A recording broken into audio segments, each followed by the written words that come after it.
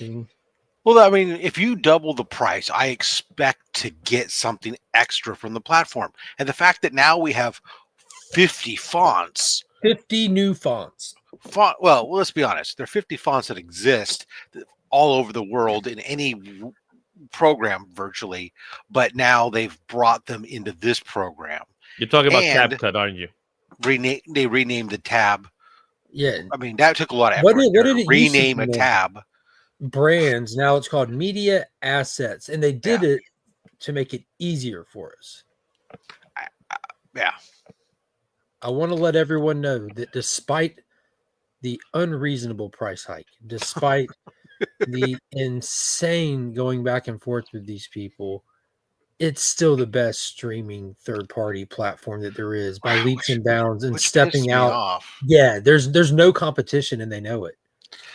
Because I mean, I sit there, I had back and forth with them too, and it was basically I just kept getting bot autoresponders to me, and then I get a survey then I would get a survey, and then I'd rate the survey horrible, this interaction horrible, and you turn around and come back and would give me an auto response back about how sorry they were that I didn't satisfy, then ask me for another survey. It was like a circle of freaking hate. Just let me constantly spew hate. You tell me, auto respond that you're sorry, then send me a survey about that interaction. Yeah, it's unnecessary. Well, you got the StreamYard part, like the double in StreamYard. I got doubled in CapCut's getting doubled. What is CapCut? So CapCut's a video editor. Oh, I ain't worried about that. No, it's actually really good. If you use it, you will love it. Yeah, but it doesn't affect Mark. It doesn't affect me. Yeah, but it affects a lot of people. Streaming services, the streaming. Because suddenly those of us that everyone's having. Suddenly those of us who either A, don't edit, or B, use the free included software with Windows, we come out smelling like roses. Editing isn't a necessity. For streamers, streaming is a necessity. Yes, but for YouTubers, editing's a necessity. No, it's not. Are YouTubers? I'm saying Mark, YouTubers how much editing do you do? I don't. I don't edit. Yeah.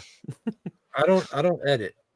What I'm saying is now there's an exception to the rule. Every once in a blue moon, I'll dick around on something on my phone, maybe, but I don't. Well, CapCut does things like that though, which makes it really good. But again, they're doubling their prices too. Yeah, I agree with you. It's terrible. It's horrible. I don't think it's like more relevant than the StreamYard thing is what I'm saying. I think the StreamYard thing hits more people. No, StreamYard does hit more people, but I do know a lot of people that uses services like CapCut. Sure, you can afford it, Izzy. You can afford it. There's other editing platforms that you can afford it. I don't want to pay more. That's use the a point. different editor. Use Pro Tools or something. I don't know. No, I can't use Pro Tools. I got Premiere Pro, so or Adobe. I'm Adobe. But what's interesting about Adobe is that they expect you to do all that stuff already. So where CapCut kind of does it for you, which makes it very useful tool. And to go for, if your Pro is $10 and it's going to go to $20, like I hate that crap. So, well, hello, Legionnaires. Hey there, Matt. And hello, everybody. So Paul's willing to extend a hello to everyone, channel members and the like, whereas Heroes for Hire Comic Club only cares about the channel membership. If they're here, they're Legionnaires. Good morning, Legion. Good morning, everyone, and Merry Christmas. Good morning, world. Hey, Perry. Oh, and Perry just says morning. He's just observing things. He's just saying it's morning. It's not morning. Technically, it doesn't even feel like morning right now. It's supposed to snow today. Tried EVMU to stream, and it sucks. Yeah, I heard. I was trying that too. StreamYard restream trash. Resolve the best editor, and it's free. Oh, DaVinci. I don't edit. Bangers are necessity. Editing meh. There you go. 100. You can tell those that don't edit and those who do. Yeah, they tell you. I edit, but I mean, I'm minimally. most likely gonna go to Streamlabs. That's pretty much where I think I'm gonna head out towards. I mean, look, you take a guy like DJ who puts his effort and all into editing and doesn't even get a recognition when it comes time for awards. No. So what's the point in putting editing together? That's what I say. I like how you mentioned DJ, and I'm right here. Editing, what's that? I was don't know also what part that of that nomination The group. pride in not editing is interesting. Yeah, but he well, it he- just shows that you don't have to do it. It's not really that simple. he was just going full bore. Into, I know. He was really campaigning for that. I got to give it to him. But like I said it before. The minute I saw Comic Trope's name, it was like it wasn't that Comic Tropes is better, and I don't think he's better at editing. He would openly admit that. It was like, yeah. Sorry, DJ. You get the nice second place award. Are you assuming his second placeness? Oh, I already know. Oh, Izzy knows things. I know a lot. Did you count the votes? Were you on the board, I guess? Let's just say I had a conversation. After the fact, not during. Wow. Oh. I think the plot thickens. Yeah, I smell I don't know, more drama. No. I'll feed this dog. Anybody gonna play Marvel Rivals? I got a controller now. I don't even know what you're talking about. The video game that everybody else is playing. Apparently not, because I don't even know what you're talking about. That's why I said everybody else. Matt, are you playing this game? No. But you had there. Jeff, You go. Was that Jeff in the cover that you just showed us? When it's you were doing the comic irrelevant. book? It's irrelevant. No. You said everyone else is playing it. I just proved a point that you're wrong. I still play Nintendo and Sega Genesis, so I still play Nintendo. I play cards. Doesn't matter what we play. All that matters is that Matt doesn't play it. I don't play it. You do. Therefore, I haven't started playing. I just played Oh, you don't even play it. No, I played the tutorial. That's no. Hold on. So what we've established here is that you're a liar. I said a liar. I got my controller so I could start playing. That's what I said. That was not a lie. Alan, hello. How are you? What's up, Alan? I don't know where to get it. See, Biggie Shack ain't playing it either. So there you go. Again. Marvel Rivals is free online. Hashtag Izzy is a liar. Wow. You can start that. Free online if you have to pay for all the upgrades and stuff. And it's free, yeah, but I'm not paying for no damn upgrades or DLCs or whatever you call those things. Download content and stuff. Yeah. Let's say if you're playing this game, make a comment in the chat. Not that you've heard of it, nothing else. That you're playing this game. Say I play whatever the hell the game Marvel was. Rivals. There you go. It might take a minute. There you go. I know. I'll give people a moment to respond or to care enough to respond. But I'm not going to hold my breath either, is he? Nor should you. I know the people that watch this show. Nope. Well, I just like to really drive home point that if everyone else is playing it, then apparently your version of everyone else and mine are very different things. Yes, actually, that is true.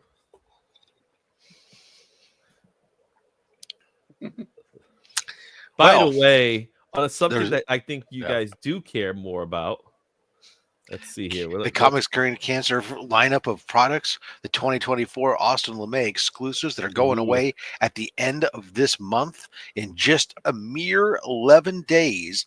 These will be taken off the website and you'll no longer be able to get these exclusive items. So get your order in today at fatstacksmerch.com. Remember, 100% of the profit of said Austin LeMay items, the mug, the sweatshirt, and believe it or not, I even got the t-shirt on underneath this. I thought you were going to say underwear for a second. I was no, it's all it is. It's available in a t-shirt, sweatshirt, mug, and a woman's cut t-shirt. The 2024 Austin LeMay Comics Curing Cancer design, fatstacksmerch.com. All profits going to Comics Curing Cancer. There you go. Get it in. I think we waited long enough for a lag, Izzy, and the resounding flood of comments shows me that nobody is playing person responded. Nobody is, but I only asked them to respond if they were playing the game. Nobody has responded that they're playing the game. Ergo, the silence is deafening. And once I don't again, think we're gonna hear it. Your understanding of what everyone else is doing is imagined. Is imagined? Okay, fine. I'll take it. It's too early in the morning for me to argue. It really is. I don't know how you would argue. I will say this much. But it's too early for you to argue. What Well, am I doing at 4:40 in the morning? Yeah, but you already dealt with that. You wake up this morning. I don't think you sleep besides during our streams. Jetman is playing it. There you go. Why? Well, golly. Well, that changes everything now. So Mike Vet's not winning, by the way. He's in. I don't even care. It is a tie right now. It's a two-way tie. What's the matter, Mark? You don't have a Superman one? What's that? A hat? My Superman hat is not a Christmas hat. I have a Superman Uncle Sam hat. Like, I don't know what it's for. But Paul gave it to me. Like, yeah, Uncle Sam's hat is shaped, but think of it excessively bigger and Superman decorated with like a fuzzy rim around it. Paul at ABX found it along the way in his travels and wears. And he's like, Mark should have this just in case. Yeah, why not? It's a good question. What we've established while you were away, Mark, is that Izzy's liar. Izzy made a statement that everyone was playing virtually. I also said else. I said else. Everyone else, other than me, he meant, was playing Marvel Rivals. Wait, we do have an answer. Sledge75 is playing Rivals. Oh, I asked that same question. What was it? He explained it was a game. I said, well, I'm not playing it. He said, no, everyone else, other than you. And then we established Matt wasn't playing it. Therefore, I was a second person. Izzy's really only ever played the demo. And then we asked the chat and tutorial. I'm sorry. Not even better. Even better. We established it. That's all now I've we're done. now we're establishing that Mark doesn't know what it is either. No, I know. So he's not playing the game. I'm obviously not playing it, but I'm aware of what it is from Flo posting. That's right. Where Flo he's making videos on it. So Flo's playing. Trying to get people to play that's it. what I meant by everyone. Flo. Well, I was aware. I've never played it, but I was aware that. Oh, now people are aware. You see, now they're aware of it. It's caused the ridiculous price of the first appearance of Jeff the Land Shark to go up to $500. Right? You want to know why? You know why he's like a goated character in the game. Yeah, but at the same time, the reason why the price is driving high is because it has like 15,000 comics in total. That's the print run. That's not why it's going. If it had 10 in the total, height. It's going because you mean why it's getting it so high? You mean? Yeah, the print run is lower. I mean that's still a lot, bro. 50,000 $500 before the game came out. 15. I'm asking 15,000. Oh, 15. Less than 15,000. That's still 5 times your average exclusive print run. No. Oh yeah, in comparison to exclusive, but yeah. You're talking about a book. What I think what's the name of the book? What's the name of the book? West Coast Avengers 7. 2019, I think, or 13 or something. Right before the pandemic. 7.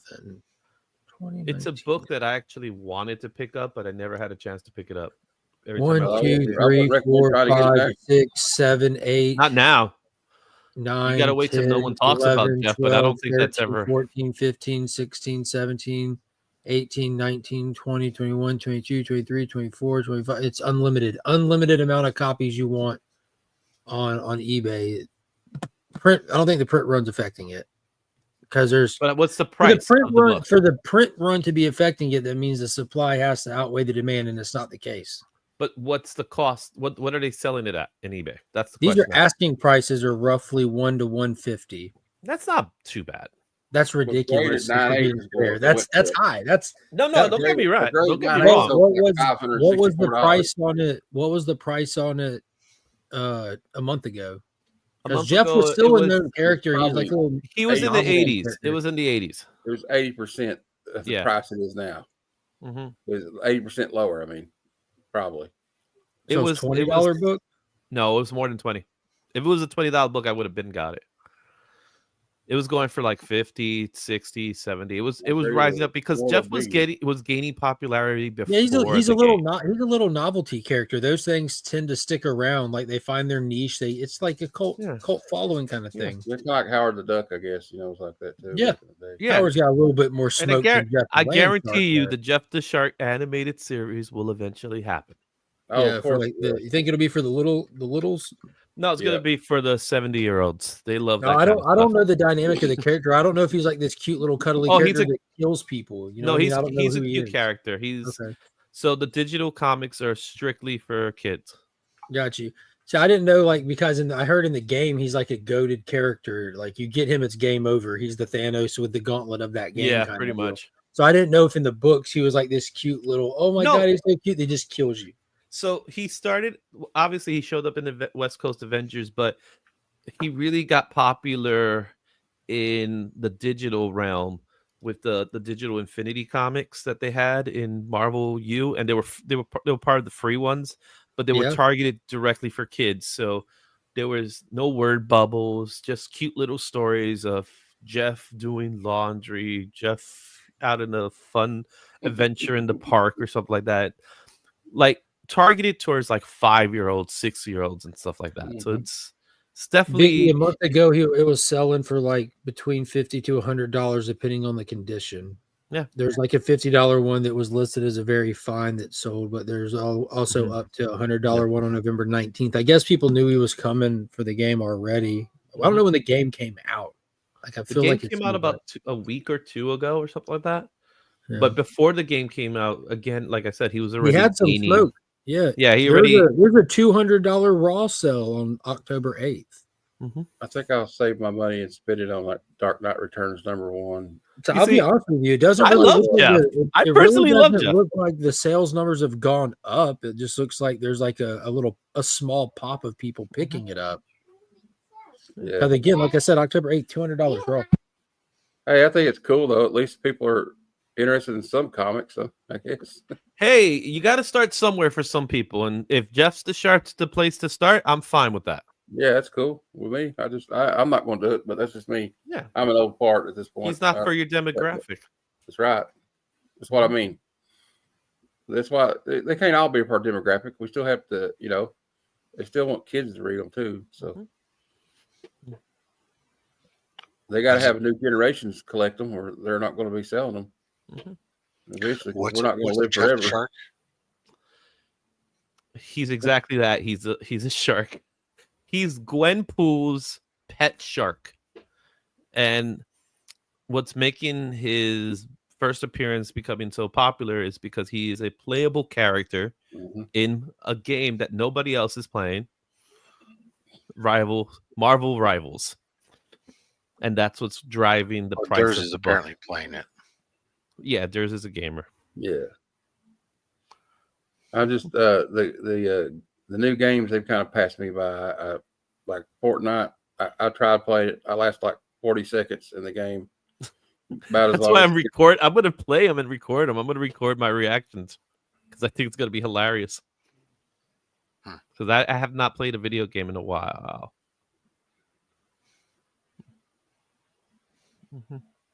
Yeah, well, I don't understand. So does Gwenpool live in the ocean?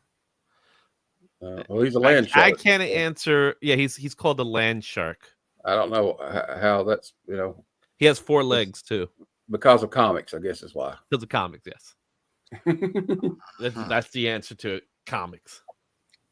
Anytime something ludicrous happens in a comic book. Look, I'm not going to go too far off on that one, just simply because we do have King Shark, we do have freaking pump the brakes there, homie.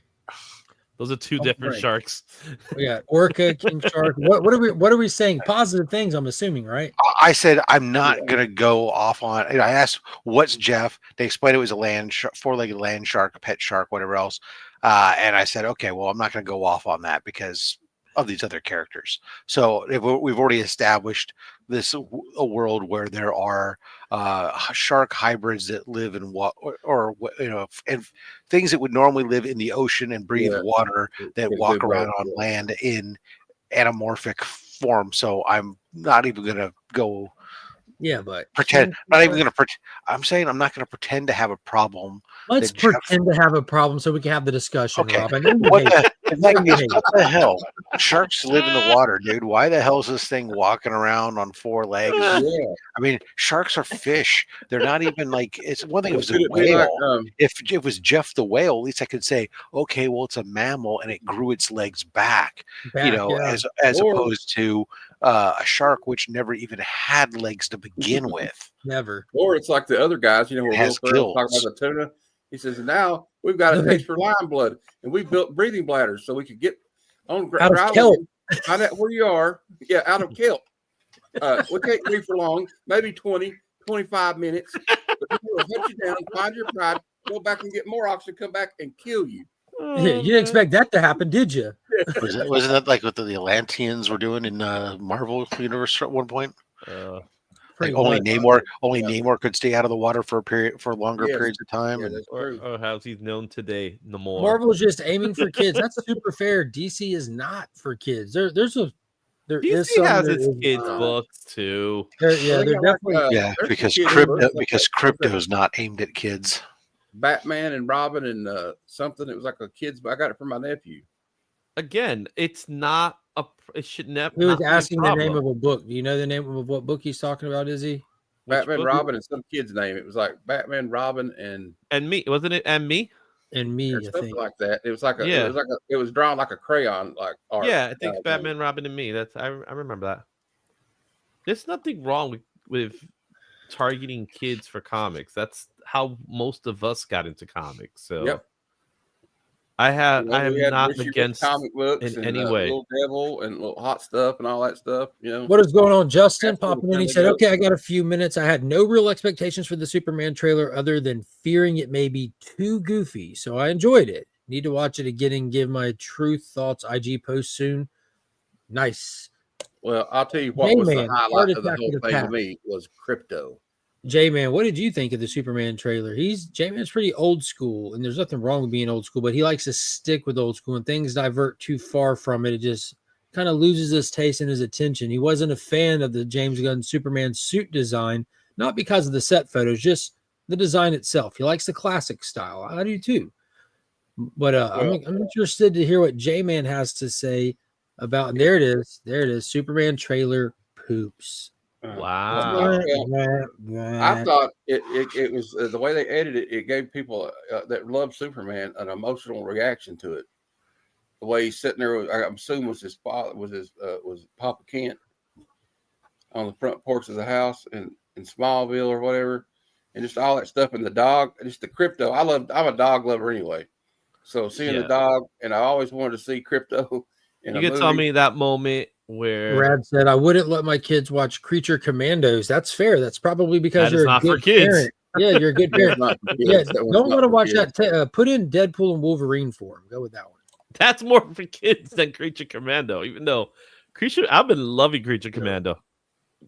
Yeah, I would say neither one of them are nowhere near anything that kids should watch. Neither one of them.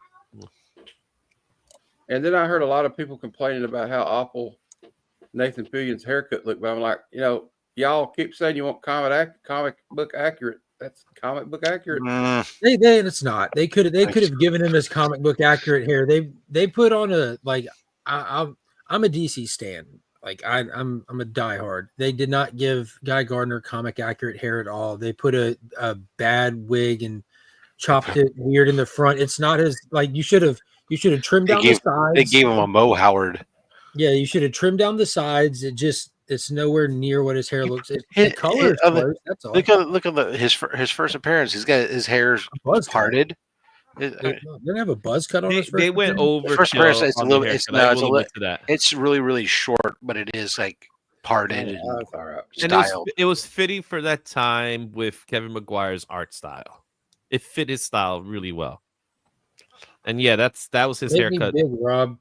So yeah, he didn't look like a goober knocker on his first appearance. Rob, I'm holding this with 2 hands here. I know, I see that. Hold on, I'll make it I bigger. know. Blah blah blah blah blah blah. Hold on, something changed. God damn it! StreamYard updated us, bro. Damn. Yeah, see, it looks like it's parted to me, but maybe not. It looks attended. It looks like a regular haircut of a guy from the 50s or 60s. Now, if you look at his traditional men's haircut, if you look at his iconic bad cut, there it is, and that's not what he looks like at all in the movie. He has long hair that just lays down on top of his ears and by his sideburns, and just it's shaped like a U in the front. He's like wearing a Prince Valiant cut. Looks like he's wearing a helmet from Spaceballs. The Javier Bardem and the Prince Valium. Yeah, he's got the Javier Bardem on. Yeah, if you remember Spaceballs, Prince Valium. It's been a while since I was watching an interview with Josh Brolin about that movie, and he said we couldn't even get him to go out to the bar and drink or go eat with us because he's like, I'm not going out with this fucking haircut.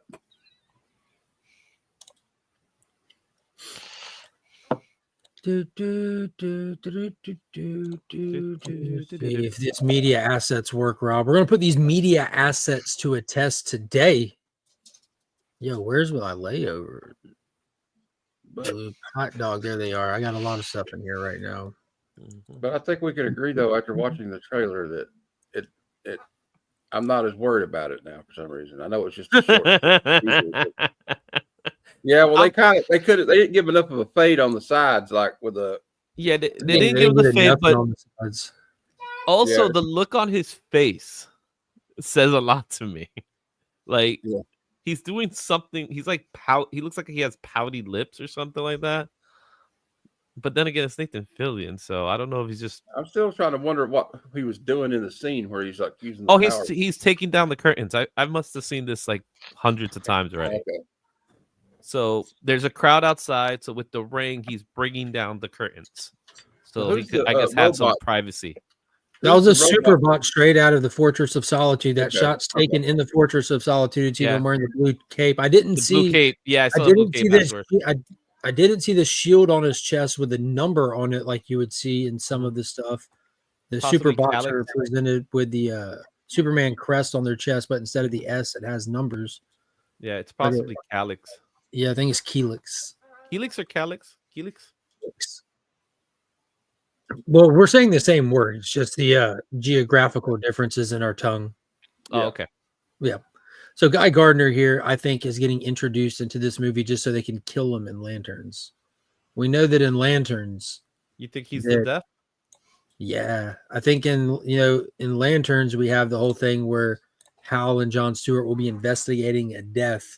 So why are the Lanterns investigating a death over just regular law enforcement and stuff? And here he is again. There's Guy Gardner. That's actually his headshot that he sent in. That's more comic accurate than anything else. That's before he got the power ring. Well, I thought it looked all right. I don't care.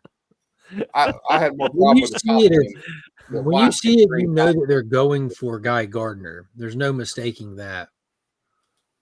That's a good one. I'm also I'm of the mindset, like, I like Nathan Fillion. Like him a lot, but if they're not going to kill him, and I know a lot of people have the whole complaints about like the age and everything, like, and I'm there too. I don't think Guy's pushing 60, but what we're doing with Hal, we're doing an older Hal, and so I guess we're doing an older Guy, and by the end of Lanterns, we're going to be down just to Jon Stewart by the end of it, and maybe they'll bring Jessica Cruz in. That would be fantastic. Jessica Cruz. I think Gardner's my second favorite Lantern behind Jon Stewart. So I like Kyle Ratner.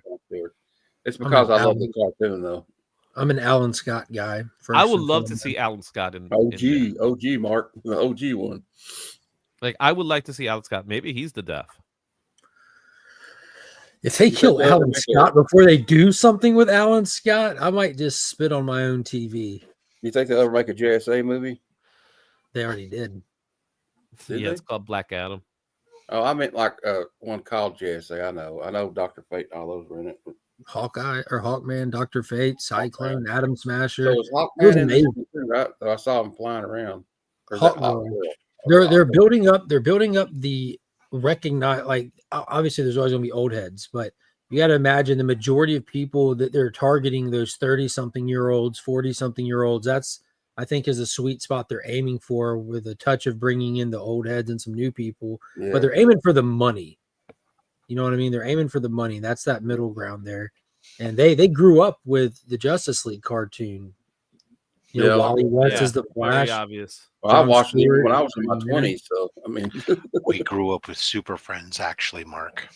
Yeah, I grew up with Challenge of the Super Friends. That was a roast. That was my cartoon right there. I grew up with Super Friends and Spider-Man and his Amazing Friends. The Superpowers Hour. Thundar the Barbarian, which they should make a comic book out of. Herculoids.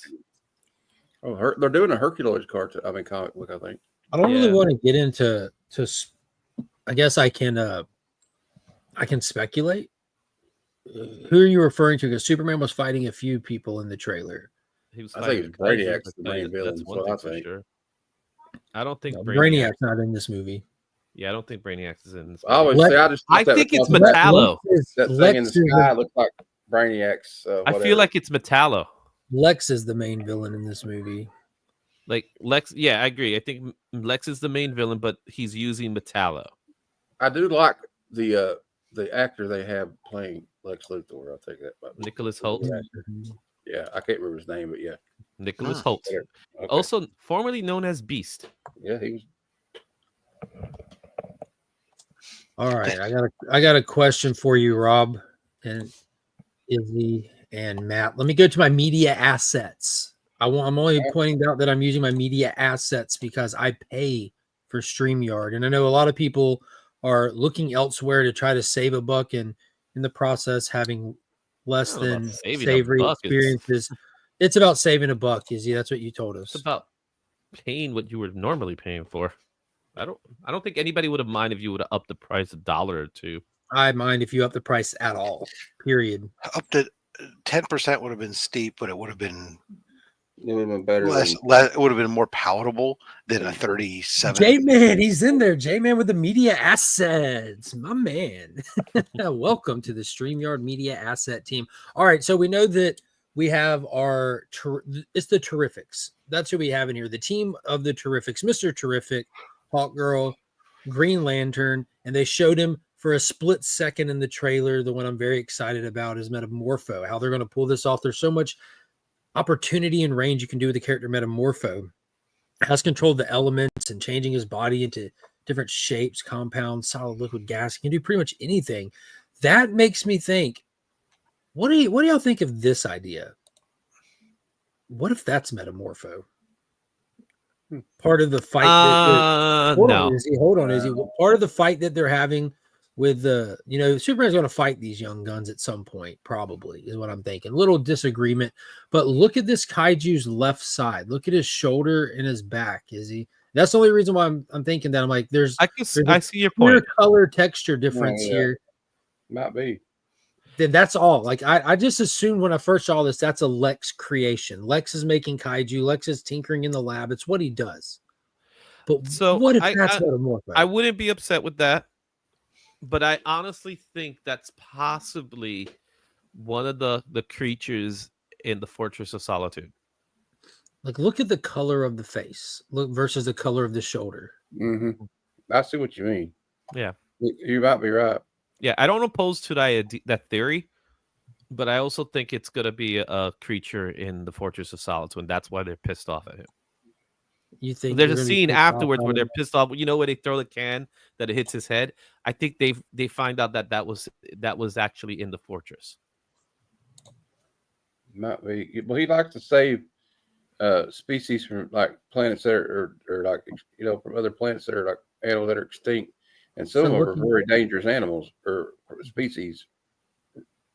Man, I'm excited. Look at that. He's got the orange on his right shoulder, purple on the left, the different textures. It could be. What do you think about the CGI eyes, though? Because they're bigger than normal. They blued him. No, they made him larger. Who blew this guy? I think that's the exact opposite of what's happening in that image. Who made his brown eyes blue? Nora is saying not Metamorpho. Yeah, I think it's going to be a Lex thing. I don't. If that's from the Fortress of Solitude, why is it in Metropolis? Well, that's the point. Well, Or how to get the Metropolis. Yeah, how did it get out of there? So Lex is probably. Lex Luthor I is think built Lex into is the report. totally involved in the what's going Yeah. on, and Lex somehow finds out about the fortress and all that. Yeah, good Metamorpho stuff. is definitely a good guy. He's part of the Terrifics, but he's Yeah. part of. Because he's broken I'm telling y'all now, this band of heroes, Hawkgirl, Green Lantern, Metamorpho, Mr. Terrific, they're good guys, but this is a Kingdom Come scenario. I'm telling y'all, it looks plain as day to me that this generation of heroes, the Terrifics, are representing that next generation in the Kingdom Come books, where the public doesn't care about Superman, throwing cans at him. He's outdated, he's useless, you're pointless. We got these new heroes, they're cooler, they're a little bit wilder, rough around the edge. They're out here fighting this big kaiju thing, ignoring the fact that this little girl's about to get killed when that shot of Superman flying in and grabbing that's caused by that kaiju's foot coming down. You can see the kaiju's foot blowing those tanks back. So it's going to be one of those situations, I think. I agree that's leading to a Kingdom Come situation. I don't think it's going to be the Terrifics. I think the Terrifics are going to side more so with Superman, and in that scene in Stag Industry, they're just talking to him. They're like, dude, what just happened? Yeah, because I don't think because you have Ultraman. I don't think that's going to be Ultraman, but you have the black suited figure that he's fighting in Metropolis. So you have that character who's fighting Superman, and that's what I believe is the Kingdom Come scenario where we're going to get the Authority. Because remember, they did say the Authority is in the movie. No, the Engineer is in the movie, and she appears in the trailer as well. Mm-hmm. I heard a kind of a ludicrous conspiracy theory that the angry mob scene where they throw the can at his head is like kind of like a swap at the Snyder Bros. There's a lot of stuff in here that's very meta. There's a lot of meta stuff. Yeah, very meta. Yeah. Izzy, but here's my prediction. The big Lex kaiju comes out. Superman's attempting to stop the big Lex kaiju, and in the process of trying to stop it, a lot of damage is happening. A lot of people are in danger, and he's not just putting this thing down like he could because he values its life as he values everything's life. It's not going as fast or as well as people think he should make it, and the Terrifics come in and drop this thing like a bad habit. And in the process of doing it, the public's like, look, they did it. Yay, it's dead now. We're safe. Screw you, Superman, trying to stop it. And then he walks into Stag Industries and he's licking his wounds. He just got fireballed. And then the Terrifics come in like, what was that? We got you covered. Ha ha ha. I'm Guy Gardner. Look at my haircut. Of course, Guy Gardner's going to be a smart ass to him, like he is. Guy Gardner's going to be a jerk, complete jerk. Ultraman is going to be our final villain of the film, is my guess. I think Ultraman is potentially going to get sent to the Fortress of Solitude, which is going to result in Helix getting destroyed, where Superman was on one knee holding Helix by the hand inside the Fortress of Solitude. So his fortress has been invaded in this movie at some point. And he's going to end up fighting Ultraman, and it's going to be revealed that Ultraman is, in fact, a Lex Luthor clone of Superman. I want to see, where's your script? Or could Lex Luthor got into the negative? What do you call it? The not the negative zone, the Phantom Zone, and got that creature out of the Phantom Zone. Nah, I don't think so. I don't think it's going to be that. If you let people get access to the Phantom Zone, that'd be wild. Lex historically can gain access to the fortress, so that is not a wild play for Lex to go pull something from there. So that's where I think Lex is going to somehow get access to the fortress. He's going to get that monster out of the fortress, have a fight with Superman. Superman's going to, do his thing. I think there'll be casualties or something. Obviously, the buildings crash, the domino building effect. The buildings crash. So I think there's going to be some casualties and then somehow it's going to be revealed that monster came from the Fortress of Solitude. That's where people get pissed off. Something happened in Stag. So he's going to Stag Industries, and then that's where the Terrifics come in and say, "Yo, but bro, what just happened?" And I think all that we just saw is in the first 30 minutes. except for fighting Ultraman, the Fortress Destroyed. Yeah, that's somewhere. All right, that's a myth. And the Krypto thing probably. That's a second act thing. And the jump in, Krypto Rob. thing- I want to hear what Sir Robert is thinking of all of this. I realize in listening to you guys that either you guys have extremely vivid imaginations, or you read it, which, and this is obviously true, a lot more Superman than I ever have, given that I've almost never read Superman. Because I have nothing to pull on. So when I watch this trailer, to me, as somebody who has nothing to go, oh, that's from this, or I think this is from that. It's just a trailer. And I'm just looking at it going like, okay, this is a teaser trailer at that. It's not going to give me any significant plot points for me. Maybe to you guys or stuff that's red tape. But to me, it doesn't give off anything. It's just, okay, Superman's going to be in a fight. He's not doing all some other characters. It looks clean. Okay, I'm cautiously optimistic. But when I look at it, I do see a ton of different characters, and I go, anytime I see that many heroes and that many potential villains in there, I always get cognizant of, okay, is this going to be difficulty establishing all these characters and and tell their stories with it and make it clear and clean throughout? That's always a concern I have. And I'm not unclear as to exactly where this is in obviously at this point, to be determined later. Where is this along Superman's journey here? Is this are we rebooting his origin? Are we saying he's already established? No. Established. Okay. See, these are things that from looking at this trailer, I don't have that. And that's other than we didn't show a baby Superman, which is fine. I don't need that. I think most people will understand that. So to me, I look at it, I go, okay, I'm interested. It hasn't turned me off. It hasn't made me go like, oh my God, this is going to be shite. So I knew you were British. Yeah. So it's done that. It's done its job from that aspect. It's given me a teaser and made me go, oh, okay, I'll keep my eye out for this. But to contribute in any kind of meaningful way into any speculation, I'm not going to speculate into shit because I don't have anything to draw upon.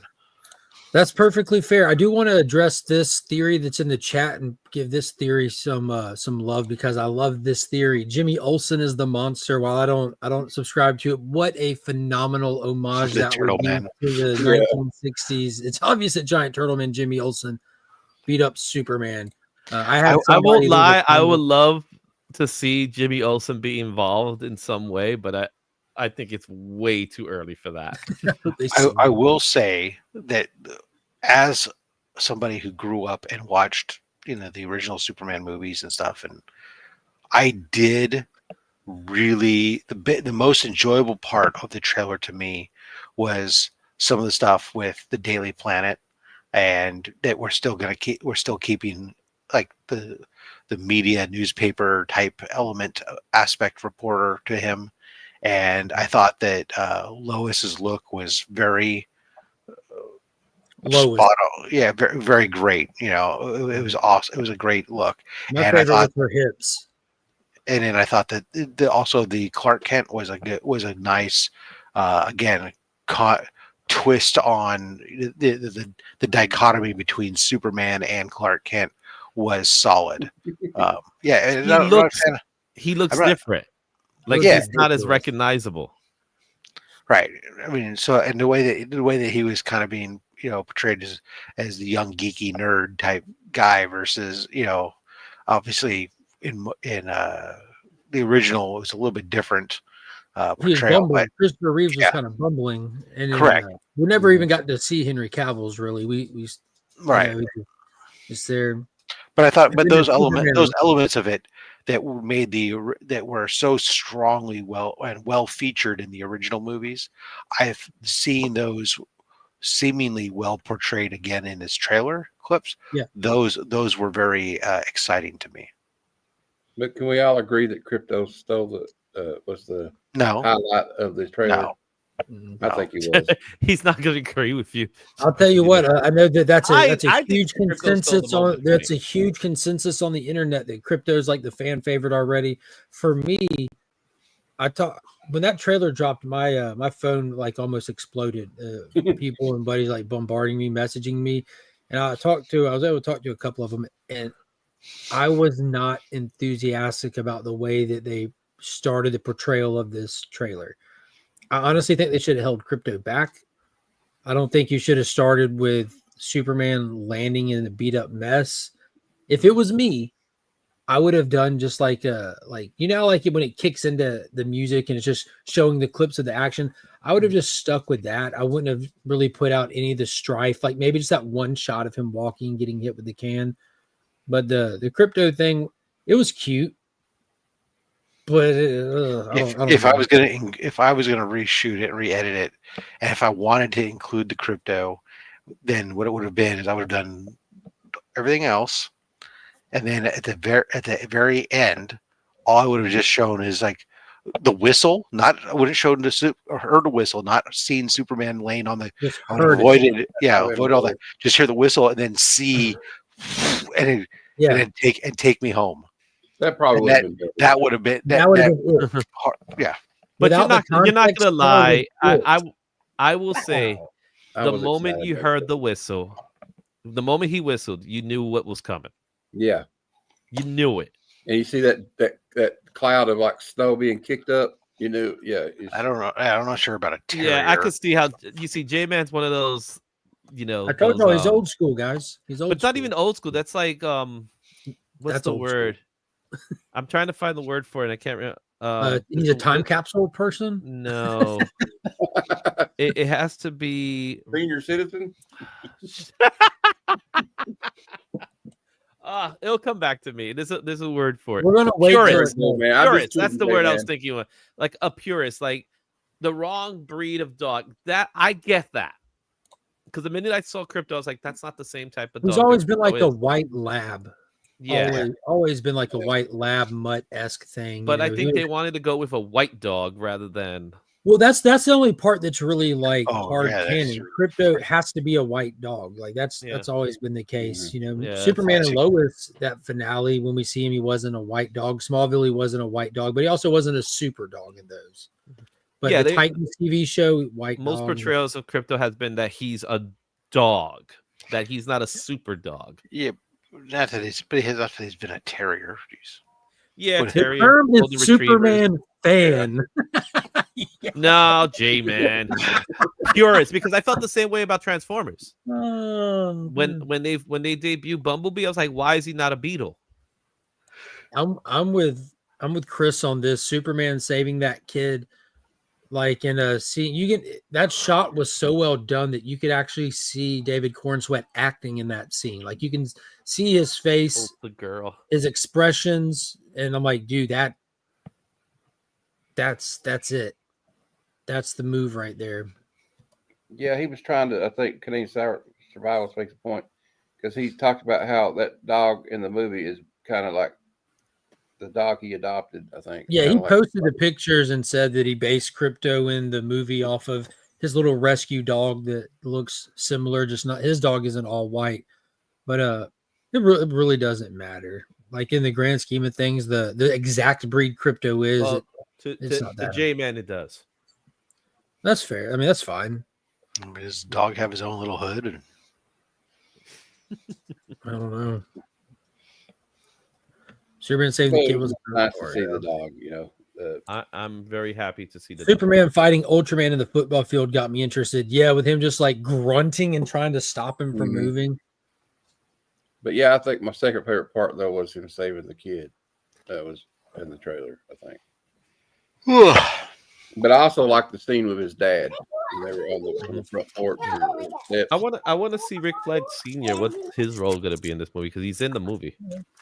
So this is a good question. If the dog breed doesn't matter, then why not use the proper breed? Oh, that's an easy answer because it didn't matter.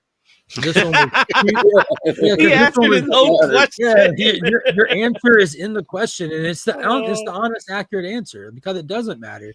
And they found a cute all-white breed that was, except it does matter because it couldn't be a Chihuahua. It couldn't be a Chihuahua. Yeah, it had to be a white dog. That dog fit, man. Like think of how many Superman fans watched that trailer. Like, just think of that. How many Superman fans watch that trailer, and then think of the number of people that are upset about the dog breed. That answers your question. I mean, it's fine. It's fine to prefer another breed, but it's just proof that it just there's some breeds out there that'll hit different people differently. If they went straight classic, like regal looking heroic Labrador Retriever, that would have been awesome too. I would have preferred that. But I'm excited about the idea of this little dog. Having the little dog kind of gives it more room to showcase its superness. Like watching that dog prancing lightly through the snow, dragging Superman, looked way more super than a dog that could actually drag you, dragging you. Because that's what St. Bernard. They did it like that. Yeah, there's actually more dog breeds that don't work than do, because it's like, you know, not only you don't want a Chihuahua, you don't want a pit bull, you don't want his wiener dog, you don't want my basset hound, pug. Imagine a pug. A pug comes out, a little French bulldog. There's a lot of wrong dogs. A little pug. Let's really go. Let's get what are those dogs that people put in their purses? I don't even know what the name of that dog. No, not the Chihuahua. The other one. The Yorkie? The Yorkies. Imagine it was Yorkie. Okay, but obviously, hello would be. So J-Man says he could care less, but obviously he doesn't care less because he keeps talking about it. I don't like cares. That. All right, well, let's take it. Let's take it. What if it had been a wiener dog? Down a notch, and let's address the situation properly. So you can go back all the way into some people's preferred era of Supermaning, and that's back in like the 50s and 60s, and it's got to be this still. Why doesn't Krypto look like that in comics anymore? Why does it look like border collie? Yeah, that's a straight up border collie. That's this. There you go. Krypto appears, and Krypto's a collie now. Like. It's not limited. I'm just saying it's not limited to new stuff having different interpretations of Krypto. Most of the time, he looks like that white retriever, but that's not always the case. I guess a wiener dog would be a sight to see. Yeah, Liberty from the Paw Patrol. They added Liberty into the Paw Patrol in the movie. She's awesome. Pomeranian. I'm just saying, it's not the breed.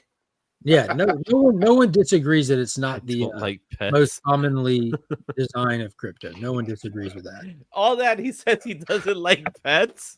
It shows. It really shows. He's like, I couldn't care less what kind of dog is. Well, I cared. It shouldn't have been a dog. The fact that we have Krypto to me is just cool, and it's gonna be great for marketing purposes for them. Yeah. Because that's why he's there. He's there so he can make a nice little Krypto plushies are going to be sold, and that's going to be like the #1 dog Halloween costume next year for sure. Just little capes on wieners and stuff like that. Dog, capes on wieners. That's not. We're talking dog breeds. Okay, we're just making sure we clear that up. Madam, are you pro or against Krypto? The dog.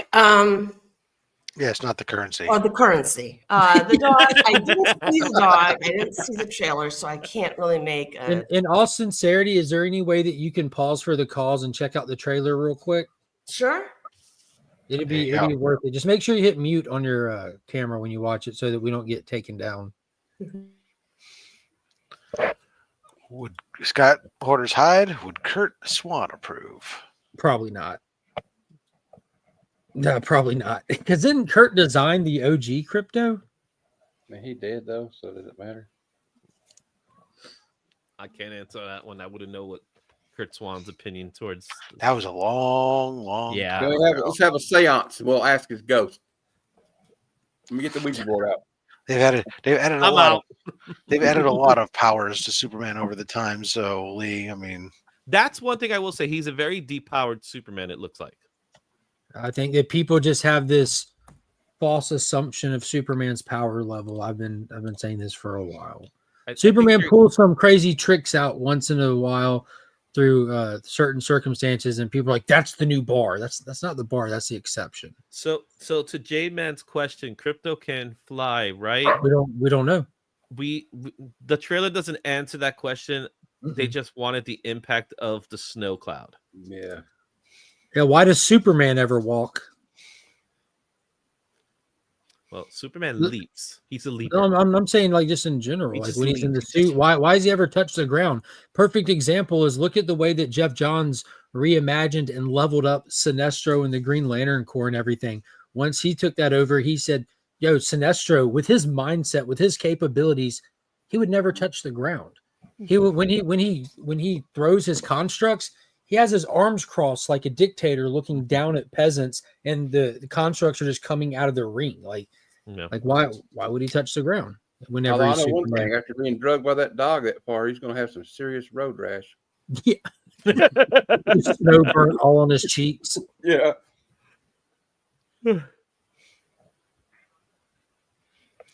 I do think the point though, like fair enough. Good thing it wasn't Comet. Can you imagine being drugged behind a horse for that long? You're definitely going to catch a stray. Yeah. Oh man. Oh, and we're getting Supergirl Woman of Tomorrow, and seeing the love for animals James Gunn has. Hopefully, possibly, I wonder if we'll get Comet in that movie, as Comet was definitely a part of that 12-issue maxi series. And if he does include Comet the horse, hopefully we can get a pony or a mini horse, just so we can have this conversation with J-Man all over again. it's not the right breed of horse. Give me a brown mini horse. How dare they use that horse? The wrong color, it's the wrong size. An Arabian? We've never had an Arabian horse. Yeah, Come on. Arabian. I want a super ferret. Yes, I have seen the meme where Superman's laying there. It's a 3-image meme. Superman's laying there making the noise like you'd call for a cat. Then you see a cat sitting there and never coming to him, and Superman just skeleton after that. I've seen it. Yeah. Well, on that, did switch notes for Comet is a donkey. Just curious, Mark, did you see the finale for What We Do in Shadows? Before we switch notes, you just finished the trailer. I haven't. I just finished the trailer. What'd you think? No, for the Superman. Yes. What did you think? I got chills. I can't wait. Are they multiplying? I mean, now the dog for real threw me off when the dog had a cape. Yeah, right. That's great. Like, that's the best part. The dog, like, couldn't he just have a nice red collar on? You know, supposed to be a yellow collar. Something. I don't know. Yeah, it has to be a yellow collar according to J-Man, I'm sure. But no, according to me, that's where I draw the line. Like that's where you draw the line. The collar, or a husky, or something a little more mean. A husky could have worked. You know, and husky. I can imagine him pulling him and being. But that dog. Why? Because they're in the snow? Aren't you being a little racist? It's a white dog already. What do you want me to tell you? They really wanted to go all out. They could have done a different colored dog and just really get everybody fired up. Oh God, if they would have done that, it would have been the end of the internet. Take just this saying. Dalmatian, you know what I mean? Those are notoriously aggressive and hard to work with. Should have been a Saint Bernard, you know, with you know, some healing medicine in his barrel. A big giant bull mastiff, you know, with the barrel on its neck. Can you imagine if just a Saint Bernard showed up with the barrel on its neck and he just having to open it to get his own help? Got like the Superman symbol on the barrel. But it'll be like the cartoons when the dog actually does it. Oh, they're homeward bound. Rushing Caucasian. Rushing Caucasian. Well, even worse because it's Warner Brothers. What if it had been Scooby-Doo? Like, no, Superman. And I did see Supergirl was on the TV in the trailer. That was Supergirl. I told you. That was Supergirl. Okay, I saw these posts. I said it. I looked it up and I caught that in the trailer. I was like, yep, she's in there. Izzy attempted to put up a post and put up probably the most cringiest post I read that entire day. I'm like, what was your wording on it? What is that, Supergirl? Supergirl, is there a future for her? Let the speculation begin, and she's already been cast, and the movie's in production. Like, what this mean? Is this confirmed? Oh my God! And then I was like, "Did you see Supergirl?" I was like, and that's what he looked up when he looked at the TV screen. He's like, "Oh, Kara's on TV." Yeah, and I definitely approve of Nicholas Hoult as the bad guy. He's always done like a fantastic acting job. I thought he's underrated. He's as doing an so much actor. stuff lately. He got Nostafaru that's coming out. Nostafaru, whatever. But then he's going to be Nosferatu. released or whatever, Put some so that was respect kind of on that weird. name. But Yeah. Oh, sorry. I'm just kidding. Only how old of a character? Like 100 years. Easily, he's gonna be probably one of those Oscar contenders. Nosferatu was the Thank you, first, actual Dracula. first vampire movie. Yeah, I think Drac just calls him Dad, right? Yeah, and it was Grandpa. Actually, Jesus. I think it's more like Grandpa. they were sued by the original movie. The silent film was sued by Bram Stoker's wife, and they got it shut. Took out of theaters way back then. Yeah, it doesn't matter anymore. No, not anymore. Don't. But Public domain. definitely don't matter anymore. It's been over 100 years. For sure. and because there's a cape on the dog, can the dog fly? Supposed to be able to. I ain't supposed to. Supposed to be able That makes to. a little more sense then, since he can fly. And the cape is almost like an accessory. Well, so does that mean that Matt Reeves is going to have the new Batman movie? We're going to have Ace, the Bat Hound. Oh, I would love Ace to show up. It's just his rabid pit bull that he got out of the alley. Yeah, It worked for He Robin. was in Crime Alley, and this mean old. No, pit I bull think came Ace out. the dog should be like the cartoon. It's just like the Super Pet cartoon. I think Ace the dog should be voiced by Kevin Hart, just for the hell of it. Yeah, that was a Oh, fun God. movie, man. Just have Kevin Hart. Or to Eddie voice it. Murphy. You know, he could just be like Donkey. No, Kevin Hart is Ace, man. Here she is, That's her. looking all super cute. The Dragon Queen herself. Mm-hmm. Oh, yeah. Yo, I want Ace to be just this ravenous pit bull from Atlanta. Like we're down here in the South, we just breed pit bulls in the streets for some reason. I don't know why. It's like the most common breed to find at a pound. But I want But, Ace to have like a big, like one of those heavy duty chains. I You know how always some thought people... Ace was I always thought he was a German Shepherd. Supergirl, you are not the mother. It's Yeah, she's amazing from because Mark I was Foley. looking, I was watching a lot of Easter eggs, and no one seemed to caught that in the Easter eggs yet. Well, to be like fair, it- Izzy, Well, you congratulations, Izzy. To be Yeah. fair, you posted this like before. I think a lot of people had a chance to make Easter egg videos as well. Well, That's like the Metamorpho thing. Like I watched it. yeah, the And then I'm Metamorpho at first. I'm getting like tons of people messaging me asking who this is. I got Izzy saying he thinks it's Brainiac. I'm like, what is happening? No, I didn't It's say Brainiac. Metamorpho. I didn't say Brainiac. No, I didn't say that Who'd monster. you I didn't say? say that monster was. Who'd you say you thought that was when you It's a White Walker. Bizarro. People That's said a White Walker Bizarro. if I've ever seen one. Bizarro? I Yeah, saw more Bizarro in it. Is it Freddy Krueger with blue contact lenses? Actually, I Yeah. thought that was. That's White Walker from Game of Thrones. Yeah, It's that's what I was one of thinking. It was a White the Walker. King White Walkers. No, when I was watching for Metamorpho because we know he's in the movie. We've seen him on set with the mocap stuff on. I've just been waiting to get a shot of him. So when they showed it, I'm like, yes. And then obviously I noticed the two-tone shoulders with it. Yeah, he's got two different colors. That's when I looked back and I saw the colors and I was like, oh yeah, that's Metamorpho. Yeah. I don't know what's the deal with the eyes. They're too big. He They has look big like his eyes. regular size eyes. I think it That's might just not be regular. the No, way Not no, regular the- size eyes. Those are big eyes. Yeah, Go ahead, I Rob. think the color The- might be making them look bigger. the color portion of the eye is much Yeah. is oversized. Yeah. The eyes themselves may be the correct size for a person, but the different The elements diameter of the eye, pupil and yeah. stuff. I mean, Yeah. yeah, Well, that definitely. He's definitely got blue contacts. The in iris. his He eyes. definitely has old man nose too. That's like an old man nose. Prosthetics. Yeah. Look like Zordon from the Power Ranger movie. Mhm. Looks like Grandpa. Still getting a White Walker. hmm Now, what is that? Yeah. What breed of monster is that? We have to make sure we have the right breed. Whatever it is, it's definitely his barber. Who is that? That's Guy Gardner. He's one of the Mo. Green Yeah. Lanterns that were introduced down the road in the He's a early slapstick Bronze Age. specialist. If you hire him as a plumber, he'll come with his two brothers, and they'll probably do more damage than good. So I don't Who else- remember the someone said Stooges. Parasite The also. Stooges are brothers? What? I don't remember the Stooges being brothers. Is that true? It depends upon which ones. So Shemp and Mo Howard are actually brothers. Larry, no. Larry and Curly are not. I know they're all He's Jewish. That I know.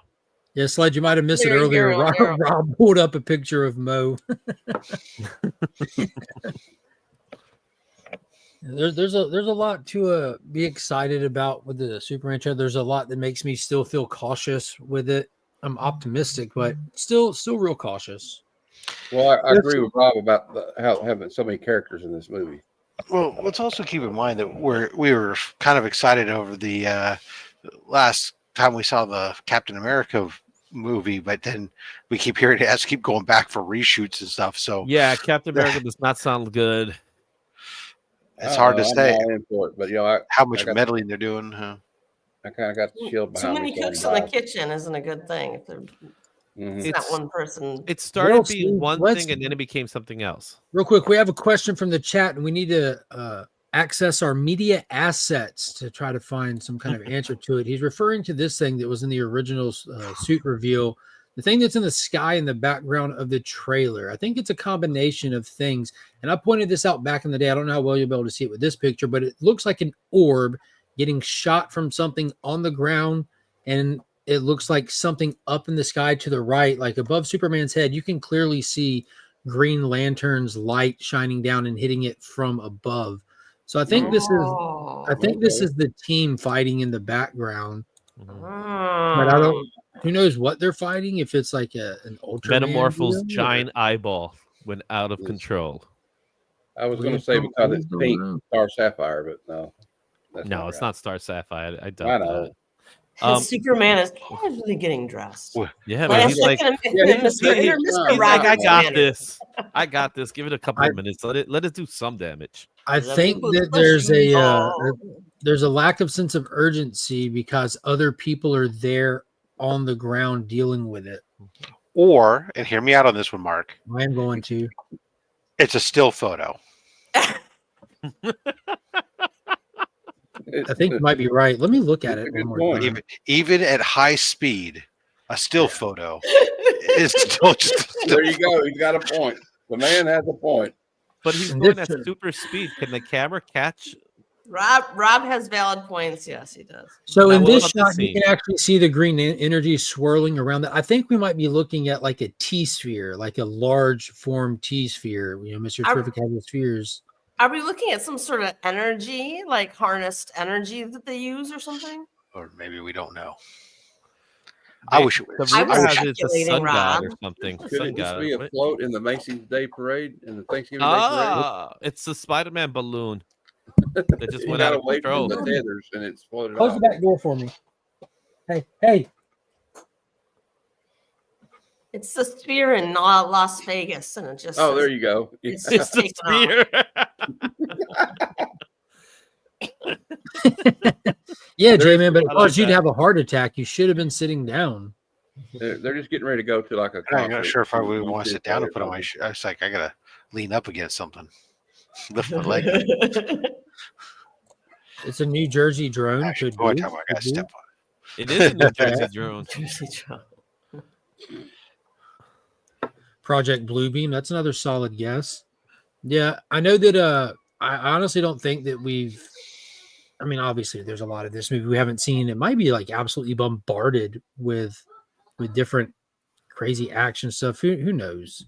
Yeah, I the think it's a the red immortal herring. Baby Shack is right though too, because he says Superman needs to get dressed much faster.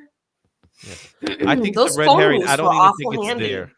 I think it's just there for us to look at. All right, this And is now that that there's no scene phone booths, this is going to be that scene where like this disheartened Superman that people are tired of, and he's too young, he's too old school, and they like this new team better, and that new team's out there not being able to get the job done, and he's like, I got to go out there and help, and Lois is going to be the one to rally him, I think. So it's going to be a disheartened Superman that's like, the people don't like me, they want them to help. I'm broken and disheartened, like Kingdom Come. They don't need me anymore, kind of thing. And Lois is going to be like, get your boots on and get out there, dickhead. And he's going to be like, all right, they need me again. Let me go. I don't know if Superman would be like that though, would he? Yes. Read Kingdom Come. I'm telling you, I think we're about to bastardize Kingdom Come. That's for like this movie. a Superman in is like it's really old. That guy's not that old. Again, it does. Krypto's also not a little terrier mutt. I'm saying they're going to bastardize Kingdom Come for this movie. I don't mean like they're going to ruin Kingdom Come. I'm saying they're going to take pieces out of Kingdom Come. We're going to burn. They already Kingdom took Come. pieces out of Kingdom Come. I'm not talking about just the logo, is he? We're going.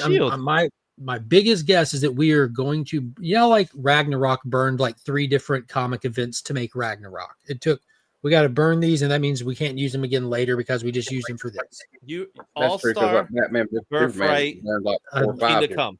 I most certainly see Kingdom Come written all over this, man. You may be Especially right. after the events of Creature Commandos and what they're saying in Creature Commandos. Creature Commandos has nothing to do with the DCU moving forward. What you talking about? Of course it does. Told you. No, it doesn't. What you talking about, Willis? Yes, they did. It's part of it.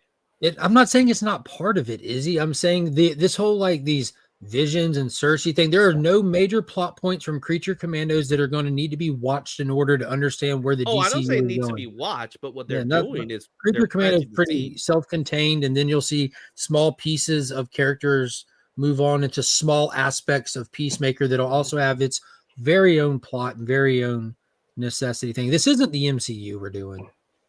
We're not doing the MCU here. Steve, I can hope it's 4 hours and 30 minutes, but I'm a long movie guy. I know if it's 2 hours and 40 minutes, Steve is going to be pissed. Yeah. What is it? Did you watch Gone with the Wind? Yes, I've seen Gone with the Wind. Okay. Well, then respect. It's supposed to be 2.5 hours. Not 240. Yeah. They say 2. It says 240.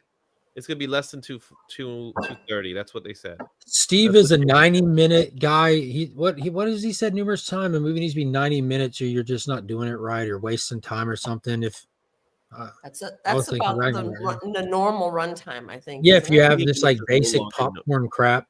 Yeah, mm-hmm. The most not normal. But if you got like something like Lord of the Rings or The Hobbit, you can go 3 hours. If you Google the most popular or important movies in history, none of them are 90 minutes. Like the most agreed upon like best movies ever made thing are all ridiculously long films. Yeah. And when something's good, why would you want less of it? Like any movie, want more of it. Yeah. If it's good or entertaining, if you have fun with it, like you get one every so many years. Why would you want it to be short? I don't get it. Well, The Godfather is over 3 hours long, and a lot of people consider it a masterpiece. That's a masterpiece for sure. The Lord of the Rings trilogy, the Avatar film, the extended edition, Terminator 2. Good movies aren't meant to be short. The Home Alone trilogy. Kings of New York. Yeah, that is a long movie. Mm-hmm. Taxi Driver's kind of long too. Mm-hmm. Here we go. T-Dubs with the truth bomb. Gunn said that every project is self-contained because he doesn't want people to have to watch every stupid thing. There we go. And he's already said that this Superman movie is not springboarding the next project either. This is a Superman movie. That's how it should be. These projects should stand on their own. What happens in here is canon to what comes next. So whoever writes the next project cannot write something into their script that intentionally or unintentionally contradicts events in this. So write your own shit. Stay away from this project. And the other characters in the movie might just be doing cameos. Yeah, he said that they're not cameos. He's talked about that a lot. That like people were criticizing the whole. They call it cameo porn now, where you just throw something in there for the sake of throwing it in there. I.e., the end of the Flash movie. He said that a lot of these characters have a part to play in the film. They're not just passing by kind of thing. And there will be a post-credit scene. I know that much, but it's also a tongue-in-cheek post-credit scene. It's not supposed to lead to the next thing. So there will be. I think a variation of the Vision will happen, but one that's not predicted. I don't think Gunn would start with Creature Commandos without having. Bro, this is. I don't see how people are reading. This is the vision for the Creature Commando show. There's a vision that Cersei has that is affecting the Creature Commandos. Have to go out on a mission and stop that vision from happening. By the end of this cartoon on HBO, the Vision's done. Like we stopped the Vision from ever going to be a thing. It's a Creature Commando thing. That's people. I don't know. People are like, oh, this is the vision for the next big bad guy. They announced they're not doing a Thanos like dark side like through line through all of this. They're not doing that. I think they're gonna get there eventually, though. They're not doing it like that.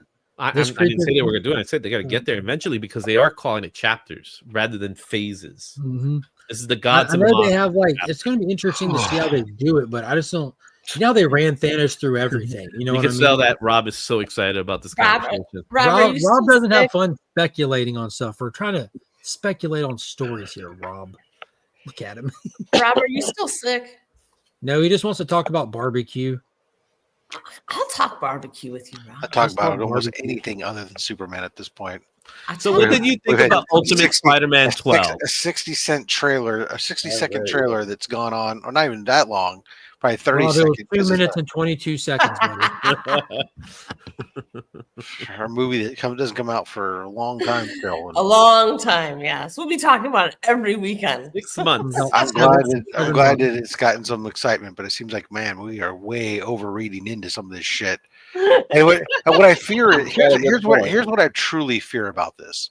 Isn't so much that I don't care as much about it, because I think this is a valid fear on any of these trailers, is that we get so worked up and so building up the hype and all this stuff about these trailers so much that by the time the movie actually gets here, it has very little chance of meeting the hype that we've built up into ourselves. So then we walk away disappointed with the film, rather than just letting the film experience come and happen and go take that and go like, wow, and be able to take that in and really react to the film itself. Instead, we're comparing it to our own hype and build up of all of our hopes and dreams that we've worked into this thing, rather than just take what's given to us. Yeah, the time gap between the trailer and the film, you have tons of super fans refining a what if story scenario to perfection. So by the time the movie comes out, and it's not just had him fall to the earth and the dog come save him, and like that was it. That'd be satisfactory. Just call him when the dog moves, you got the logo just pops up. You know what I mean? Like, that's all you really need. It was just a little hint, like it's coming later. And people will dissect that scene. It's like, it's the dissection and the over analysis that I think is the part that drives me on this, because I don't want to get into that. I'd rather just be able to take it as it comes and go, because that's just I don't know. And I'm glad to see a lot of other people are starting. I would say you're like my wife in that way, where my wife says, I want to see the trailer once, and I just want to see it once, and I never want to see it again until the movie pops up. I don't mind watching it even a second time. I didn't like watching the trailers, but she likes watching the trailers to get like some sense. At least, I like going in like as much as I can, like blind. Well, dark. Yeah. Like, what does Superman look like? Like, not even know what he looks like in the movie. I appreciate everybody in the chat who's agreeing to some degree with me, whether it's fully on or even just partially going, okay, yeah, that's a valid point. I appreciate all that, guys. So because you know what? Because I like Rob dropped a nuke. It's a two-edged sword. I mean, I think that it's, we've done it. We've seen it happen with the shows. We have seen it happen with movies, and it can be the same way too. It can actually, of a trailer, doesn't deliver on what people are speculating on some things, then that can also hurt it too. Of the performance, but trailers are important. They're good. The marketing stuff, but I mean, we just get, I don't know. Right now, especially just with comic book movies and all this stuff, it's just we're too much. We're so wanting in an era of this media, this micro media, where everybody's scrambling for things to talk about and differentiate. It's really easy to get into. Let's analyze this trailer frame by frame. Mm-hmm. Well, that's what they do. That's how you get views, all right? We have, Rob. But I understand that, but then again, it comes like, well, like when Mark was talking about, for example, on the kaiju and the shoulder pattern. I'm like, Jesus Christ, what kind of? I mean, that's great insight, I guess, potentially, maybe, or thought process, but that's like way over analyzing a trailer in my mind to to get into it. But hey, you know what? Everybody's got their own thing they get excited about. But even when it comes like Star Wars or something I'm passionate about, I don't read that much into a trailer. I don't want to get into just too much time where trailers take us one way or another way, and it's just not really what there actually is once you put it all together. And yeah, but I think the intention of this trailer was to do that. I think James Gunn purposely put this trailer out right before Christmas, before anything else that people could talk about, because this is a Super Bowl like trailer. This should have been like debuted in the Super Bowl, in all honesty. But it's gonna be, it would have been muddled in comparison to whatever else the Super Bowl is gonna get, which I think the Super Bowl is gonna get the Fantastic Four now. Marvel's gonna be like, oh, we got to do our part. Yeah, and I see some of these comments where evil, you don't want to talk about it, and see your point, but you don't agree. That's fine. Look, I'm not saying that I don't want to talk about it or anything else. I just don't. I think it's good to talk about what did you think, get some general impressions, but I just think that over analyzing it and getting into frame by frame analysis and speculative stuff, that can be fun for certain people. But I think that, like I said, that type of stuff is what gets us to build up too much anticipation for things. And then you get a point where can the product deliver on that expectation? And so it overthinking stuff sometimes can kill the joy out of it. I mean, yes, that's true. But also looking forward to things that are going to be joyful are also good to have too. Again, yeah, I'm not. There's different arguments. A happy medium somewhere. That's exactly. I think there's probably some sort of middle ground on it. And for me at this point in the day, hey, we've seen one trailer. Some of you guys have some great. You're much more passionate about it, and great. I just have a different opinion on it, and that's all. I don't have a negative opinion about it whatsoever. Did you have breakfast this morning, Rob? I did. I had only thing that was available to me at this early morning, which was some toast with some peanut butter. Peanut butter toast. Oh, okay. Unfortunately, I have no oatmeal. And there's a scene in Superman where the peanut butter jar is at the desk. I think there's something. I'm not kidding when I say that, though. Someone did overanalyze a peanut butter jar. Whether it's chunky or not.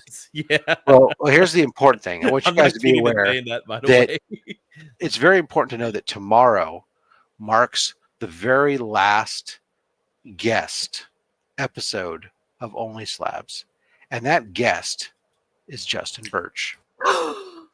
Speaking. Oh my God, he looks excited too. Look at him. Well, he's excited to be here. Less excited about tomorrow, but.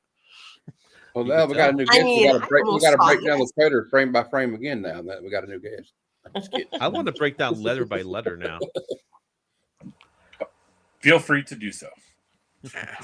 Now, Justin, I don't know if you noticed, but it was very apparent, and I'd love your opinion.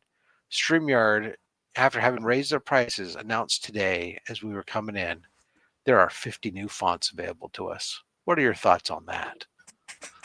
Are any of them good? I don't know. I'm sure they're not really new. I'm sure they're just new to StreamYard. I'm sure they're actually pre-existing Lato that already Montserrat. It's 50 different versions of Helvetica. Yeah, I was just gonna say Helvetica next. How about Arial or Calibra? Yeah, 50 different versions of that. Come on, ask a question. My wife just got using clay for projects and fun. What's a good clay for novice starters getting into it? I would recommend a oil-based clay because even though it's expensive, you can reuse it, and then you can make stuff and get used to making stuff before you commit to something. I would recommend Play-Doh. I would not recommend Play-Doh. It's excellent for the most novice of novice starters, ages 6 and under. You can't do shit with Play-Doh. Wow. I disagree. You actually can do shit with Play-Doh, like literal. Like you can maybe make an orb and then another color orb around it, and another color orb around it. Ages 6 and under, and that's fun. And that's for ages 6 and under as a good starter. I go Play-Doh. After that, we used to have some. What was the clay? We used to have some clay in kindergarten and first grade, but that was like a step up from A water-based clay, was it? probably. If they were given, well, actually, who knows? It could have been asbestos-based clay back in the 70s, but Yeah, the oil-based clay, got it. Does it have to be fired if she likes it, or is there an air dry oil-based clay? There's not an air dry oil-based clay. It will never change, which is why I personally like it. But what you can do is make a plaster cast, a plastic mold of your sculpture once she's done, and open it up, and you can pour wax into it and have a wax piece if you want, or pour another plaster into it and have a plaster piece if you want, and paint that if you want to not have like a bronze piece or something, you know. So I would recommend it though, because I think you can just keep reusing the clay over and over and over again. JB, Worth the money. Good morning.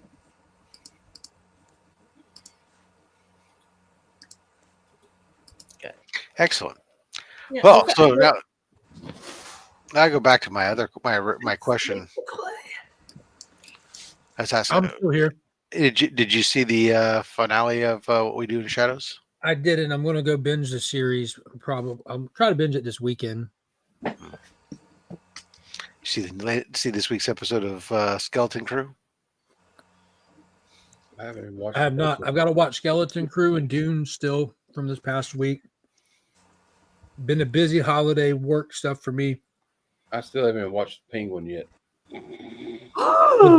Skeleton Crew solid. Like that third episode, dude, I'm completely on board with that show.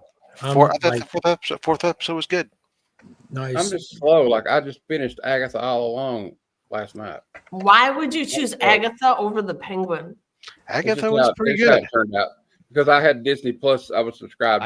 I see. Okay. Okay. But I'm going to watch I Penguin. still have some episodes of Penguin. Yes, to watch. please watch the Penguin. That's like the best thing all year. If you ask me. It was pretty good. In terms of shows that are rolling out right now, I got to say, I said it going into Skeleton Crew. I want to like all this stuff. Like anything that's made for fandoms I'm into, I want to like it. I watched episode 1 of Skeleton Crew, and I thought it was difficult for me to get through because the kids come off as insufferable. For me, like that's how kids be. So kids in real life, it's accurate, but I just don't find entertainment value like that. Kids.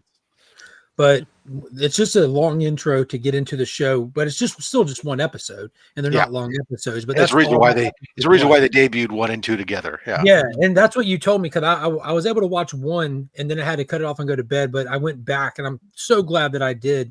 I keep reminding myself how I shot myself in the foot with Andor. Because there's two camps for a lot of this stuff. People who only watched 3 episodes and dropped it, then the people that watched it all and absolutely loved it. So I made sure that I didn't do that with this, and I'm so glad because this is such a breath of fresh air. And I don't typically like stuff that's following little kids around, but holy potatoes, this show feels like Star Wars. It's got that essence, that it's got the soul. It's got soul in it. Of this galaxy far away, like you want, like that subconscious love for that property gets tickled when you watch this show. I'm like, well done. Yeah, I'm a hard sell. I think this last episode was really kind of interesting. I don't want to give anything away from it, but I think you kind of enjoy it. The kids have some different views, come across some different views, and it's so funny. Just how those views are perceived by different groups and element within it. But yeah, and we move along our greater story pretty well too. We get more of the mystery.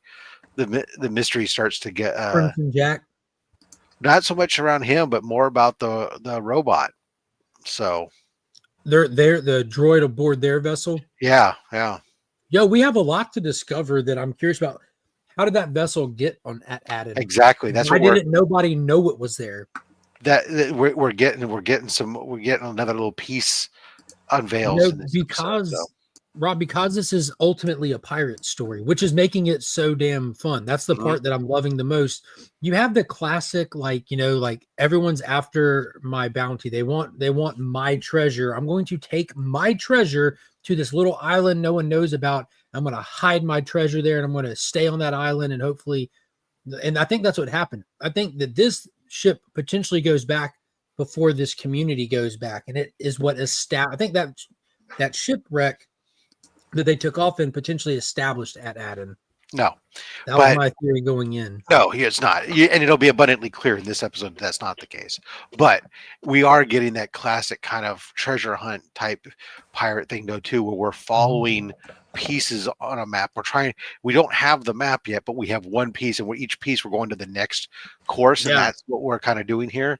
And that's where this kind of comes in. You'll see. I mean, it's.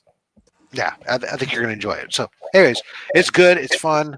If you're not watching it, guys, Mark recommends it. I recommend it. I think that Skeleton. For me and Rob both to recommend it, that should say enough right there. It's worth checking out. It's Robert and Ebert. It really is. People talk about kind of like Goonies and Star Wars, like Mon mentioned. Yeah, it is. It does have a very Goonies element to it. And it does have a very. It's in the Star Wars universe, but it's not overtly like. There's no. It's completely independent from all the Star Wars movies and stories and lore that have been established. It's its own story out here in this other corner of space, essentially, and it doesn't step on the dick of what came before it. Yeah, that's the important part. I am quick to trash a Disney anything. Y'all know that. I'm praising this. I haven't noticed. For those people that are worried about the Star Wars, I really haven't noticed that. Like the most Star Wars elements we've got to it, other than some species and some deep references. Yeah, we've seen an X-wing and we've seen some Republic credits. And what was cool is when you see it, it feels like if all right, now we're tied into the universe. You don't need to do all this more than that. Like that was beyond enough. Like, oh, we gotta call the cops, basically, and it's an X-wing that shows up. You're like, yes. Yeah. Aside from those few tie-in elements, it could be anything in any other space universe. Essentially, it doesn't really. It's kind of agnostic in that aspect. It doesn't need to be there. It just happens to be there. I did see 2 episodes of Secret Level. Which 2 did you just start at the beginning, or did you? Of course. No. So my wife wanted to see the Pac-Man and the Mega Man. So that Pac-Man one was nuts. So so you just cherry picked the episodes. I haven't watched the Mega Man one. That's the only other one that's got me curious to check it out by name alone. I watched from 1 through Pac-Man. Yeah, but the Pac-Man the was Mega crazy Man one is more like Mega Man though, where Pac-Man is nothing like Pac-Man. Very different from Mega Man. Mega Man. Mega Man. Somebody took a bad trip. And they're like, I'm gonna write a Pac-Man show. It was just first of all, the computer animation next level. You know what I mean? It's amazing. The Pac-Man one is like we're taking the concept of Pac-Man and we're putting it on an acid trip. Mm-hmm. Eat or be eaten. Yeah. That's actually what JB tells the ladle at Golden Corral. He picks it up, looks at the choices, and he's like, that's what I do. They're super short. We're talking about like 10 minute episodes.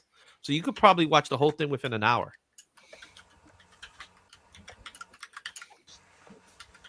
I loathe the Golden Corral. Ooh, blasphemy. Blasphemy. What about Cracker Barrel? I'll tell you why. When you have small children, you end up being their busser, their wait staff, their cleaner, their server, everything. And you're doing all the work. And it depends on the Golden Corral, yes. I think. Yeah, I think you have a broken Golden Corral. I have small children, and it's like one of our highlights to take them there because like one walks with you and one walks with mommy, and you go up there and you hook up their plates, everything, and you sit them down and they eat good because there's all kinds of stuff. And then you got the whole dessert selection that they got going on. They like I love the soft serve and they got the cotton candy machine. And I just don't like having to get up and mingle and like fight for my food every time. Gotta wait for your I steak. just wish they'd bring it to me at the table. all right, I princess. also hate mingling and small talk. Her name is Madame, so that would make sense. What is it, Justin? She's not a she's not into the whole buffet world. I also hate mingling and small talk. That's fair. There you go. I like talking with strangers in public. It's one of my strong suits. I imagine it is, Mark. It really is. Oh man, Evil said Mega Man was a letdown. Stephanie needs some Golden Corral therapy. Cracker Barrel is such a fun time. So to Yeah, Mike's I love point- Cracker Barrel too. to Now, Mike's Cracker point- Barrel's different. I have no Yeah. qualms about Cracker Barrel. That's because you like to go shopping. Cracker Barrel's tasty. No, because they have good food. Yes. And it's I like their Great breakfast. biscuits. You know, they got good pancakes. And They they got got games. good, you know, Chicken fried steak. hash browns. Country fried everything. steak. They got good fried okra if you want fried okra. Is this an insult somebody's name or a restaurant? Whitey Bucket. Taylor, what do you say? So, I'm so more of to what Waffle Mike House was at talking 4 about with the a.m. Mega type of Man guy. one, the Mega Man one was very much, that one wasn't far fetched from being a Mega Man episode. So it was the closest thing to being Mega Man. I think that's why it was a letdown. Oh, I get it. Sorry, Taylor. Oh, Went right over my head. Whitey Bucket. mine too. Whitey Bucket in a rocking chair. Playing checkers with those giant pieces. Mm-hmm. And Like I said, I like going to the Waffle House at 4 a.m., but that's more for the entertainment purposes. Yeah. You ever saw the SNL Try to skit with stay out of Waffle House yeah. at the 4 a.m. SNL skit?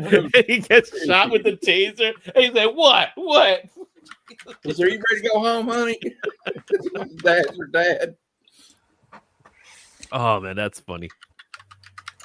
I wonder if J-Man's still here. Because I found the comic accurate look of Krypto if we were to replace the cute dog in the movie with the comic accurate Krypto. I have it here in my media assets. Shout out to StreamYard for media assets. I gotta look at this. But there's That's the James Gunn Wow. version. Media accurate. That's the James Gunn version of Krypto. That's what that was. Yeah. Where No. it's been Yo, look at the No, packs that's the on that Scott Snyder dog, version man. of Krypto. If Scott Snyder put Krypto on the movie, that was Yo, that you So dog. it you works. think the Yeah. dog is the dog hunting for Michael Vick? That's how Superman got there. Yeah. Yeah, I exactly. told you to leave the treats in the bowl, cow. Yeah. Where did you put my milk bones, Kal-El? I said biscuit, damn it. Alpo, Tell Alpo again. me. We talked about this. Tell me I'm a bad dog. Yeah. The collar is green. Yeah, that's where they went wrong. That's where they screwed up. Yeah, it has nothing to do with the firearm, the well positioned dog and 2 legs. What we do. Krypto AF. Yeah, that's This is tough right there. Wait, this is absolute Krypto. Absolute crypto, yeah. Oh, yes. We It's not a decided to verse change Krypto. the origin a little bit. When your good boy tells you to lay down. Suppressive fire.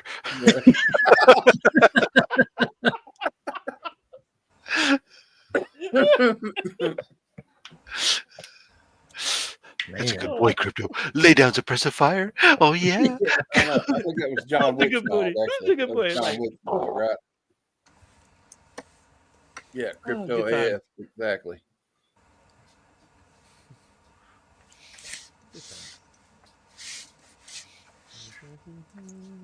Oh. If Krypto had been a cat, he wouldn't have showed up at all. I want to see Scratchy now. Rob, did What We Do in the Shadows end well for you? It was the series finale, right? Yeah. Not just the Yeah. season. Yeah, it was the season and series finale. I don't know, this whole last season just kind of hit differently to me than the the previous seasons. Like maybe this thing should have already ended. But as far as like an ending goes, it was fine. Yeah. I mean, how else are you gonna end it? I mean, really, I mean, it's They closed the chapter on certain stories, Pete? Or no, is it they let it go? just ended the documentary. It's basically the cameras are all the whole episode's like, okay, we're done. It's just like mid, like they're mid sit down having this explanation, like the expository of why they're doing silly stuff. Yeah. Like Nandor decides that he's gonna become a superhero now, and he needs to build an underground lair, and he's like trying to get Guillermo to like help him build this underground lair, and stuff. And like they're mid conversing through all the plans, and then it's like it just stops, and they get up and they just stop, and it's like, what's going on? And it's like, the documentary's ending. They said they got all the footage they need, and it's like, and it is like the fallout from that, type stuff. And they do a little Newhart ending, and so it's. I just love that they call them. I want to go back and watch it again because I kept nodding off and having to rewind back because I was kind of tired because I didn't get my normal evening nap because I went out to go see the Empire Strips Back. So, how was that? I saw pictures. I saw images. Yeah, I've seen. So we'd seen it previously, and the shows come back around. So it's essential. What's interesting is like if you ever go to see the show coming back around is the same. Most 99%. I mean, obviously the cast changes. Some of the songs get updated and whatnot. But it's funny. It's a bunch of just little segments that are little parody sketches taken from elements from the original trilogy of Star Wars, and done with women that. Mostly women, I should say. There are some. There's a Han Solo and Chewbacca scene, and there's with individuals. We'll say, is that a better way of saying it? Well, it's mostly most of the roles are played by women that throughout the thing didn't do typical burlesque stuff that slowly remove some clothing. It never. It's all there's no full nudity type thing. It's none of that. It's burlesque, not a gentleman's club. So got it. It's a waste of time. Spearmint Rhino, right? What's that? It's not like you're going to the Spearmint Rhino or something. Right? No, not at all. But it's fun. It's a lot of fun, and to see some of the way they take some of those characters and have them act a certain way. And there's always the they do it is a comedy and stuff. So when at one point when they can bring out the Emperor, and they've got like somebody wearing a whole suit, naked suit underneath it with really stretched out long dangly balls flopping around and stuff. But the crowd is definitely a certain demographic that's in there. Can you describe that certain demographic? Yeah, in their 50s and 60s for the most part. So that's probably there's a lot of couples and stuff, and it's just a lot of it's original trilogy people. Yeah, for the most part, and it's then they got a comedian kind of guy who's out like dressed as Lando doing like in between each segment, working the crowd and getting them hype up and stuff. It's like a burlesque video like that but they did Scooby Doo on the stage. Yeah, sure. So, anyways, it was a lot of fun. We had fun with some friends. We went out to dinner, went to the show. Yeah, good times. But I was up and paying attention. I couldn't fall asleep in there. So I missed my nap. So I was watching what we. So when we were watching, spoken like an original trilogy fan. Exactly. So I was watching Shadows Late at Night. There, it was. It was tough to. I started drifting there in the last final episode, so I kept going back and rewinding to try to catch what I lost. Now I have to go back and watch it again just to make sure that I didn't miss something else. But Have like an intermission for everybody in the audience to take their blood pressure medicine. Well, no, but they go to use the bathroom. There's a You gotta have the early bird special. the show is an hour initially, and then there's a 15-minute intermission, and then there's a second hour. Oh man, it sounds pretty cool. Yeah, it does. It sounds pretty cool. I bet it was fun. It is. It is a lot of fun, actually. It's not, like I said, it's nothing like, oh my God, it's nothing pervy or something, but at the same time, it's not something you take. It's not something you would take your under 14-year-old kids to, It's definitely. I don't know if I'd want to sit there with my 15-year-old kid. This is true too. It's really an adult show. They're like, yo, you didn't take Cialis before you came, did you? It's an adult show, but but at the same time, it's not. It's, as I say, it's risque, but not. Yeah, vulgar. it's not porn. Yeah, I understand. Yeah. Wait, you said it's not pervy? No, it's not porn. It's risque, not vulgar. I read pass. I read an article that had the funniest headline ever today, though, on the Vice on the Vice website, the Vice TV. It said Pornhub pulls out of Florida. Yeah, they've stopped going to Florida, and they said pulls out. Yeah, they're getting locked out of Florida. Yeah, it makes sense. That website has been targeted by an activist group that specializes in rescuing women who have been human trafficked. Oh, well, this activist group has targeted the hub specifically because of the excessively high volume of content on there that includes trafficked people. And if you look into the case, there's a lot of lawsuits going on and a lot of attempts on the hub side to try to clear the website of said material because it's kind of like a self-regulated thing. Mm-hmm. But in the past little while, they pulled more than 80% of their content off of the hub because it violates the law for age restrictions and all kinds of stuff. And the hub is not on board with the parameters that were put before them. They weren't kicked out of Florida, they said, in order to try to safeguard because of the current situation of the hub.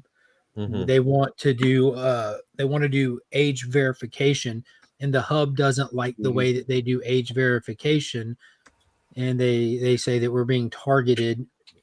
So they're not going to be a Florida thing for the time being. I also read an article that said there's a lot of people that release videos on there without people's permission, like revenge stuff. It's bad for that too, like revenge porn crap. Well, I'm sure there's people that made videos that got leaked out in some way because they put everything in there, don't they? Yeah, I'm sorry, like people that aren't in that business type thing, and it's and some of them are underage, or apparently they've got in trouble for that before. Yeah. They're not paying attention to it. They're just letting it upload. Yeah. I think the real solution is just not to have sex. Ever. What? Everybody just be celibate, right? What? Even Rob had to stop and say, "What? What?" Rob was like, "Oh no, I disagree, man." Yeah. I don't know what your life is like, Justin. Everybody just needs to learn how to use the word, the letters. Let me say it like this, Justin. There's a reason I like my wife. Mm-hmm. I may not love her all the time, but I like her indeed. She lets me touch her. Whoa. QMH Studios comment. I blame rock. EMI. What? We can hold hands walking down the street. There's too much information. Come on. Call it?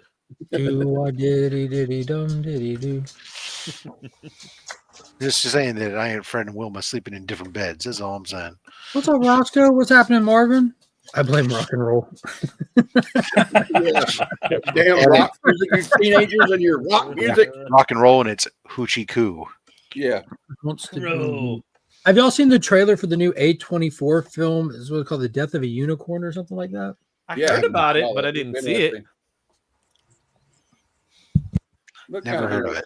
I actually heard about it. It has like Paul Rudd's in it or something like that. Paul Rudd and Jenna Ortega. Jenna Ortega. Some other people. The Paul Rudd that was in it is like the dad or something. Yeah. I didn't see the trailer because I was too busy watching the Superman trailer, but maybe someday I'll get to it. Have you seen the trailer for that new Netflix movie coming out with Chris Pratt where they're like called Electric something? It's like they all the robots have like they had all these robots that did things for people like AI. Sex bots? They revolted and like they kicked them out into this. Is that the Matrix? Electric. No, I don't know. I'll look it up. Sounds like the Matrix to me. I think that would be. No. Okay, everyone should stop having sex unless it's with a sex bot. I think that's Electric State, Evil's Comics is a JSS. You say robots and sex in the same thought. Mike's got you covered. Electric State. I didn't say sex. I said they revolt. They're like AI. I think this whole sex with robots had a thing is couple of something good that streaming Justin films. is really pushing hard for. There was a streaming movie that Chris Pratt did for Amazon a couple of years ago, like an alien invasion style movie. Mm-hmm. It was really solid. I forget what it was called. Yeah, I can't remember the name, but I do remember that. I like the one they had, and I can't remember the name, but I watched it. It had Dave Bautista in it, and they go to Las Vegas, and it's like the zombies are everywhere. Yeah, that was the Zack Snyder zombie film, Army of the Dead. Okay, yeah, Army of the Dead. And the that was his first movie when he went over to the Netflix thing. And what was the name of the vampire movie that had like Snoop Dogg and Jamie Foxx in it? Oh, I remember like one I'd skip. Day Shift. Yeah, the Tomorrow War. Thank you, Rad. Yeah, that sounds right. Okay, I think that's it. That was the Chris Pratt one with the alien stuff. It was pretty cool. It was really solid. What's on the hit list for this weekend for everybody? Christmas. Well, I'm gonna have Justin Birch on Only Slabs. So, is this going to be a signature series showdown, JB? Cool. So I went back and forth on what I wanted tomorrow's episode's theme to be. Yeah. I'm not showing gold label books. They're only books signed that were lettered by Justin Birch. Dang it, you figured out the theme before I even showed the book. Well, everyone, thanks for tuning in. We're just going to hang out for an hour tomorrow now. He was just going to turn it into a self-promo commercial. This show's going to be now called Only Letters. Only Letters. A. This is the letter A. Can you read what's in the right side of the label? H is B. for House of Slaughter. Ooh, that will be cool if you thematic through the alphabet. N is for Nice House by the Sea. It's 25 books. Is that correct, Rob? 20 to 24 typically, although some guests generally have a couple extras as backups because some guests go fast. 26 books, each letter of the alphabet. Ooh, do I own 26 slabs? But they have to each be a different letter from the alphabet. That's gonna be that would be a challenge on some of those. I know that would be the best part of it, and let alone to have them slabbed. Yeah, I have comic issue says this is not what I expected when I popped in the show. Check the name of today's episode. It's Legions Lair Pop Culture LiveStream, Superman trailer and more. ... A lot more. The robot talk definitely falls under the a lot more. That's the disclaimer. Who knows? Robot sex. Have y'all seen the trailer for Karate Kid Legends? Yes, I did. Yeah. Legends. Hard. I saw it that it existed without watching the trailer and thought hard pass. Mm-hmm. No Jaden Smith. I'm out. I think he'll show up at the end. I bet. I'm more of a even Cobra Kai series. Well, it was good at elements of it. It just got old to me. It's like, all right, we are beating this freaking nostalgia horse to a. Yeah, I checked out after about 3 or 4 seasons. Take it to the glue factory. Oh no. The horse was The, dead. the quote, The Walking Dead, it's time to let them look at the flowers. Yo, that's a tough one right there. Look at the flowers. Oh, it is. That was That still hits hard, doesn't it? Yeah, dude. Wasn't Still expecting to hits hear hard, that right? this morning. That would be even worse to kind of, after you've done all that stuff, season building with Cobra Kai, so to kind of turn on to make this movie and say like, oh, all that stuff you've been watching that you got you, it doesn't exist in this. This is like, that would be like awful. Put them in a body bag, man. Looks like you can easily separate it though, just by having Daniel just going to wherever the movie story takes place. Oh.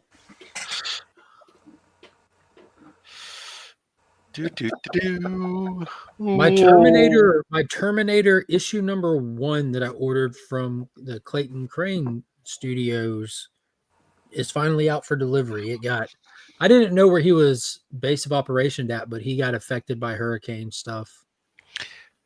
I figured that's what happened with like, I had to file a credit card dispute with on Black Saber Comics because I had ordered some stuff back in September. That was stuff that should be out already at that point and never shipped. They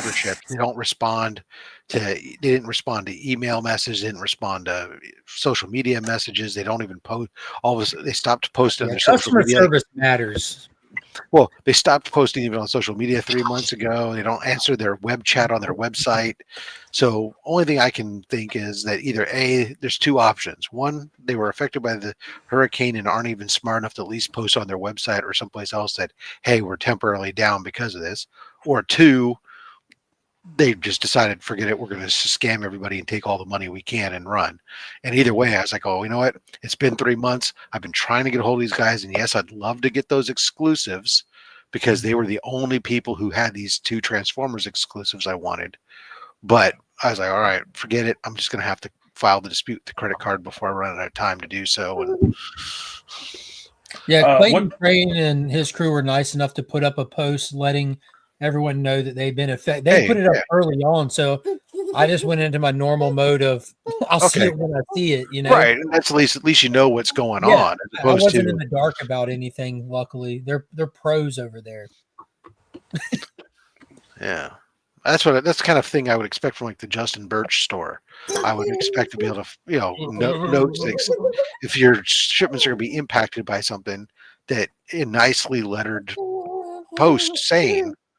So, but I mean, yeah, no, this place was nothing. And the only reason I speculate that maybe they might have been affected because they are in that region. They could have been affected by the hurricane. So it's like, that's a kitty cat. If I give them the benefit of the doubt, it looks like a big one. But anyways, my moral of that whole story is don't buy anything from Black Saber Comics right now. Here it is. Black Saber. She likes you. What's this?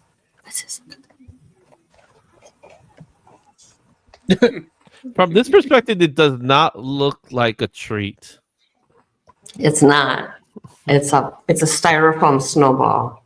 Okay. He's a very curious. It looks like something else from this perspective. I thought it was a marshmallow. Marshmallow, yeah.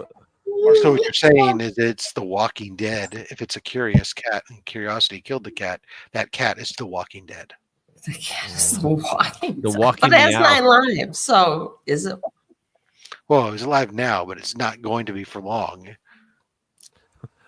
You said it's a curious cat. Curiosity killed the cat. Ergo, it's not long for this world. This cat will play fetch with me. Watch. Echo. Hey, you want to go get it? Go get it. Hey, Justin, have you ever worked with Massive?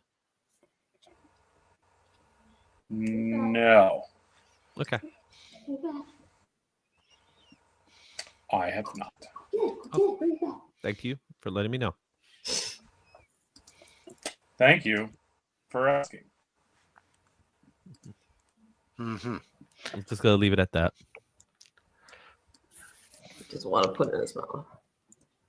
Right. So it plays fetch like my basset hound. I throw something, No. he goes over and looks at it and goes, "Okay, good." And he No, goes, "Bring it back." And he goes, "No, you dumb. You threw it away. You obviously don't want it." For real, he plays with these tiny clips I have in my hair, and he just loves them. And he knows where I keep them in a drawer, and he'll like go in the drawer and like I throw the clip, he'll bring it back. I throw the clip, he brings it back. He's like a dog. Uh-huh. My But cat he's not just used look to at me playing like, with the snowballs. if I threw something, try to get my cat to bring it back, he'd look at me like, "What the fuck do you think you want me to do with that?" Hey Rob, what's your thoughts? Amazing Spider-Man. I can't believe that we're rebooting this goddamn thing again. Like, I don't need another I could goddamn. believe it. I don't need guess another they're- volume. This is the I'm so tired with comics rebooting new volumes just because, like, oh, we got a new creative team, therefore we're going to give them their own volume. It's like, can we stop that shit? It's so confusing when you're telling people, "Oh, I picked up Amazing Spider-Man issue 3." Okay, well, that's either a really expensive book or it's a dollar bin book, depending on which volume. And I'm so tired of that. But then to bring back JRJR, and what I'm loving about it, it doesn't feel new. It doesn't. And what I love about it is, well, the name is recognizable from that standpoint, and he's done some great work in his time. Yeah, and everybody's well established where I feel about JRJR, but as I'm reading reaction posts and stuff, they're not responding well. People are not responding well to JRJR being brought onto this for this new run. I don't know what they're thinking, though. Honestly, like, what were they thinking about that? Again, JRJR is an established name. I give it to him. I personally, I'm not like Cliff, in which I love JR's art style because I've gone to appreciate it more.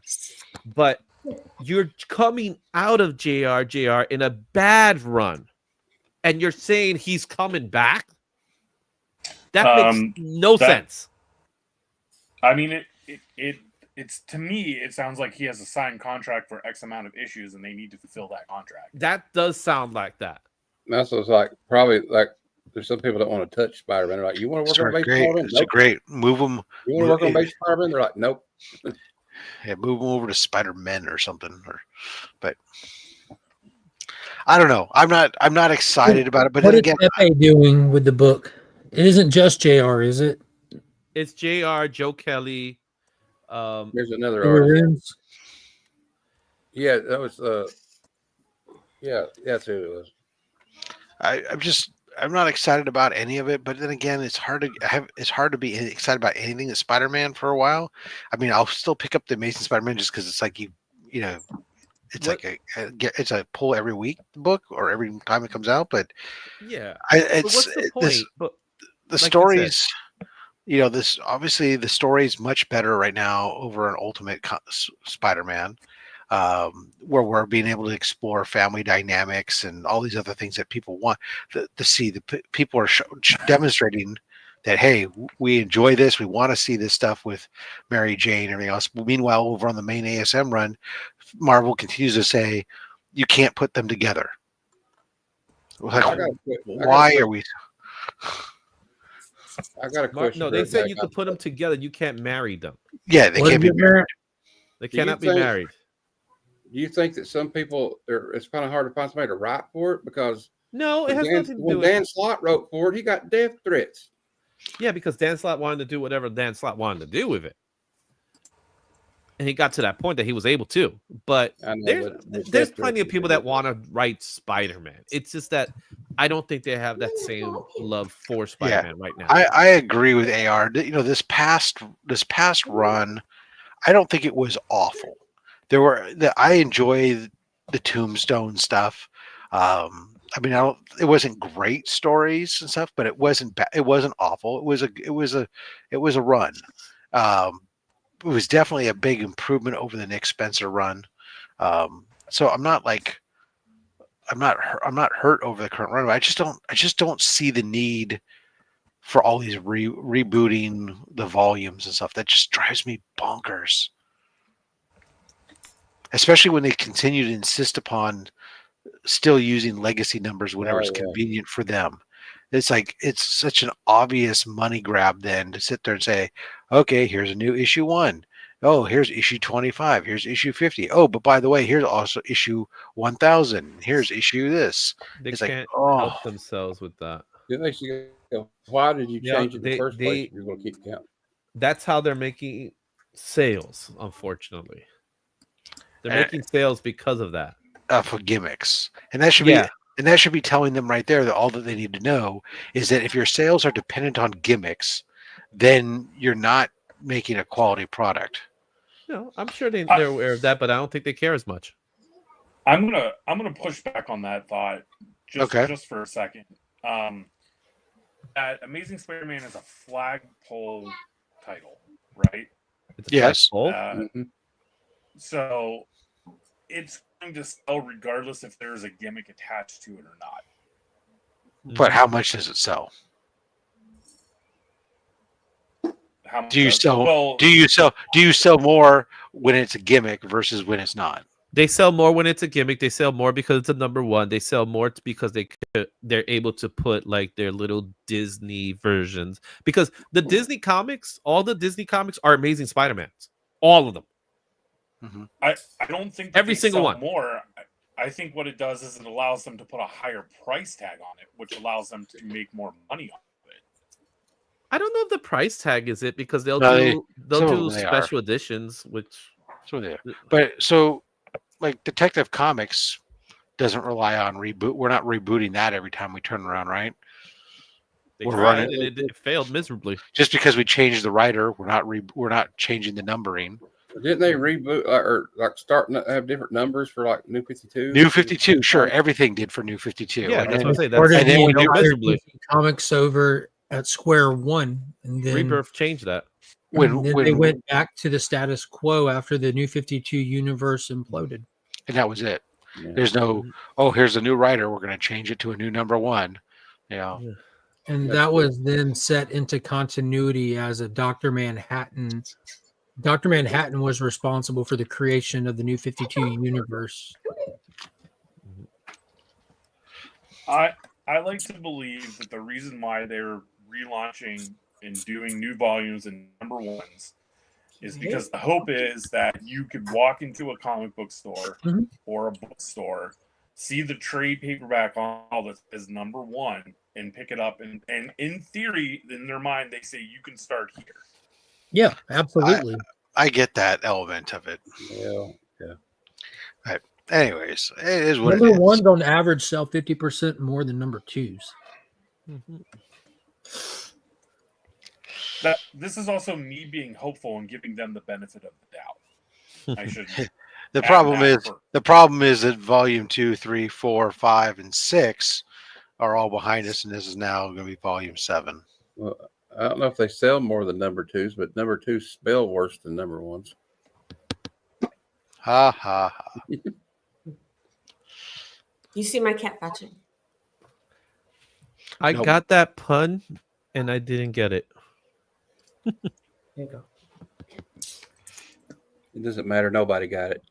Oh, great that's the- googly moogly. That's the good part, right? Let's see here.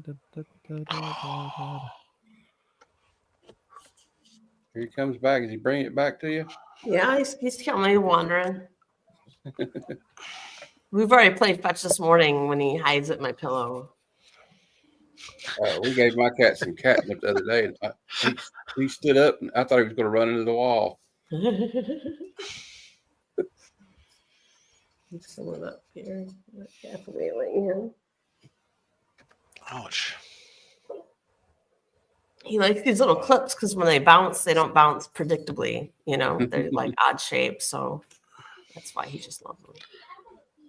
Let's see. It's weird what cats will play with. The Shaq says that Savage Dragon has been fun, and that Marvel should get Larson on ASM.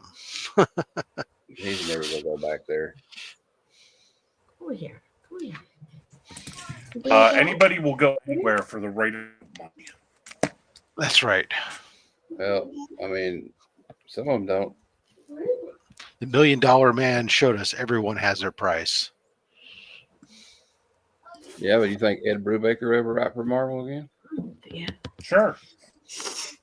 I mean, there was one point where we were asking if Jonathan Hickman would ever write for Marvel again. For the right price, they'll dig Stan Lee up and he'll write for Marvel again. And they'll dig Jack Kirby up too and let him draw.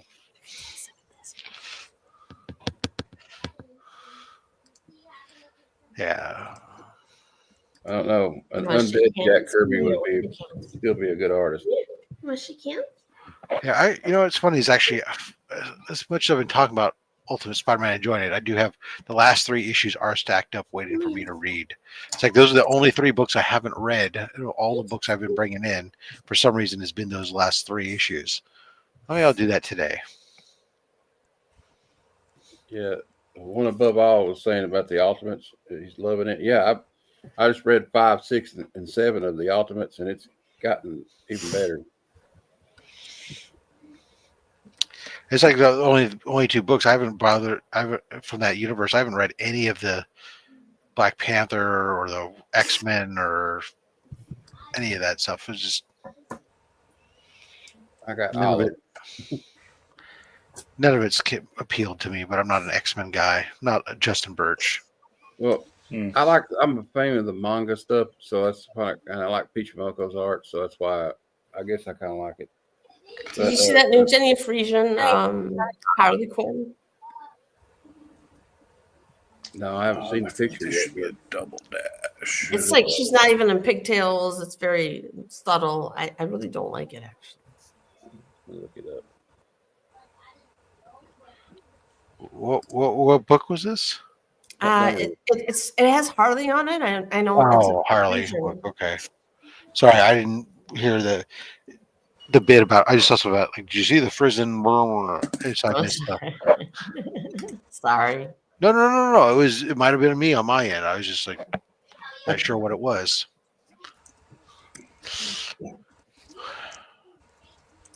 One of my favorite. Mark, my mom says you look like Steve Zahn. Hey, thanks. Mark, you look better than Steve Zahn. That's one of my favorite ones she's ever. Are y'all watching Silo with Steve Zahn? I've actually seen that one. That's a great Scarlet Witch. And the Dazzler one. And the Dazzler, that Frisian Dazzler, I like. Yeah. But this new Frisian, I'm going to Frisian. I'm sorry. It's like Frisson. one of her biggest fans. I always say her name incorrectly. Jenny Frisson.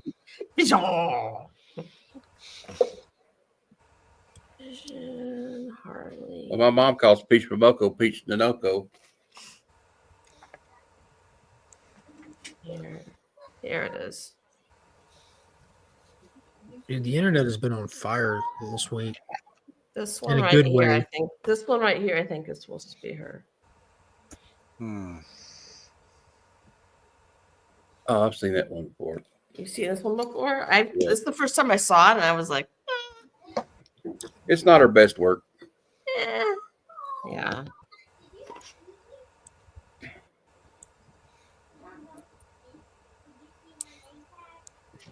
It's happening, I guess. Ukraine is deploying lasers to the battlefield. Pew What's pew. happening? A lot is happening. No, tell me. What'd you say? There's a headline saying that Ukraine deploys new laser capable of shooting down an aircraft to the battlefield. I watched a documentary last night about their drone. They take the little drones that you can buy, and they have like a clamp on it with a grenade on it, and they just fly it down and then drop it on a target.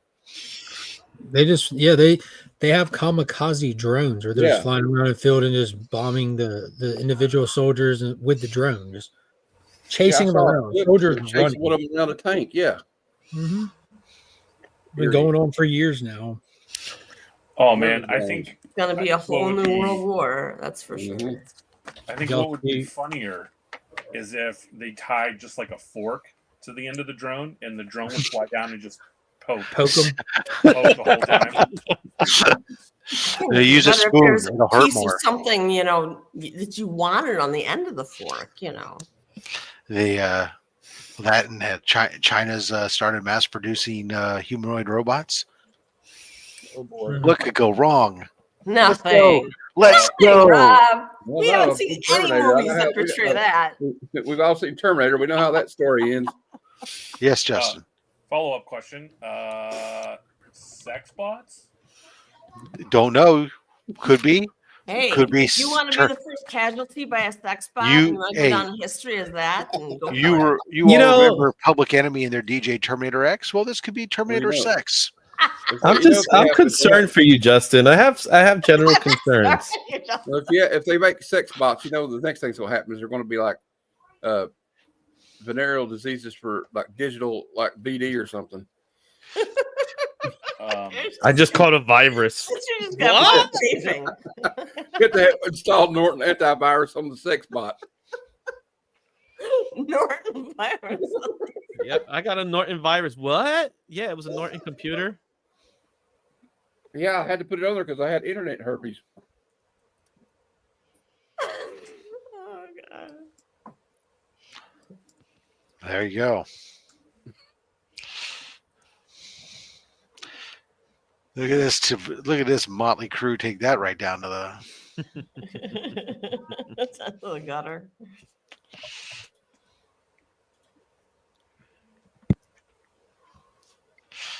If there were sex bots available and they were affordable, how many of you would have one? Again, I have a wife that lets me touch her, so I'm good. There you go. That's a good answer, Rob.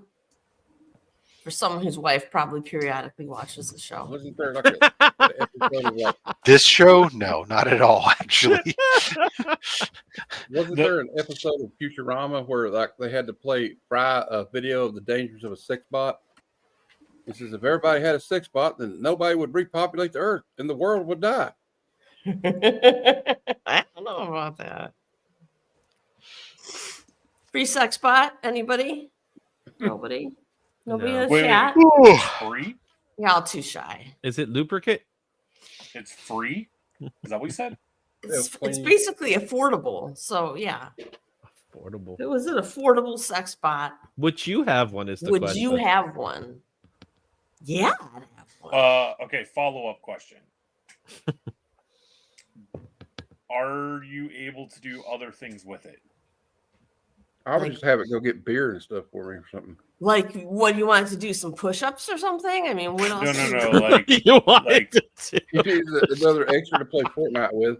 yeah, like cut the grass or like board games. Well, with an me. all-encompassing sex bot. You need a total. So you're looking for a sex bot slave. Yes. Well, it would be cool if you get one to bag and board your comics for you. No, I would never. That I would never do.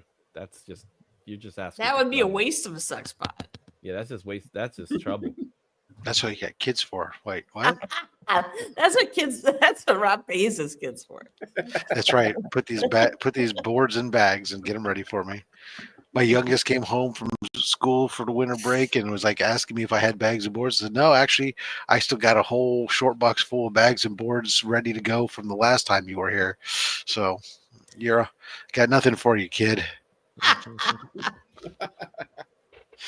There you go. Are they self-cleaning? I would imagine so. Ooh. I would imagine so. They have self-cleaning litter boxes now. I don't see why they couldn't have self-cleaning robots. I read where they had to recall some of those because they were like breaking cats' necks or something. You know, So the answer to the question. What happened to this show?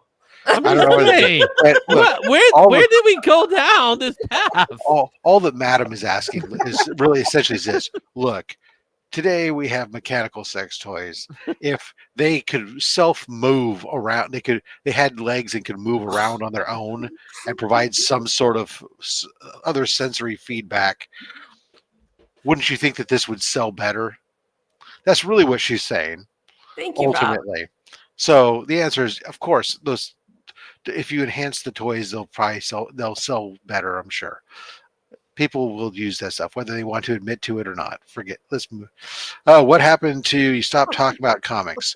I don't know. We talked about all kinds of things. Related. This is first of all, this we could be talking Saga. For all you know, sex robots exist. Yeah. But comic books is not the only thing that gets talked about on this show. This is a pop culture.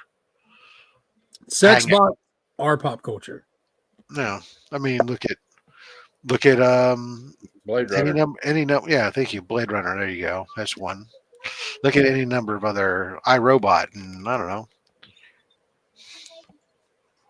Thanks, Rob. I feel like That is the one thing that actually has bothered me the most is, as I've been watching this in this past calendar year, the the Just further that. the furthering of humanoid robots and their capabilities and the intertwining of AI into these, giving essentially using AI to have them be able to increase their functionality and everything else, all very interesting. But I have yet to hear anybody incorporate the 3 rules of fucking robotics into their goddamn robots, and that scares the shit out of me. Mm-hmm. And the 3 rules being what? You never harm a human. A robot cannot disobey a human, can't harm a human, and can't inadvertently harm a human. Can't allow harm to come to itself. Can't harm a human. Can't allow harm to happen to itself, and can't through its inaction or whatever allow harm to come to a human. Mm-hmm. But Isaac Asimov wrote those laws, didn't he? Yeah. Would it end up like Blade Runner though? Like in Blade Runner, when Rutger Hauer wants more life. He's not a robot. He's a replicant. Rule number 1: you don't talk about enslaving humans. He's an android. Yeah. An android is a robot, though, technically, right? Mm-mm. Yeah. Well, an android is a human. They're replicants. They're humanoid. unique unto Blade Runner. They even reproduce. Yeah, that's different. Yeah, that's a little more. They did in the just sequel, robot. but not in the first one. They didn't. They're more like genetically engineered people than they are robots. Like cloning in some way. All I know is if they ever have AI robots and I have one that starts talking about tears in the rain, I am running for the door. Okay, here's what robots is going to walk up to him. Look at the flowers. Here's what it was. It's actually a robot may not injure a human being or through inaction allow a human being to come to harm. A robot must obey orders given to it by human beings except where such orders would conflict with the first law, and a robot must protect its own existence as long as it does not. Such protection does not conflict with the first or second law.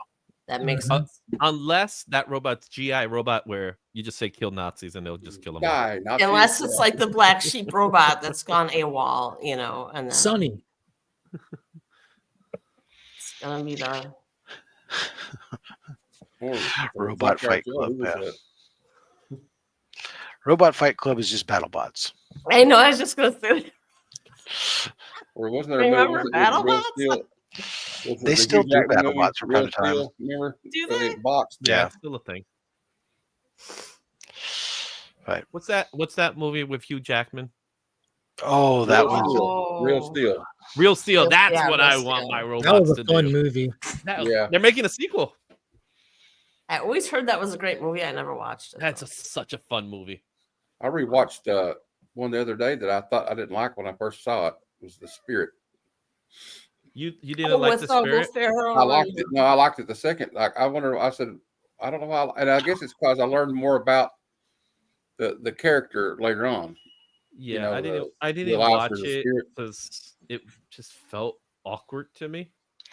Well, I mean, I think another reason it didn't do as well is probably because it's a character from the 30s created by Will Eisner. And I don't think a lot of the newer audiences knew anything about it. Well, I don't think it was that. I think it was just weird.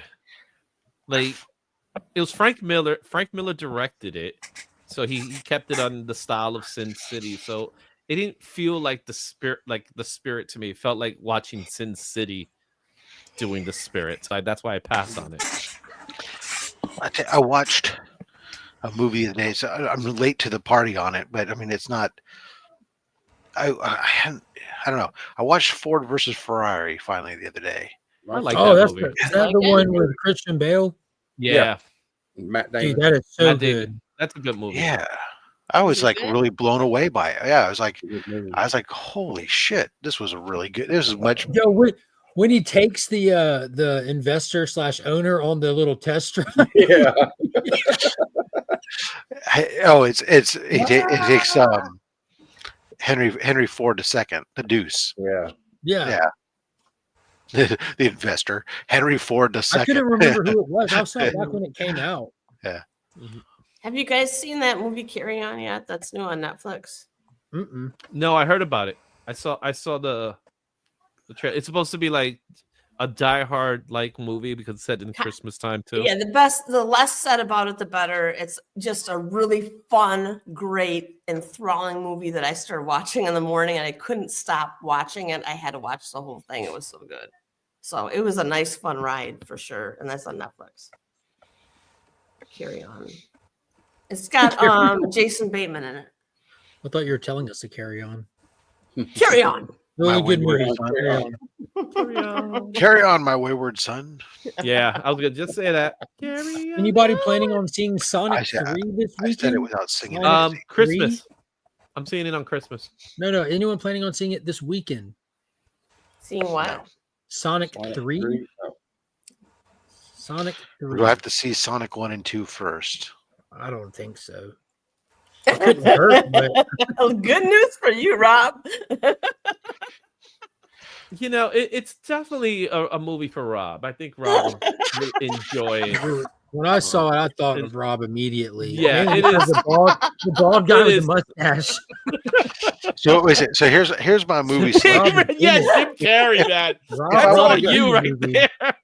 If I want to go to the movies, my options are like Sonic 3, Mufasa the Lion King, Wicked, Moana 2, Craven the Hunter, Lord of the Rings. There's nothing here that I care about.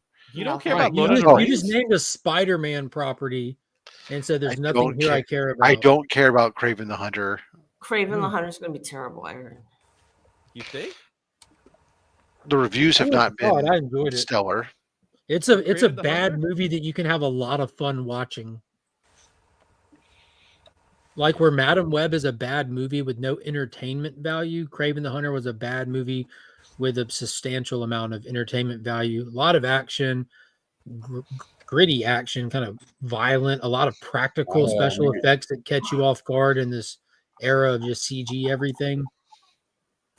But it's got some cornball dialogue that gives you some chuckles. They don't mean to make you chuckle sometimes, but Actually, I wanted to show Craven is y'all. the best piece of crap ever. That's a good way of putting it.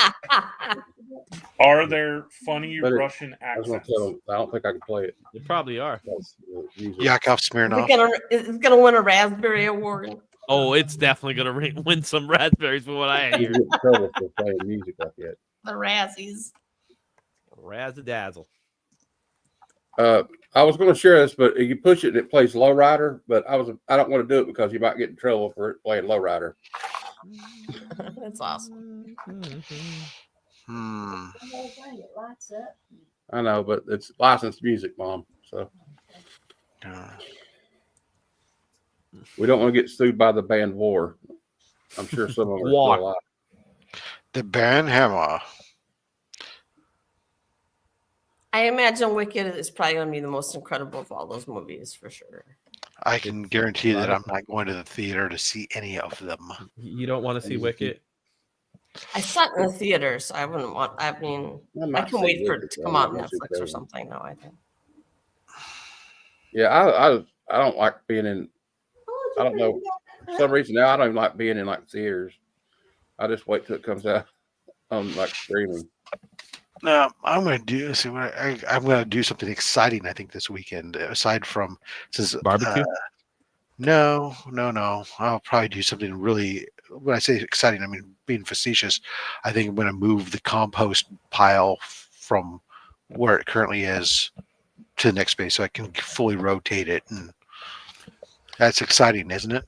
Yes. Are you going to use some worms or some newspaper for some organic No, material? he's gonna use a sex box. No, there's no, first of all, Stephanie, Get to work on that compost pile. it's 100. It's Keep 100. it going. It's 100% organic material. Oh, Okay. fancy. That's all. Fancy That's all. sex box.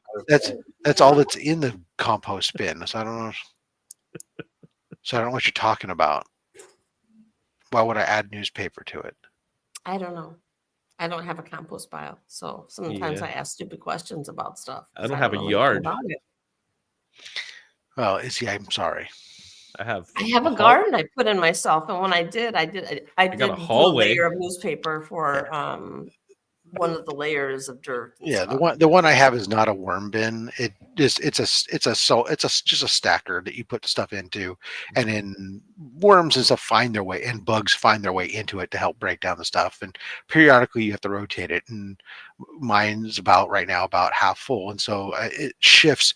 Once it gets about half full, I'll take it and I'll move it over to the next spot, and I'll shovel the stuff back into it and turn the entire thing that way, and then sack up. It'll stay there for about a year, and then I'll move it back to where it was. So it moves back and forth all of like 4 feet during every other year, essentially. Because a lot do you add stuff too? Do you add like fish stuff to it, or like? I throw almost all of our organic food waste ends up into it at some point, because we have something called a loamy on our countertop, which breaks instead of in your normal compost bin like this, you would only put vegetable matter, but the loamy allows it to break down other things. So I can put all my organic waste into it. It breaks it down into then a compostable material that then you can take out and just dump out on the pile. So it ends up breaking down. Almost all of our organic food waste goes out there. Cool. Essentially, what doesn't is like what are you bones. growing? Nothing. It's just breaking it down and removing it. No, what are you growing out there though? Nothing. You're not growing anything with your beautiful composted stuff. I don't have a garden right now going on out there. No, there's a side yard. Nice. It's just no. I'm just do some indoor potting and do some little cherry tomatoes or something. If I want to, sure I can. It's available to me, but I'm just sitting there doing my part to keep it out of the freaking landfill. Okay, well, wow, that's admirable of you, Rob. Maybe it's a look. I think this would be a good time for me to tell you that I don't even recycle out here in Arizona because they don't. What? Yeah, right. Well, this is time for me to tell you. Romania is calling, so smoke. All right, Izzy, we got a question from the chat for you. Go for it.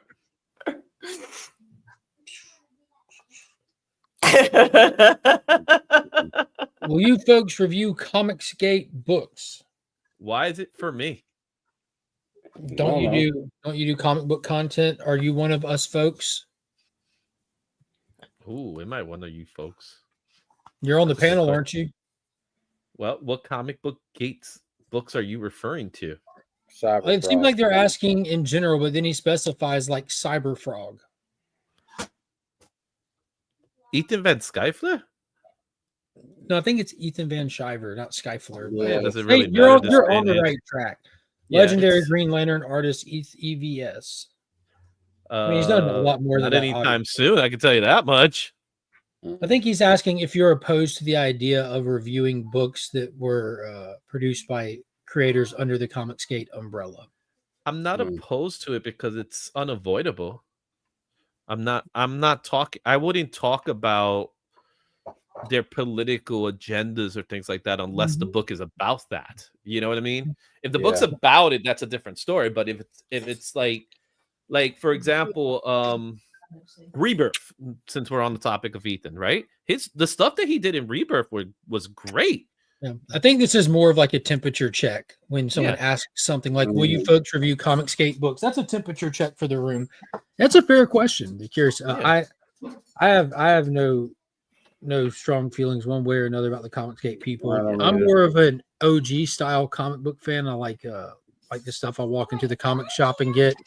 I'm not personally attached to any of the creators under the Comicsgate umbrella, so I didn't follow any of them over there. I don't keep up with Kickstarters or Indiegogos. I honestly dislike Kickstarters and Indiegogos.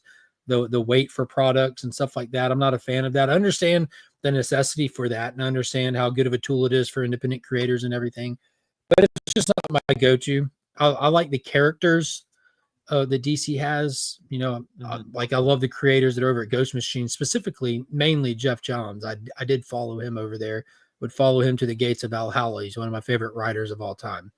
But I'm not opposed to reviewing anything, but I prefer to stick with the stuff with the characters that I have the most fun doing. This channel that I do is specifically for my entertainment, and I love when other people enjoy it too because we get to hang out and talk. But if I'm not into what I'm doing, I'm not having fun doing it. And YouTube for me this is my woosah place. This is where I come to have fun between work and kids activities and family stuff and like this. So yeah. I actually love also to argue and debate. So I saw an opportunity one time. If you look at my most viewed video, it's me reviewing the Eric July book ISOM. Had no clue about that until its first campaign for issue 1 made a lot of news, where people that I know and family members saw something on a news program they were watching. Multiple people messaged me and said, "Hey, have you heard of the new book breaking these records and stuff with the pre-sales and all that?" And I'm like, "No, I haven't." So I ordered one just to see what was up with it. And that reviewing that book from a non-biased perspective, like I didn't follow Eric July, don't care about Eric July, don't dislike Eric July, but I did that review and people in that comment section were absolutely unhinged. And to this day, it's still getting views and interactions because it's people defending every little thing about that book or people trying to tear apart every little thing about that book. There are no honest actors when it comes to diehard fans of extremists on any side. And it gets hilarious to me. And the fact that they denied my boy aggressively relaxing, he offered to write for them. Yeah, I have nothing against them. I like it when people go out to do their own thing. I hope that everyone's successful in their endeavors. Yeah, like for me, it's like, as I mentioned, it's if I don't agree with your political stance, I don't agree with your political stance. Yeah, I don't care about someone's political stance. Exactly. And my point to that is I'm reviewing if I review the comic, I'm reviewing the comic, not so much the person, unless the comic is about something that the person is trying to, Yeah, and EVS said specifically that his Cyber Frog book is intended to be an allegory to his personal situations, like with the Cyber Frog, the insect, whatever people that the Cyber Frog fights is supposed to be the woke left. Like he's very open and honest about that. Like he went on Timcast IRL years ago and spoke on that. Yeah. It's either about that or been around for a long time. Turtles, but either way. Cyber Frog has existed for a long time, but his current stuff he's doing is since he's gone Comicsgate. But I think it's interesting why Comicsgate even exists. I think that's the funniest part of all of it, because the people that are like that are mad, cancel Comicsgate kind of people, they created it. EVS didn't create it; they created it. He has said things that people have been upset about, and that's fair. He owns up to it. He owns up to it to a degree. Yeah, he's an evocateur. That's his goal. That's his intention. So if you're getting upset by what he's saying, he's doing his job. If you don't like him, that's just move on. Yeah, that's the point. You don't have to agree with it or disagree with it for that matter. Well, you take it with what it's worth. A good example for me is Frank Miller. I don't agree with everything that I've seen him take a stance on, but that doesn't mean I don't like his writing. Mark Waid is the perfect example of the. There you go, Mark Waid's even better example. Mark Waid doesn't. Mark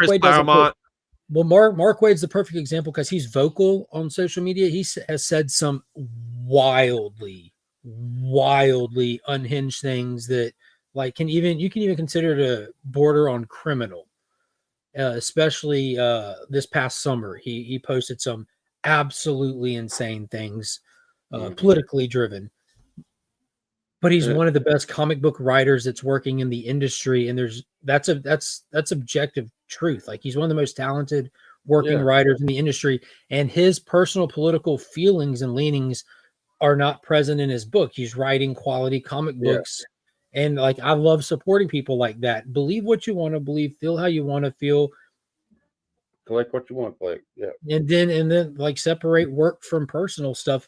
I know it's more difficult for some people than others, and that's understandable, but that's why Mark Waid's a talent. Not everyone's a talent. Some people can't help but put their agenda-driven stuff into a book that drives the quality of the book down, and I don't know. Well, what was it? Kelly Sue, what's her last name? I can't remember. Connick. She was talking about that. It's like if you don't like my comic, don't buy it. And if you don't like your comic, she said, if you don't like my politics, don't buy my book. And that's crazy because your politics, it's not your book. You're an employee working on a book. they're supposed to be stewards of these characters, and Mark Waid is the shining light example of how to do that. I couldn't be further from agreement with the stuff that he's posted. And I think as long as you're not, I'm one of his biggest supporters. I pick up everything that he writes at DC Comics, everything. Well, he's a phenomenal writer. You know, didn't Larry Hama get in trouble like a few years ago for something he said too? If he got in trouble, it was only because it was politically one way. You don't get in trouble but for one direction of holding a political belief. So I don't know what he said. Well, I mean, a lot of people got upset. I don't know if he got in trouble, but I mean, he got that. Yeah. I got you. And let's Like, be honest, there are some people that their personal what they did in their personal life has affected their comic book career. For example, there is there's a Green Lantern artist. I'm sure Mark knows about it. Green Lantern artist that Gerard Jones.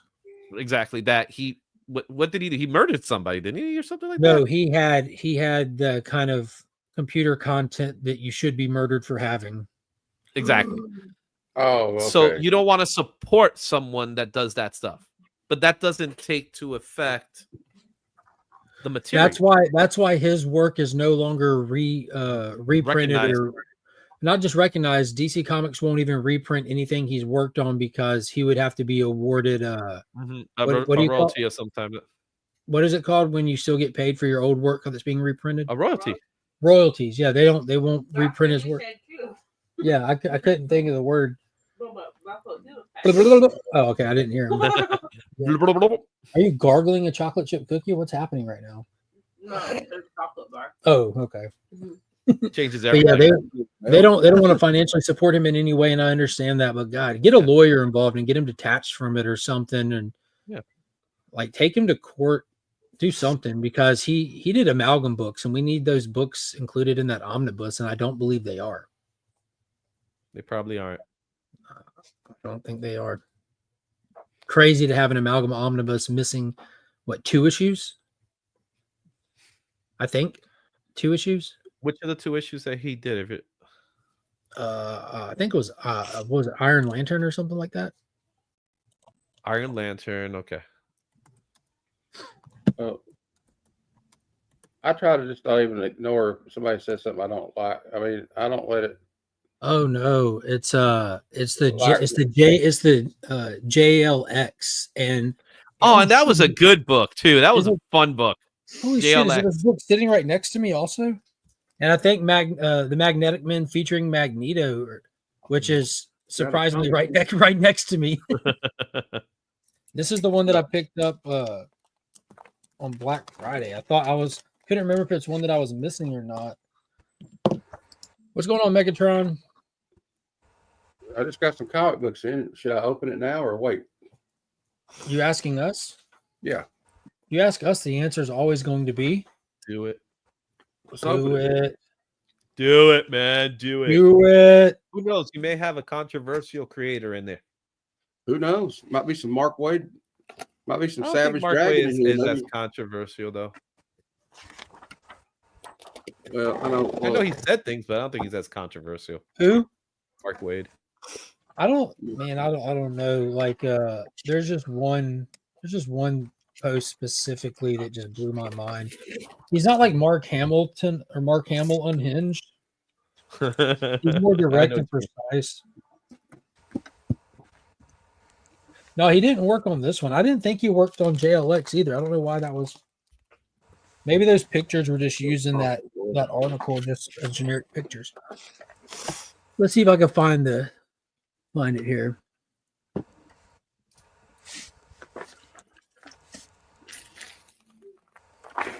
Dude, it's saying.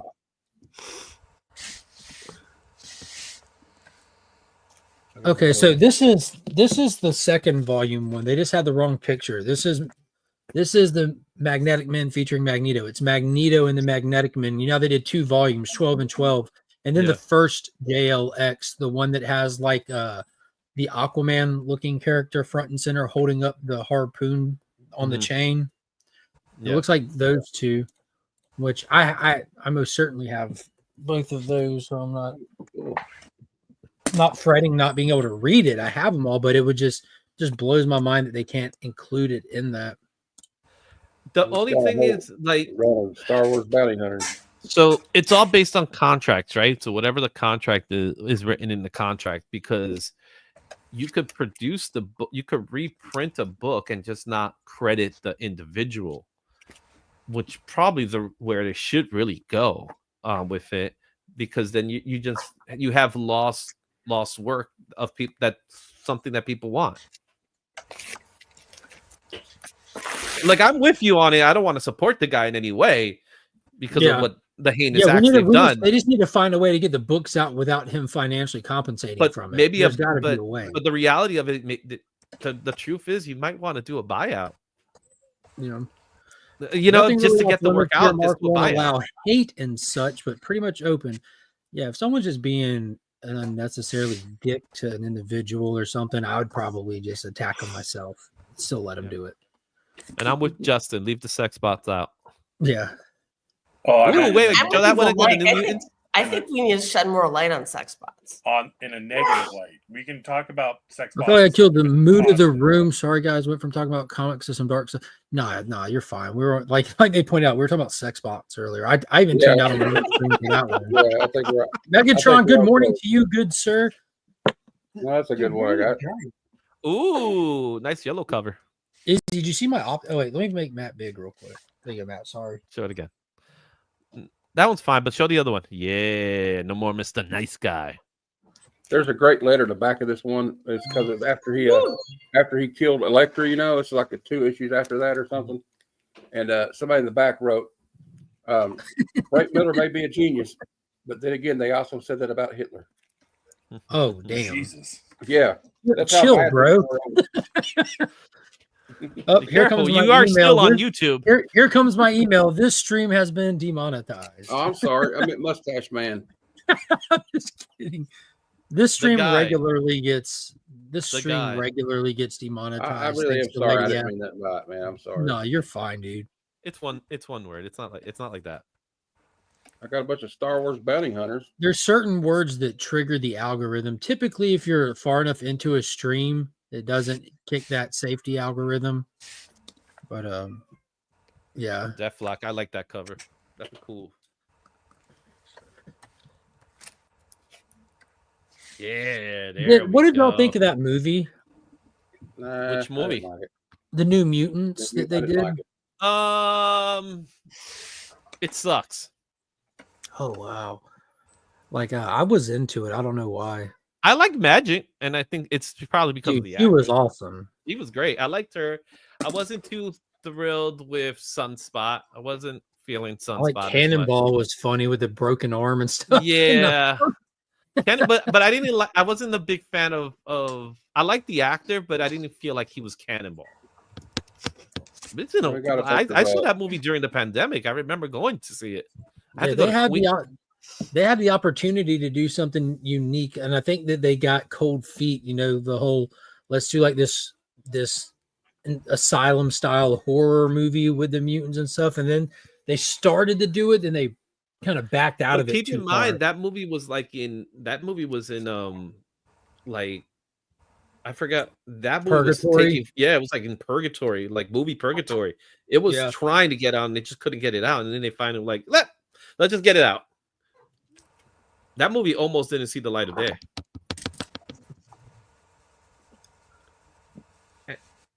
Saw it in the theater bubble. KBDM enjoyed it. I had to go to Connecticut to see that movie. How far of a drive was that? 45 minutes.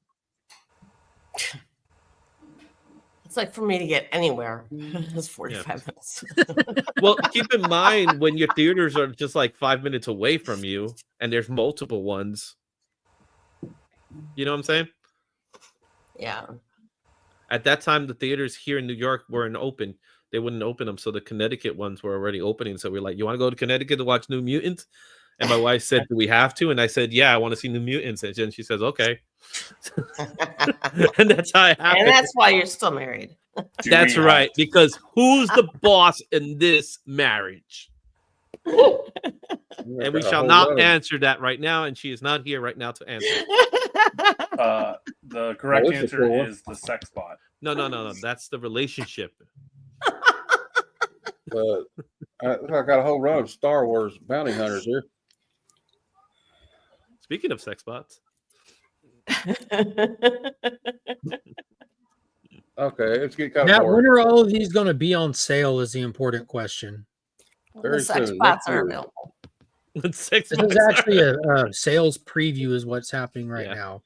Matt Mhm. Matt hosts and runs a lot of Ooh, really that's a nice affordable one. claim sales. $2 or $3, most of them, and sometimes $1. I'll have one. I'm not going to do another one until the beginning of next year, since it's the holidays, but it'll be very soon. I like these. Oh, I got like that's, the put that one Carolina- back up. Put that last. Yeah, let me see. Yeah. Looks like Who did the Terminator. who did the art of that one? That's great.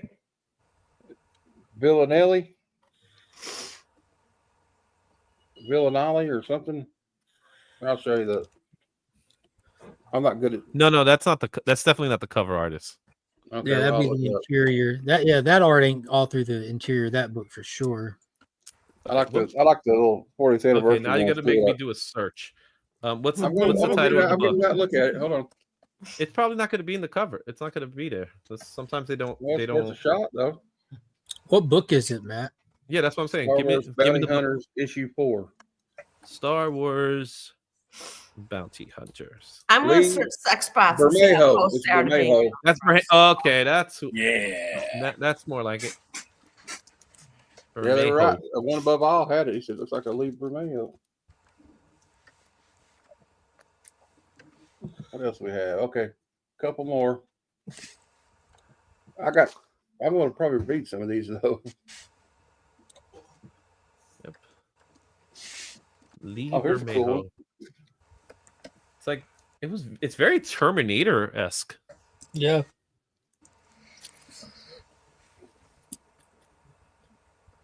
I think I got. Yeah, I that think was it's not all of them. Jang. Oh no, we got a couple more. I could identify a Jang through the sparks. He likes to run sparks. I can identify him through the smell blindfolded. So what? Mm. What? So what? It's okay. You know what Jang smells like. Okay, that's I think that's too close of a fan, but That's weird, but it is what it is. yeah. Oh, there's a Mandalorian. Oh, the writer of the book is Ethan Stacks. Yep. He's the guy who did Old Man Hawkeye, the Aquaman movie one shot. Stacks, He's exactly. currently doing the Django series. Or is it the Django's? And my friend threw these in The for D free. is silent. The D is silent. That's right. I did. You'll notice I did not finish that. I'm not familiar with this Whoa. series. Is it any good? I don't. Probably not. But Didn't read it either. my friend threw these in for free. He said he had a note in there. He said these are free of charge. So for the Civil War II era, it looks like. You look like Knuckles. It's almost 10:30. Wow. Well, I know what I want for Christmas now. And Oh, what would that be? say Well, I've learned the price of sex bots are between $3,500 and $20,000. You see, so- you missed the Black Friday deal. Damn it. And I was interested to know if they can have conversations and But they if- react to touch and they can talk and move their heads. no. Wait a minute. If I wanted a sex bot that could talk, Yes. Okay, I think I'm done. I think I I have think all. they don't mind duct tape over their mouth. I think that's a thing, you know. Oh, that's just wrong. They just have a bumper sticker that says "Silence is golden" and duct tape is silver. Now this thing is going to get demonetized. I'll tell you that much. Discrimination against sex bots. Yeah, this is egregious error will not stand. Don't see it, so it's up to you. Equal rights for each sex bot.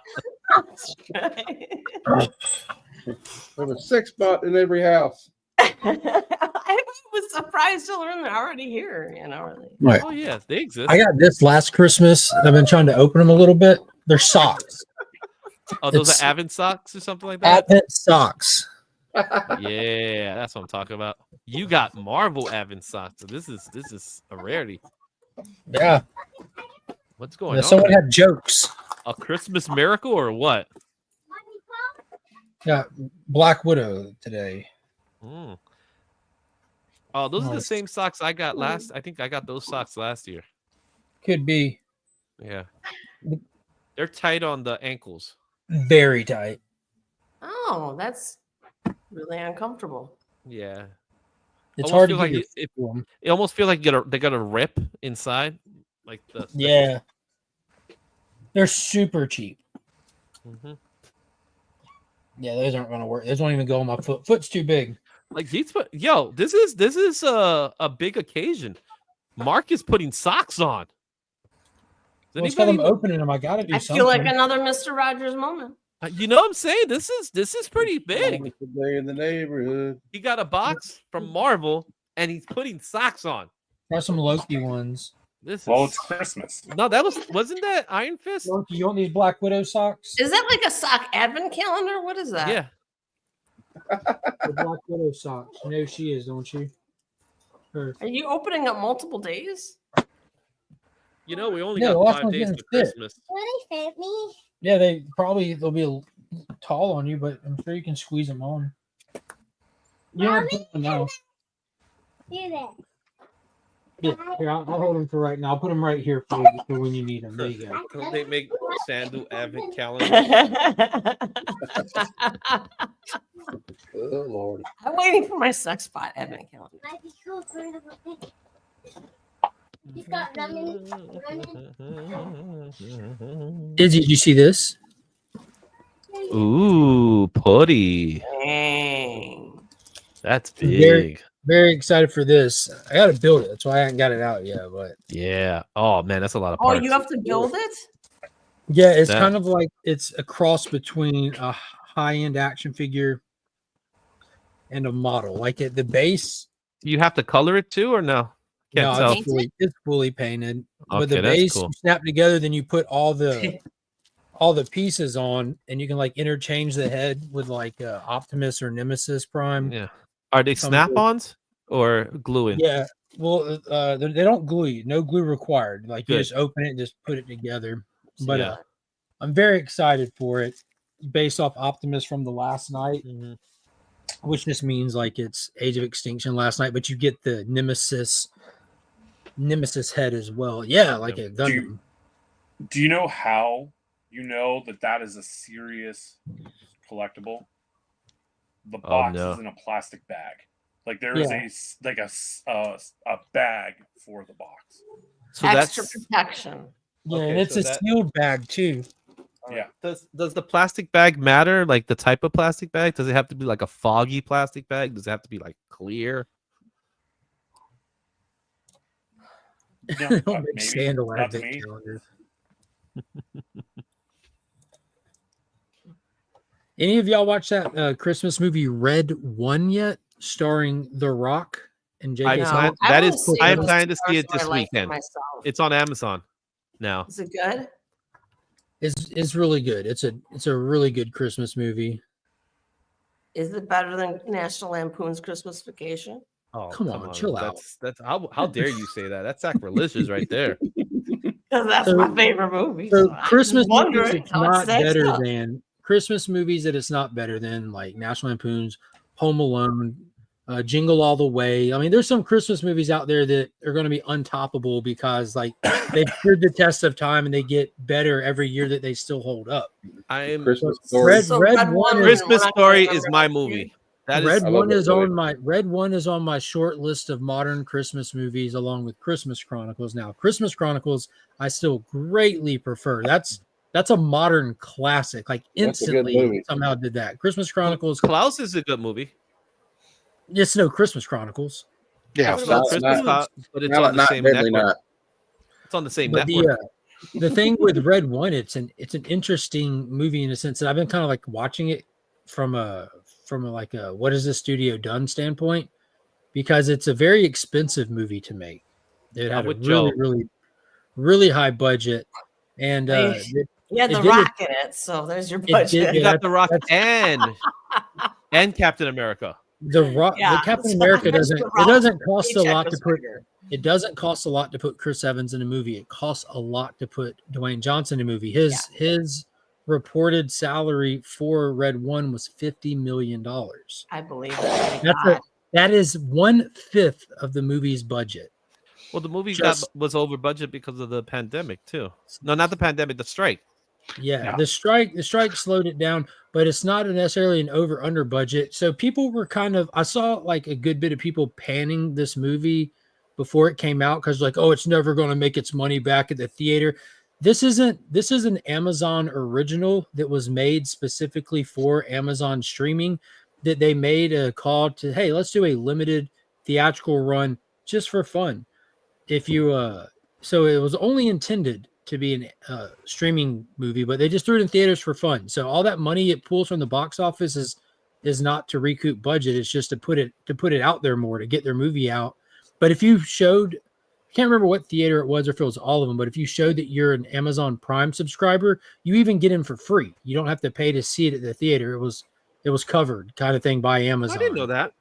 Yeah. So not only all that, as of yesterday, Red One pulled in a record 50 million global viewers over its debut weekend, making it the most ever viewed for Amazon MGM studio movie.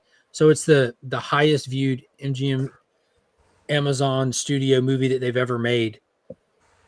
So I think it served it. I think it served its purpose. I think it's a success. It's a success. Is it available on streaming? Yeah, they made sure that they put it on Amazon last week so that people would have it at home to be able to watch for Christmas. That was its whole goal, was to make this Christmas movie and release it on the streaming service for Christmas. So they put it in theaters just a little bit ahead of time, so you can go watch it there if you want it as well. But we've watched it twice already. It's delightful. Okay, but yeah, it's no Christmas Chronicles though. Got it. No. I have a question for everyone.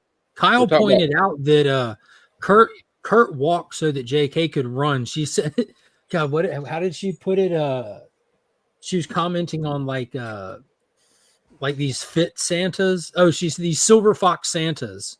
Because JK in the movie's like weightlifting with the Rock and like fit, and they kind of pull the Kurt Russell kind of like jumping and parkouring on roofs and stuff, but they add their own little original flair to how he does it as well. He doesn't do like the turning into sparkle mist down the chimney. He's like rappelling and stuff, and it's pretty fun.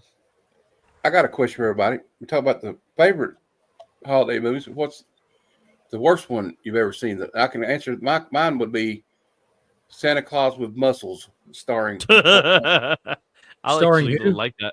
Hulk Hogan. He did a Santa movie? Yeah, Izzy might come for you on with that. a young Mila Kunis was in it too. When she was Mila Kunis was like 10 or 11 years old. Any Home Alone that's after 2. Yeah, I'm with Izzy on that. Yeah, they're all bad. Even the one with Scarlett Johansson. I just Googled terrible Christmas movies. You know what the first one that popped up was? Home Alone.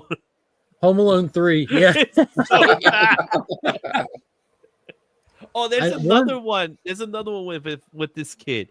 Remember the kid that he was really popular for a while from Home Improvement? Jonathan Taylor Thomas. Yeah. He has one. Yeah, he's at the fourth one. It's called I'll Be Home for Christmas. Yes. That's pretty bad. Also, Santa Claus 3 is not that great. Oh, sure. I come back after you were crying that I left, and now you leave, and I see how it is. Her delivery of a sex box is on its way. So underrated Christmas movie that I absolutely love. Have y'all seen? Was it called Love Actually? I've seen Love Actually. Yeah, that's a really featuring Barry Mordo's in that movie. Scrooge is good. Bill Nye is hilarious. It's got Rick from The Walking Dead in it. Spirited, the movie with Ryan Reynolds and Will Ferrell that came out last year, that's pretty good. That's a fun movie. I saw one that took place in London. It was like a romantic comedy one. But like this girl had like heart surgery. She had to have a heart transplant, and she like befriends this young guy, and come to find out he's a ghost, and he was just like coming to. He had been the one that he had died, and they used his heart to donate to her because she was needed a heart transplant. Oh, that's terrible. He just came back to The make Christmas sure she was all right. Oh, Mark, I like the way you It was maintain pretty a good, though. minimum of one female ratio here on the show. Because was I'm a awesome. feminist. Yeah. One leaves, you bring one back in. Uterus per panel only. Minimum. Can't No, it's a reach minimum. capacity. We It's can a have more minimum. than one, but it's We a got minimum. our quota. Yeah. Caroline established a long time ago that I'm the biggest feminist in the community. So and this is just proof to the positive. All this man does is lobby for the ladies. Lady lobby. Lady lobby. He is a beacon for women first, and I really respect that about Mark. Thank you. Unlike JB. Hey, as of yesterday, Dune is greenlit for a season 2. What a Let's surprise! talk about how the James Gunn Superman Superman trailer made me want to see a DC film. Rob would love to talk about how a James Gunn Let's trailer speculate all the scenes now once again. No speculation. We're going to sit this conversation out, but we No. do want to hear your thoughts on it. Yeah. I am interested. I want to see it. That's all I can say. What excited me the most? That is actually the exact shot that caused me much emotional. Yeah, there you go. No, Krypto Scene Man. When I saw that, I was like, this guy's taking a comic view. This guy's going, and when I saw the spread of villains, I was like, oh my God, are we going to make it a more comic feeling comic movie? I don't know, but I'm interested because here's what I'll say about James Gunn. He can take the absurd and the fantastical, which I think Krypto, a dog coming to save you, is a little bit absurd and fantastic. But he can take the absurd and fantastical and make it really good. And that's exactly what he did with Guardians of the Galaxy. Yeah. So I don't think that he is above. Well, I think he can. I'm interested. I'll watch it. Let's just say that. If he can make me cry over a CGI raccoon, he can do anything. I did not watch GOTG 3 specifically because I cannot watch animals get hurt, even fucking animated. Oh yeah, there are some rough scenes there. It was bad. Yeah, it was. Can't do it. I'm a puss. Now, what is your thoughts on how like the common thing that countless people have said for years now is too many characters. No! Why is Batman and Wonder Woman both in this? And Batman, Wonder Woman, Superman, it's too many characters. I think that's how you need to start. Why do we do Black Adam and why does he have we have Hawkman and Cyclone and Dr. Fate and you didn't have time to I'm just talking about the narrative, not you per se. This is an undeniable narrative. I don't like that narrative.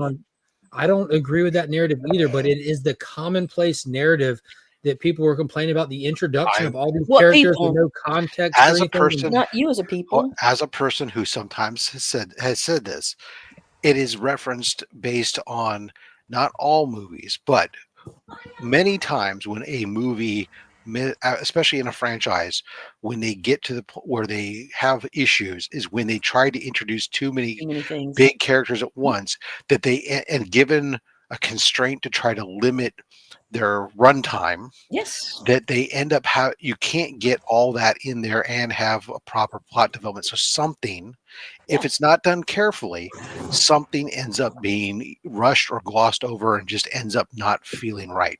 It can be done. There are movies that have done it well, and there are a lot of movies that haven't done it well. So it's just more of a cautionary, man, I really hope that they do this well. Holy shit. This is from oh, look at Alex Ross. Good timing. That old comic smell. Thank you, buddy. He sent me that old comic smell. He sent me a massive package and he's like, have you opened it? I'm like, no, is it a possum body? So it was this. That is Alex awesome. Ross. I'm currently editing my Alex Ross video right now to be debuted today. So thank you for showing that. Thank you. Look at here. We're not watching it, Izzy, because it's not Mike Zeck. Oh, Move cool. on, bro. Well, if you want Mike Zeck, you better get those votes in. We're not I'm voting. just saying, because you got to get we're not those votes in. interacting with your channel He's until- not winning right now. He is not until winning. we see Mike Zeck, we Because can't you put interact George with your Floyd and channel. John Byrne up against him. Well, I told you I wasn't gonna make it easy for you guys. You want Mike Zeck? You gotta tell me you want Mike You want Zeck. the burn? You got to feel give the. us Mike Zeck. Right now we got Perez and Byrne that's currently winning. Look at that! Look at that comic right there. There you go, some Spideys. Ooh, look Is at that that! Michael You made it hard Jackson? for me to vote too, because George Perez is one of my other favorites. Yeah. No, it's gonna say Right now we got a That's two-way what tie. voted Right Zeck. now, it's a two-way tie. on. 61 votes in. Everybody in the chat, go to Izzy's page, go to the community section, and vote for Mike Zeck, please. Yeah, I would put it in the chat here, but I don't think I got a wrench. I'm boycotting you until we get a Mike Zeck something from you. Sorry. You'll get a Mike Zeck sooner or later. I like that one right there. Hurt. Yeah, this is some of the 220s in Thor. Some of the best stories. Absolutely agree. The 220s. Wee! I got Walter Simonson in there too. He's not getting as much love What though. number is that one, Lady Ed? 36. Oh, cool. Suck my dicks. No, I'm just kidding. Wow.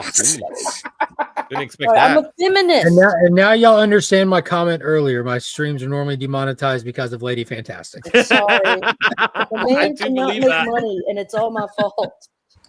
There is No, some it's truth to fine. that. It is absolutely fine. I am so sorry. But we Yeah. love Lady F. I already Absolutely. screwed up and mentioned the mustache man from Germany. Oh wow! Look at this. He says, Oh, Turok we got one. some Turok. and this is what he says. He says, "Please sign your YouTube IG name and pass it on. Whoever has this at the end of 2025, contact that old comic smell on IG, and I'll pay to have it mailed back. Let's see how Oh, many cool. SIGs this can get." All right, I dare. won one Whoa, like whoa, that whoa! three I didn't even look up who sent that to you. that old comic smell. So Read the note he- again. TOK. Let me type in. We call them talks, but it's I heard that it. That old comic smell. comic smell. What does he These want are- to do? Just sign the book. And So pass what he it on? says is he says, please sign your YouTube IG name and pass this on. Whoever has it at the end of 2025, contact him and he'll pay to have it mailed back. And let's see how many SIGs we can get. At the end of 2025. Yeah, so a year. We got a Nice. year. I'm As gonna a probably cover Turok it with- enthusiast, I would love to sign that book. I will get it to you, but I'm Hey. probably gonna draw a massive piece on Turok's. I want to be Jim Dong. part of it. I want to Lady, do a Lady Ed, yeah. you know, the guy that does Do a the remark on it. West Coast, the West Coast Avengers guy YouTube Yeah, go channel. back to him.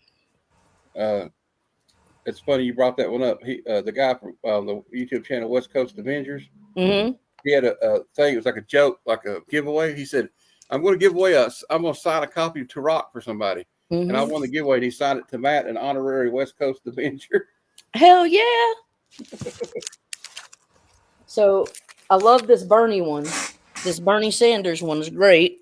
Can add that Yeah, to my There's an collection. AOC one too. I don't know why, but I feel like that Yeah, book is got it. asking me for my donation. Well, no, it's asking you to it's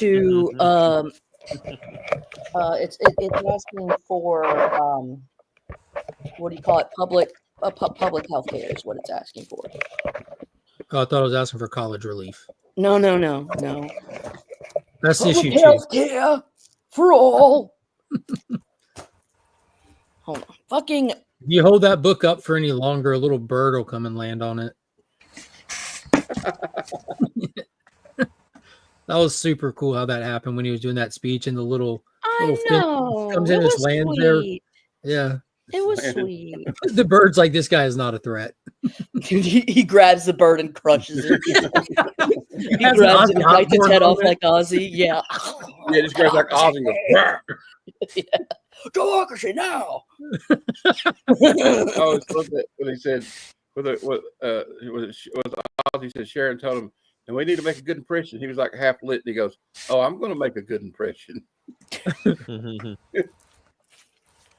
Oh man, that's awesome.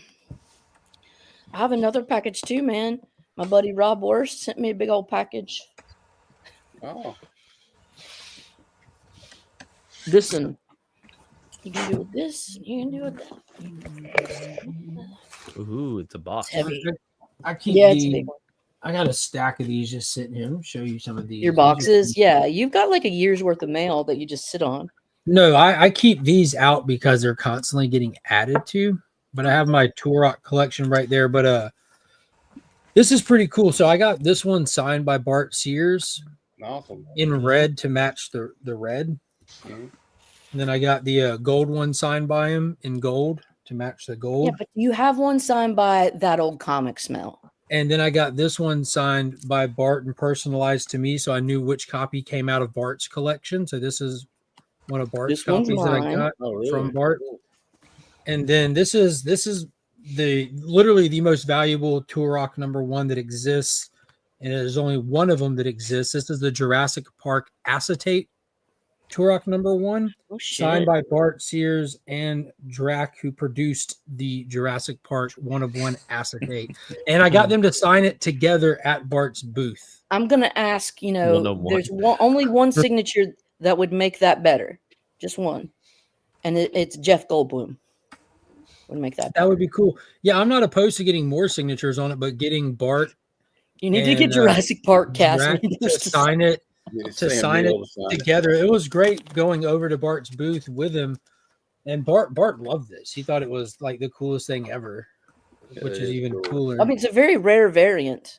It's a 1/1. It doesn't get more rare. The only thing rare would be if it didn't exist. Yeah, Mhm. but you know, thank God Drac was there to serialize it in blood. Mm-hmm. Check out that back. In Drac, we entrust. Mm-hmm. Mm. In Drac we trust. In Drac, we entrust. That's Okay. important. The entrust part. Yeah. Well, yeah. And that's just those are just the signed ones. The other, I've got these are all Turok ones. Dang. I don't know if you have enough, and I would venture to say that Southern Comic Geek might laugh in your face. Because These are I, all Turok ones. Man, Look I at think all he's- that. he may be in the 200s at this point. Mark can retire now. that he got Jason all is that. over 300. Jason is over 300. Jason is over 300. So I'm telling you, you I'm don't just know. happy I was part of this collection. Yep, one of these is Izzy's, or I got from Izzy. Oh, isn't it two? Didn't you get the gold one and The and gold regular? foil one. And then sitting with him, of Oh my course, is God. Magnus #12, which is the first appearance of Valiant Turok. Mhm. Give me I a think he Yeah. might show I'm up in always on the Superman. lookout for Turok #1s. minute. I'm on Might show up. StreamYard. I'll be right back. Hold on. Let me get off. All right. What up, guys? That's a lot of Turok #1s. I got a secret You think meeting he's a I got fan? made. Big Turok fan. I signed a copy of. Bots to bird killing. Yo, a lot. I sent a copy of X Force 1 to my buddy in Canada as a gag gift, and I signed it. I thought you would like this rare comic book. I removed the Deadpool card for your protection.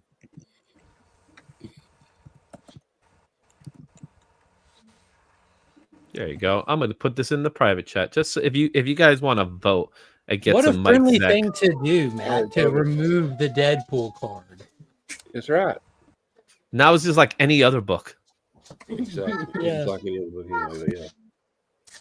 So Rob, time I how sell many one on the plane X set- Forces are in the box now? Well, there's the active giveaway bin, and then there's the reserves. So I think there's only one in the actual active pull box right now. And And then and you never check to see which card's in there. no, I don't care. Everybody click on the link. Yeah, Follow that's- that and vote for Mike Zick, please. Pretty please. I mean, it doesn't. Well, I know the Deadpool card was a thing for a short period of time. Reality is, it doesn't matter shit anymore.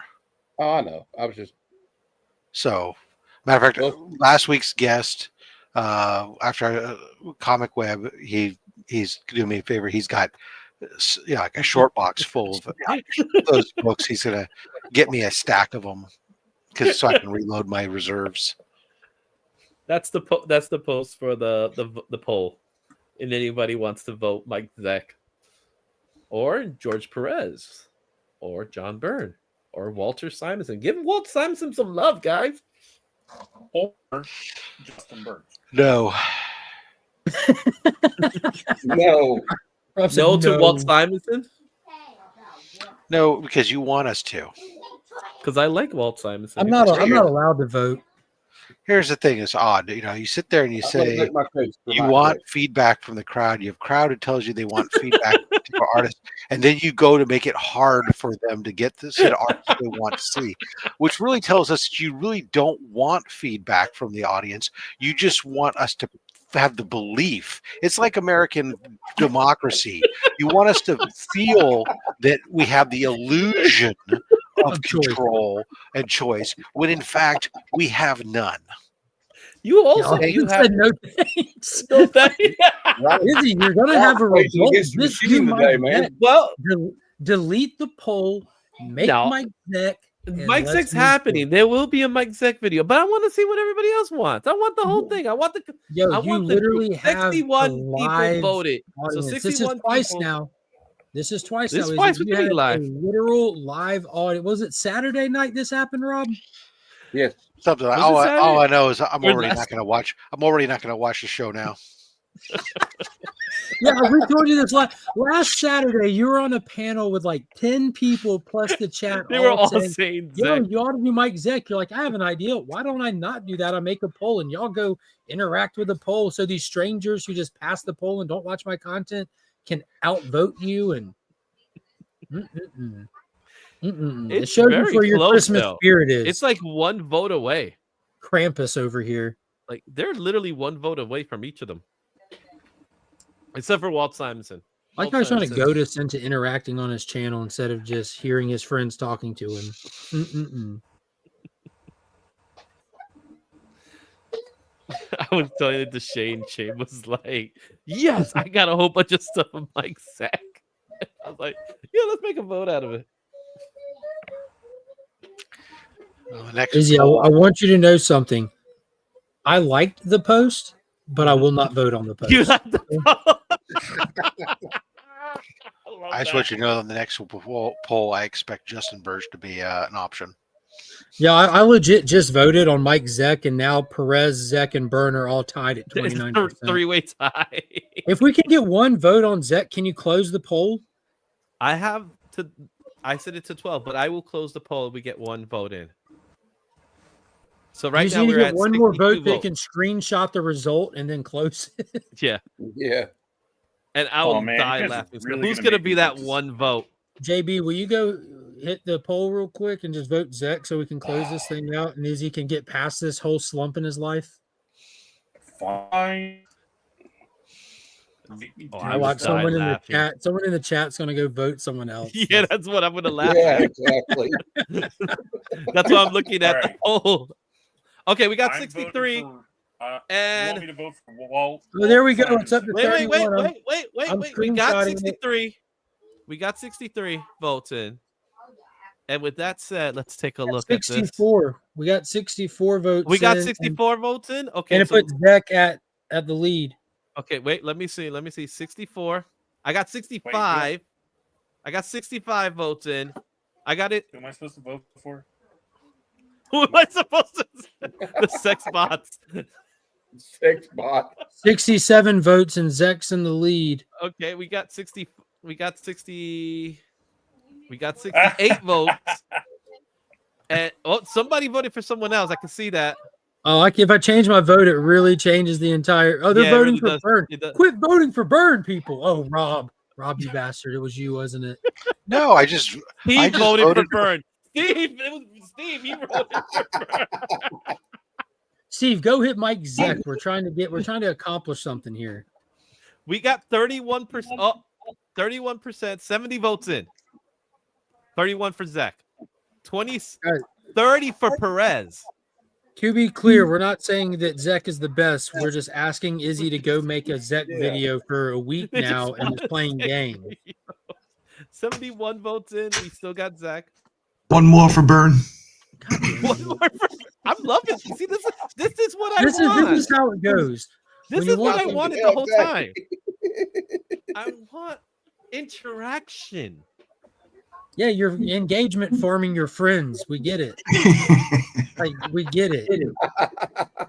Couldn't you just pay to boost this poll and see what happens naturally? Serious question. You can show the poll. No, you I'm can't. saying, No, I was you can't. wondering because, like, if you could pay to boost the poll, get like a couple thousand votes on it, and just see where they fall naturally. No, that's not a possibility. So right now we're at 71 votes in, 31% for Zach, 30 for Byrne, 28 for Perez, and 11 for Simonson. I think I'm gonna do a Walter Simonson video. Do it, dude. Do it. You got the least votes. Do it.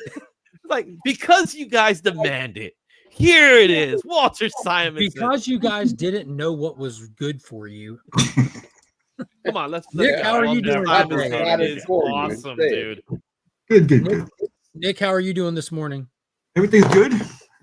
Pretty good week so far. I figured I'd hop on with some of my favorite people in this community. Well, since you're here, Rob wants to know the burning question that Rob's had for everybody who's hopped on.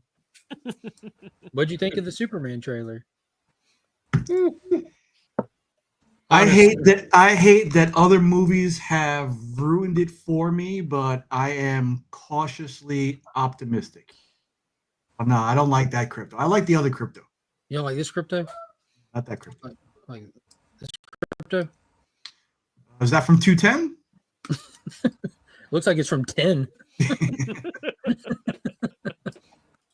Now, anything with a cute dog in it, I'm all for, but I'm just I hope he doesn't, because everybody always targets the dog when there's a good dog in the movie. Oh, you think you could? Funny you should say that, because this dog is targeting Superman. I was about to say you're talking about they got John Wick Krypto in this movie. I'm wondering, since when do dogs have opposable thumbs? They make do with what they got, man. Since they started flying and wearing capes. Exactly. Fucking hey, dude. Come on. It's not I posed the question in the Legion chat yesterday, and I kind of wondered this, but who punched Superman into the North Pole? Who's got that kind of power set? Is it going to be Bizarro? Is it going to be Ultraman or other? It was Krypto. It was Krypto. I said, take me out. Fetch this bastard. I'm psyched about it, but to me, it kind of reminded me a lot of like the Flash trailer. The Flash trailer had me very hyped. It was the Flash trailer to me, it had me hyped, but I wasn't excited in that way. Like, I was excited to see the movie because I love Flash. He's one of my favorite characters, but I knew I wasn't overall excited for it. I'm actually generally excited for this movie. Well, what's the difference then? The difference is I want this movie to be successful, where with Flash I wasn't crazy about it being successful or not. Your desire is what's driving this whole thing. Yeah. So I'm happy for Superman getting all the love. He deserves it. I mean, the nitpicks that I had were only minor nitpicks. Lost connection for a minute. Nick's Picks in Comics. That's the new show. Nick picking. Nick's nitpicks. So different than the Nick's Netflix. But I mean, it really has no bearing on the movie. I just want a good movie. That's what I want. Like, I just wondered, and this is weird coming from a bald guy, but why the use of dark hair dye on Superman? It was jet black hair. They want you and I to feel bad about ourselves. It looked unnatural. You didn't like the Tony Khan hair? No, it's not. The hair was different enough, and I think this is great that they finally addressed this. Now, between his Clark and Superman persona, you really there really is a difference. Mm-hmm. I mean, the guy is 6'4". Yeah, he's a big dude. Yeah, I mean, he looks. I mean, just him as Clark walking through the streets. You see how he towers over everybody. And I mean, that alone is going to single him out. But I think he looked different enough between Clark and Superman. And I think that's really the first time that's ever been done. Because otherwise, you slap a pair of glasses on Christopher Reeve and you give a little curl here. Didn't Henry Cavill's version, Clark wasn't even a character, really? You know what I mean? It was like it was the same guy. He was playing the same guy. There wasn't no distinction between the two. Yeah, and I think the difference about that movie. Right, the Cavill Superman is like you really couldn't tell he wanted to be Superman. Yeah, he was always it felt iffy to me about it. But, I don't know. Psyched, but then again, I'm not because I don't want to be disappointed. Up, we're tied. We're tied. 72 votes in. Now we're tied. This once again goes to prove that Izzy doesn't want to do this because not again. It's going down my line of you asked us, we told you, you then made it difficult. you then said if I got one more vote, I'll go ahead and close the poll. I did close. I can't close this poll. There's no way to close a poll in YouTube. So I'm just looking at it now. Sure, you can just delete it. That's not closing a poll. It makes it unavailable. Can someone please just take a dump in the pool so it'll be closed?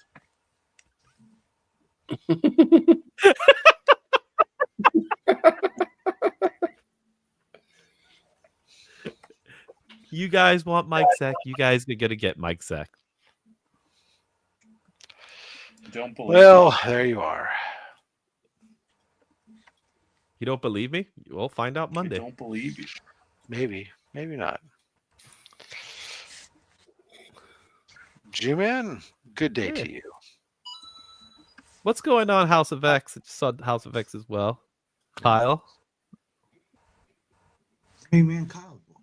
Mm-hmm. You know what I do want? I want 2 boxes to sell today. That's what I want. I got 2 mystery boxes. Last 2. I made sure to share it on. Thank you. I really appreciate that. I got 2 more left to go.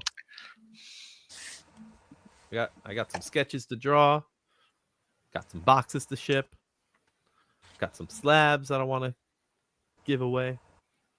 That's what I want. How much are they? Is he 60? $60 ship. And they come with a sketch as well? Is that what They're going to come with a sketch. Every box is going to come with a sketch.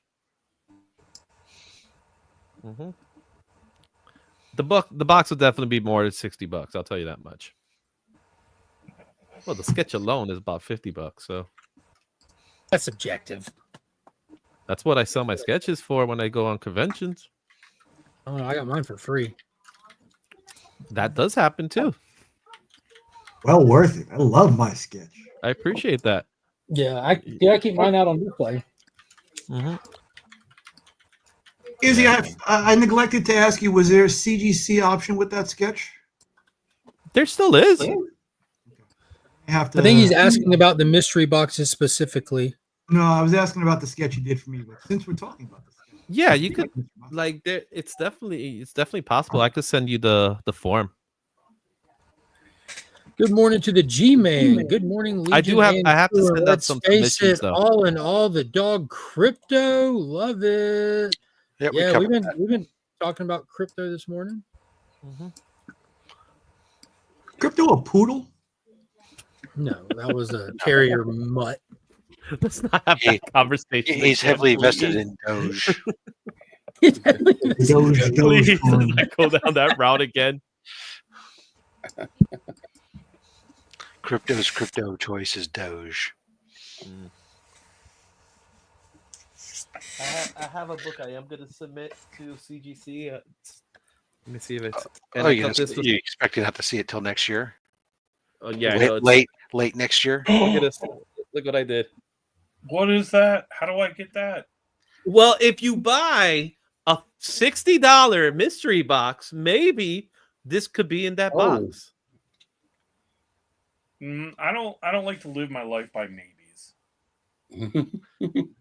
If you buy a $60 mystery box, there's a good chance. What if he just gave you $60 and only wanted that? That's also a possibility. And you'll get a mystery box to include with that. And you could get and yeah, so I got that one. I got this one. If you really want it, Justin, just let me know. I also got like Batman in there. That I might throw this one in the box. Got some more that I'm working on. Here's one, you Spawny fans. I did a little fun there with some gunslinger. Played around with it some more. Yeah. What do you use? What kind of markers do you use? For these, it's a mixed brand. So there's markers, a little bit of pencils as well. Okay. Like white pencils, I'll utilize. Obviously, alcohol markers for the most part for the colors, and then inks. Cool. Yeah. Izzy, can I ask behind you? And I don't know if you've ever shown them.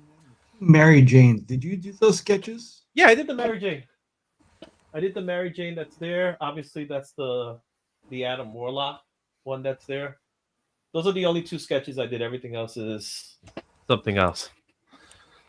So, but the Mary Jane, this one right on top, that was me. And the other one is that a regular cover or was that a sketch done by someone else? Which one? It kind of looks like Art Adams a little bit. Right? It is Art Adams. This one here? Yeah. Yeah, that's Art Adams with a remark. I'll bring it down. Let me bring it down. Give me a sec. Just really want to see Izzy's book.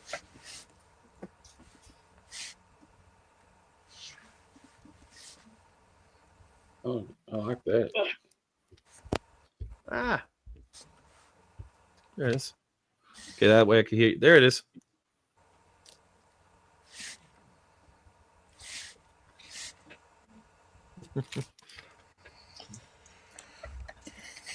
Thank you, sir.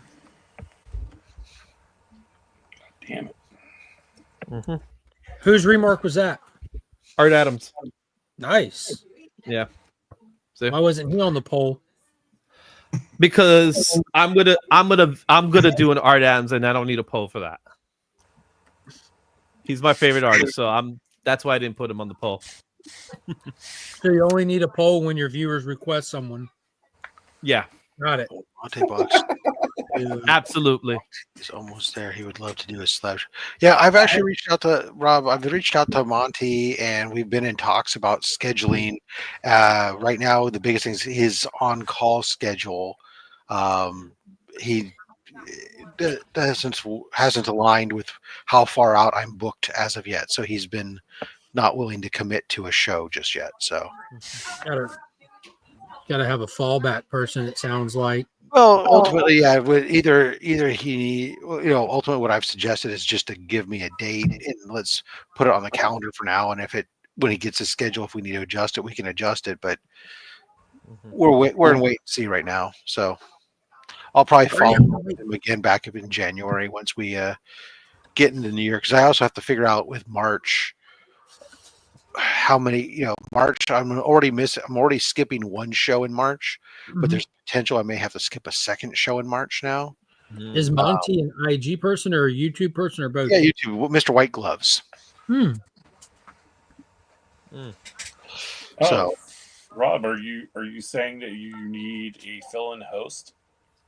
I'd no. be happy to audition. Apparently, while we have a fill-in backup host, Chris so far has never chosen to host the show without me, and that's fine. Wouldn't you need access to your channel in some way to do that? He does. He has full admin access. Yeah. Mm-hmm. Even Mark but I'm gonna go does as well. Actually, it's like. But got access to a lot of channels, believe it or not. Yeah. So I just have this. I believe it. I got the last weekend of March. I'm taking off because I'm going to WinterCon. But the first weekend in March, I might have to take off because I have or reschedule or do the first time ever do a show at a different time than my normal time, simply because I have a commitment that I'm supposed to go attend for the Sons of American Revolution. So You reenact the Boston Tea Party. no, actually, it's an event trying to. I'm the chairman for the Eagle Scout Recognition Committee, and there's an event to try to promote it to various scout leaders. The fact that it's there, that we're trying to not only give away free certificates recognizing their scouts' achievements, but also we have a scholarship that we give away free money, and trying to get out that message to the scout leaders that this exists, so that way they encourage us stuff. So yeah, I sign up for free money. Yeah, exactly. I know he's not had a lot of slabs, but he said he's cool. He said he's there, and yeah, he's definitely mostly a raw guy. But yeah, when you have a collection the size of Monte's, eventually you accidentally accumulate 20-something slabs. Mm. Unlike Nick. Okay.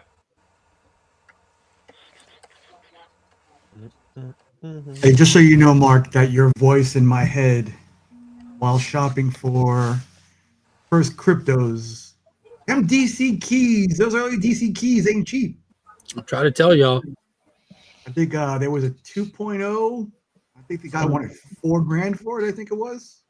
And that's a Silver Age book. That's not even an early DC key. It's not. It's an older one, but it. Yeah, I think that a lot of newer collectors that got into comic books via the MCU doorway are going to be shocked as they start getting excited for DC stuff. I mean, everyone assumes Superman is unobtainium, like nothing new there. Wait till you look for filler issues for just early Golden Age characters, and wait till you find out how many characters been around since the Golden Age. Like the vast majority of everyone that people care about from DC Comics predate Marvel, period. And to see on your Instagram, first Guy Gardner, first Metamorpho. Hey man, I put it in the chat yesterday. The amount of people messaging me, or I saw people asking questions, wondering what this and that. It felt like the early days of the MCU again, when most everybody didn't know exactly what they were looking at, kind of thing. Because superheroes have, in my opinion, have been cool forever, but it hasn't been all the stuff has not been household like it is now. Now it's super household, and a lot of people. Like when I hear someone say, I was talking to the Comic Vikings stepson, he's like 18. You rode up with Alan to ABX last week. And he's like, I don't really know about comic books. And I'm like, yes, you do. He's like, no, I don't. And I just started asking him questions. And he knew the answer to everything. I'm like, dude, everyone knows about this stuff now. It's household knowledge. But as people start exploring DC Comics and looking into picking up stuff they're in, a Supergirl movie's coming. Let me check that out. Nah, bro. you better go start cutting lawns, get a side gig. Oh, who's this villain? What's this Bizarro? Nah, bro. Go get your weight up. It's crazy. And again, that's Silver Age stuff. I asked the question earlier. Who punched Superman? In the trailer? In the trailer. Who knocked him on his ass up into the North Pole? Who was it? I think it's Ultraman. I think Lex sends Ultraman. This is just speculation. I think Lex sends Ultraman to the fortress to go ransack it, because we get that shot of Superman with one of the super bots like laying on the ground, broken and destroyed, and I believe that's in the fortress. So I think that there's a disturbance at the fortress via Ultraman. Do we know which actor is playing Ultraman? I'm gonna go out on a limb and say David Cornsweat. That's why that's why he has the mask on. I mean, that is a goofy question, right? I'm not trying to be mean, Nick, but no, I didn't realize. Like I always notice the difference in the costume, not in the face. Though, you know what I mean? Yeah, same character. Okay. In Ultraman's hair dye, I couldn't tell the difference between them. One has really curly hair. The other one has a curl in his top. And that's Just slick back. Yeah. Mobster style slick back. Joe Pesci. Do not buy Adventure 210 now. I just want to look. I just like to see what the prices of these things are. Yeah. Dude, I'm sitting good on I mean, there's countless DC keys I'd still love them, but I'm sitting good on so many that I'm not gonna have to worry about being affected by stuff that I want to pick up getting hit by price hikes, by hype hikes. And I love seeing the hype hikes. I love seeing people interested. I love seeing new fans come in. So let's see here. See, we have 7 months, a little less than 7 months. Oh, I love all the hype going to a book I don't want to go acquire right now. So that way I can go acquire the other books. I've said it since y'all met me. Shop where the market is not. Yep. Look where they ain't. Hit it where they ain't. Who said that? Mhm. Was that Yogiism? Yeah, but I'm pretty good. I think the only thing that I really got hit with the hype was, I think it wasn't last year. It was a year before last at Heroes, Nick. I was looking for Supergirl stuff. And I started looking for Supergirl stuff. I got the book with Superman. It has like the really long beard in front of the helicopter. It's got the first time Kara appears in comics is the ad for Action Comics Super 2 or whatever. And I got that book, and then I went to Heroes looking for some more, and I was almost got the prototype issue there, but it was just in too bad a shape. And then James Gunn made his announcement like right after that kind of. I'm like, God damn.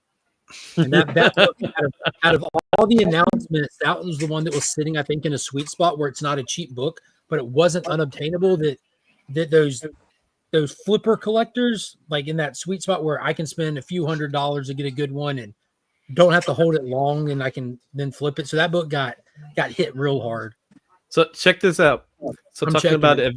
Adventures Comics. Adventure Comics 210 sold on You eBay. share at 5 stream? Yeah, I could share the shit. I could share it. This is the eBay sales. So Okay. So let's see here. They were already like that, JSS. Yeah, So you guys can see it now. So the 20th today, a 5.0 sold for almost $8,000 today. All right, but look at this. A 3.0 sold for like 35, close to 35. See, that's right there. That tells me everything I need to know. Look, that book is selling for more than the comparably graded Regular Bull 28.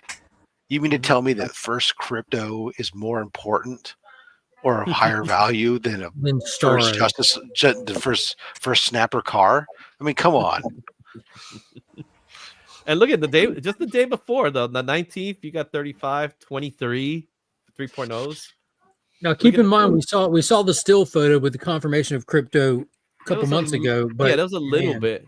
But look at this one. That did it. It put him over. This is a raw copy. It kind of looks beat up. 665. Yeah, but even at like a 1.0 this past July, it sold for $1,300. Yeah. Let's go. Woof woof. And there's no sale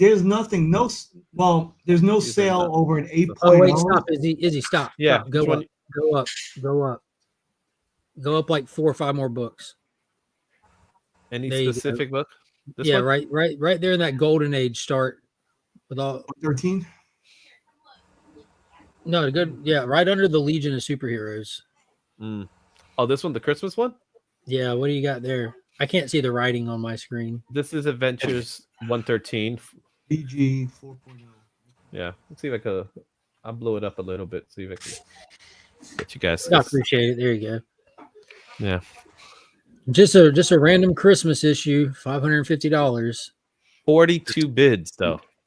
Although in 4 months it'll be a little bit less when it's not Christmas. Yeah, when all this Christmas speculation goes down again for another 11 months. And what do you got next? Adventure Comics. But this is sold on November. This is November 4th. This is before Christmas. Yeah, they have one in time for the holidays. Buy that book in March or April. It ain't going to be no cheaper. These Golden Age books do not come down. They only go up. Yeah. Go down to the Starman underneath it, Izzy. Starman issue what? Can you read the credit again? I can't. Adventures Comics 67, 1941. This is a complete 1.0 that's what they call it, a 1.0. It's kind of, I don't know if it's a 1.0. It might be. It's complete, so that's probably why they say $300. Yeah, but that price could be cheaper also. How many bids? No, it's a buy it now. It was a buy it now. Okay, so buy it now for a complete 1.0 of a filler issue of Adventure Comics, $300. It's also an 83-year-old book, though. Yeah, it's not. That's. But I'm saying this is a character that's not even around anymore. Golden Age Starman's not even around. Nothing that'll ever inflate that book or pop off that book. That's 1.5 CBCS, 247, $400. That's not bad. That's the new label too, isn't it? Yeah, that's the new label. A restored Adventure 71, $565. Esmic Spec is real. Is that a purple label, Izzy? It's purple. Yeah.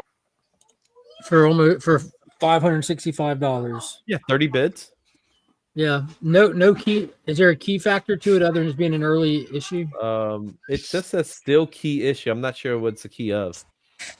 Mind reading the right side of that label, please. Well, I was trying to, but it took me to another page. I was trying to zoom in. Oh yeah, whenever you click on eBay, it opens a new window. Yeah.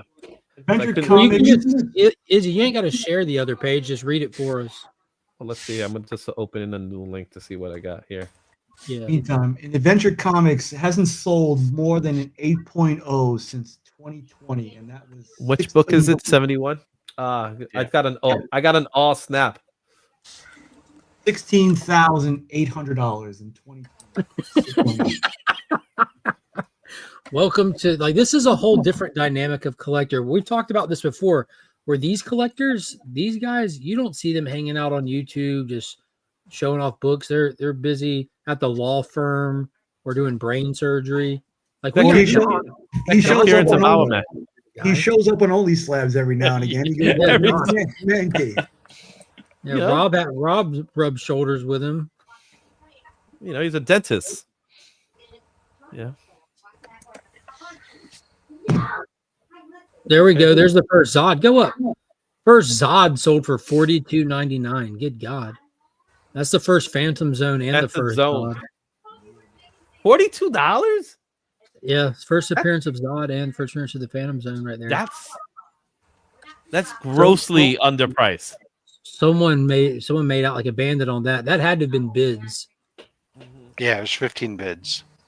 Wow. It's a little banged up, but still that's a book that I own also.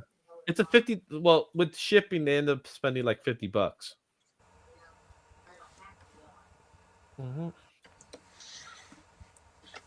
JSS Brooklyn says I made Steppo and him feel bad. I guess I don't see them. Where do you hang out live at? They're on Alan's channel a lot of times, hanging out with them. The Steppo's collection is amazing. Check this one out. I think I've seen him a couple of times. I've seen it behind him. He's been on Only Slabs once. He doesn't want to come back on anymore. What did you do to him? Nothing. He said that he was scheduled to come on and he backed out. He has had a lot of family devastated by cancer, and it's just because of the things that we do with the channel stuff. It just ends up sitting in the back of his mind, thinking about the connections and stuff, and then makes him miss his family and everything else, and so it's emotionally draining. Oh wow, that's fair. Yeah. Adventures Comics 245, $9.99. Adventures Comics 295. It says here first Bizarro cameo, first Bizarro Titano. $15.50. I feel like this is off. Well, I was still watching it. I'm gonna go back to work. Take a nap. Exciting. Take a nap. One more day and you're off, Rob? Are you gonna work the rest of the year, or are you done? I have to work the 23rd, the 26th, 27th. Yeah. most of my team is off those various days and whatnot, so I'm covering for most everybody. So that way my subordinates can have the time off with their families. I'm not going anywhere, and I'm working from home anyway. So That's Rob, awfully before nice you of go, you. Integrity 101 wants to know what you liked about the Superman trailer. It looked terrible to him. He's out. Warner Brothers Discovery will be missing out on about $1,000 from him and his friends. Everyone he knows hated it offline. what? Let me see that. What is this? Well, WBD. I know what you liked about it because he doesn't like it and his friends don't like it, and they're not giving Warner Brothers Discovery Oh, okay. approximately That's what $1,000. That must be a Okay. lot of friends to miss out on $1,000. And that's fine. I mean, I think it's a little bit. To be honest, I mean, being the guy who's not like super crazy rah, like, oh my god, ready to, everything on the trailer. I think it's also premature to completely put any kind of I'm not going to go see this. This is a pile of garbage on it based off of a single teaser trailer 7 months out. That's just me personally thinking. But for me, I don't know. I see it, and there's elements of it that I did like. The parts that tickled my fancy more because I'm not a big, huge Superman guy, but I do really like the Christopher Reeve Superman movies, the original, at least the first two. I liked some of the elements that were the planet, the Daily Planet. The way that it was composed, I liked the set design for that kind of the still aesthetics of the film. Yeah, really kind of. I liked a lot of that. The Clark Kent stuff, his look. I loved the look for Lois Lane. I thought that it was a very good contemporary uptick on that. As far as like the Krypto thing, I wish they would have done it differently. Personally, I would have cut it differently. Like that? Yeah, no. And the rest of the stuff, I mean, it's Superman and it's a superhero movie. And I'm not as well versed on all the stuff. I see there's a lot of stuff going on. I'll be interested to see it when it comes out. I'm cautiously optimistic, but I'm not but I'm not going to sit here and speculate the bejesus out of a movie that we'll do that once you leave. That's to not drive you insane again. That admittedly I'm not deeply steeped in the lore of Superman, right? So Integrity, for just for the convo's sake, drop some stuff into the chat that kind of made you feel discouraged by it. I'm a diehard Superman fan. I'm a Christopher Reeve guy. I was broken for like a week after the finale to Superman and Lois. It was probably the greatest thing I've ever seen on television. I'm a huge Snyder fan. I'm a diehard Snyder fan. I'm not a psycho like a lot of the Snyder bros are on the internet, though. They've become one of the most toxic fandoms I've ever seen that makes it hard to even be a Snyder fan publicly. But I'm cautiously optimistic with this trailer. We talked about it earlier. I wasn't a big fan of how they started the trailer with Superman like crashing and all beat up. I get we're starting Superman inside of an existing world. We're not doing an origin, but there's a lot like him jumping in front of the kid. That one shot does embody like what you want to see with a Superman shot.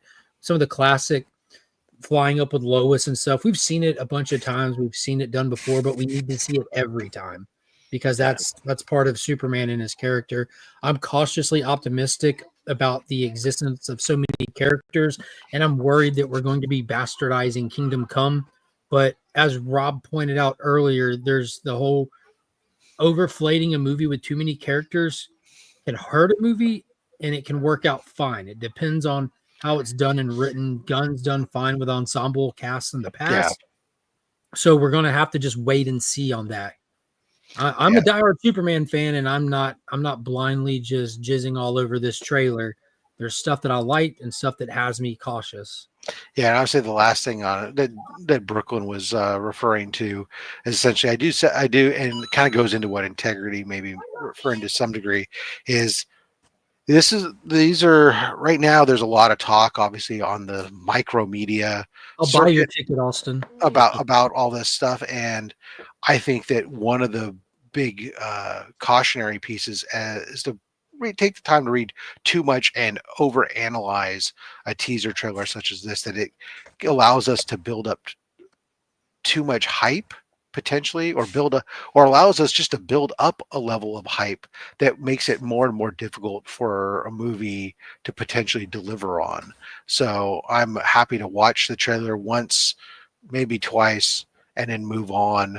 We had our little discussion day. I'm happy to move on and wait for it to come out and take a look at when it comes out. So yeah, he says I'm a diehard DC guy on film, not a comic guy. So I'm kind of a general audience guy. That's very much myself. I agree. Clark's wig looks bad. Superman's suit looks bad. The dog really turned me off too. Fair enough. Yeah. Again, I don't. For myself, I don't put too much into a teaser trailer, but yeah, everyone's gonna have their. I know that Mark even mentioned that. It's not like his first choice necessarily on a costume necessarily, but so.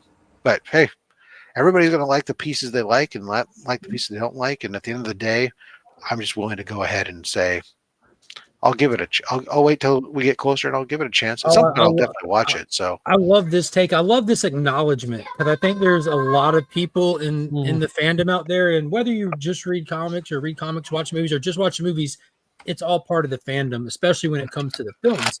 But I love the acknowledgement that I'm a DC film guy, like and a general audience guy in that way. Clark's wig looks bad. Fact. Superman's suit looks bad. It's got to grow on people, or it's not going to grow on people. It's not a traditional looking suit. To me, it's been, I don't want to say it's been MCU'd, but it's been MCU'd. Some of the tools that gun comes with are stuff that we've seen before elsewhere. So it has that. Keep in mind, he is an MCU guy. That's what I just said. He's bringing those tools. Yeah. But in that sense, like, I'm also familiar with the New 52 era, and this suit looks like it's an amalgam of numerous different aspects of Superman over the years. So if you're just like a film guy, there's going to be a lot of stuff that you have to get used to that you might not have seen before, kind of thing, that might be new to you from this, which is going to hit people differently. And when it all comes down to it really all comes down to how it plays out. Yeah, you might not pick up on the intricacies of the costume, like, oh yeah, that's the Kingdom Come S, or and the Fleischer Brothers outline, and super appreciate your opinions and respect. Definitely. And like I said, I'm with you on that too. I'm not a DC comic guy or Superman comic guy, anyways. So I'm with you 100%. But as a comic book guy too, I think also, Rob, that we hold it to a higher standard, because that we expect those comic book things in there. Well, I think we all just in today's where we've gone today with over analysis, thanks to micromedia, I think we have we have that. Izzy, Rob, so jaded. We've burned, dude. This is the most we've ever burned Rob's analyzed candle ever. Rob's not an analyzer. He's like, let's take it back to beef. Let's talk barbecue. We've talked comics for 10 minutes. We got to talk barbecue for 10 minutes. I do have to go to work. Kyle, welcome to the show. Thank you for coming to take my spot. I got to go to work. Since we're not going to see these folks all together again until next time, guys, happy holidays, Merry Christmas, Kwanzaa, Yule, all that good stuff, Festivus, right? All of them, whatever it is you celebrate or don't celebrate, have a great one. And Rob, I'll leave cookies and milk on the table for you, Rob. No, cookies and whiskey. You got to drink all the reindeer dropping. So whiskey. Our tradition is it's always chocolate chip cookies and scotch. Just to let you know, I don't have a chimney, so you might have to just figure out a way to get in. What's up, Wellbore? Krypto did kind of remind me. I'll find a way to get in, Izzy. Smoke bomb. Please. So yeah, it could just be a vibe thing, man. It could just be a vibe thing, and that's completely fair. That's okay. That it either hits you or it doesn't. It's a huge dynamic shift. This trailer felt like a huge dynamic shift from everything about it. The younger Superman, the vibrancy of it, the electric guitar everything about it. But that's what the assignment is, though, right? The assignment is to not making Zack Snyder. Yeah, well, to start a DCU, the assignment is, hey, start a DCU. That's the assignment. So, does it look different? Check. Is the suit different? Check. Is it the sound score you expected? Nope. So check. Do we have a lot of characters in here we've never seen before? Check. Is it a whole established universe and not an origin? Check. Like everything, it's on track to get the assignment right. Now it's just how will it perform, kind of thing. But I think too there are a lot of different cues that welcome the people who aren't all in for it just yet. Like the music. Everybody loves the Donner even the font choice, right? Yeah, the font was Christopher Reeve. That was 100% Richard Donner, Christopher Reeve, with a little updating on the stylized, but you know exactly what it was. Yeah, it's like this is Superman, but this ain't. We're not used to seeing Superman right off the bat having his ass handed to him. You know what I mean? So I think that's different. I think this is what the way I look at it, this is probably what Brandon Roth's Superman was supposed to be like. No, because Brandon Roth was meant to be Superman 3. Yeah, it was meant to be Superman, but going back to that kind of world where this one's gonna be like superheroes exist.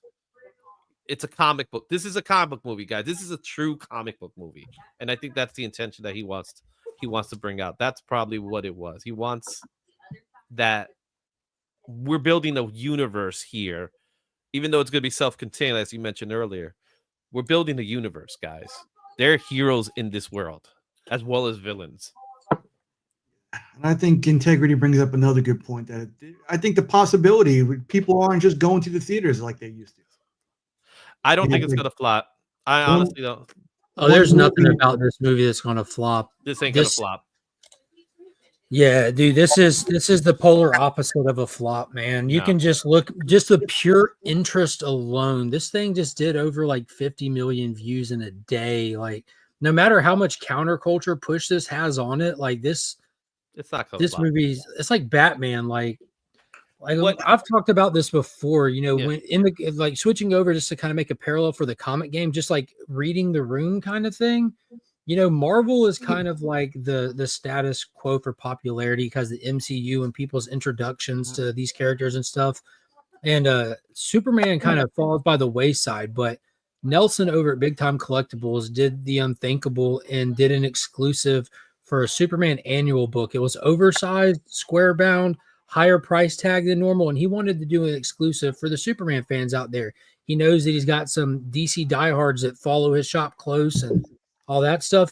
And he did this cover and it became the hottest exclusive of the year and spawned countless more. Like the Superman fandom is massive. Well, but they're not the ones that are out here. They're not the ones that are out here like chasing down Venom books and talking this or that, but this massive. So there was People Magazine years ago did the 50 biggest icons. Superman was number 2 behind Mickey Mouse.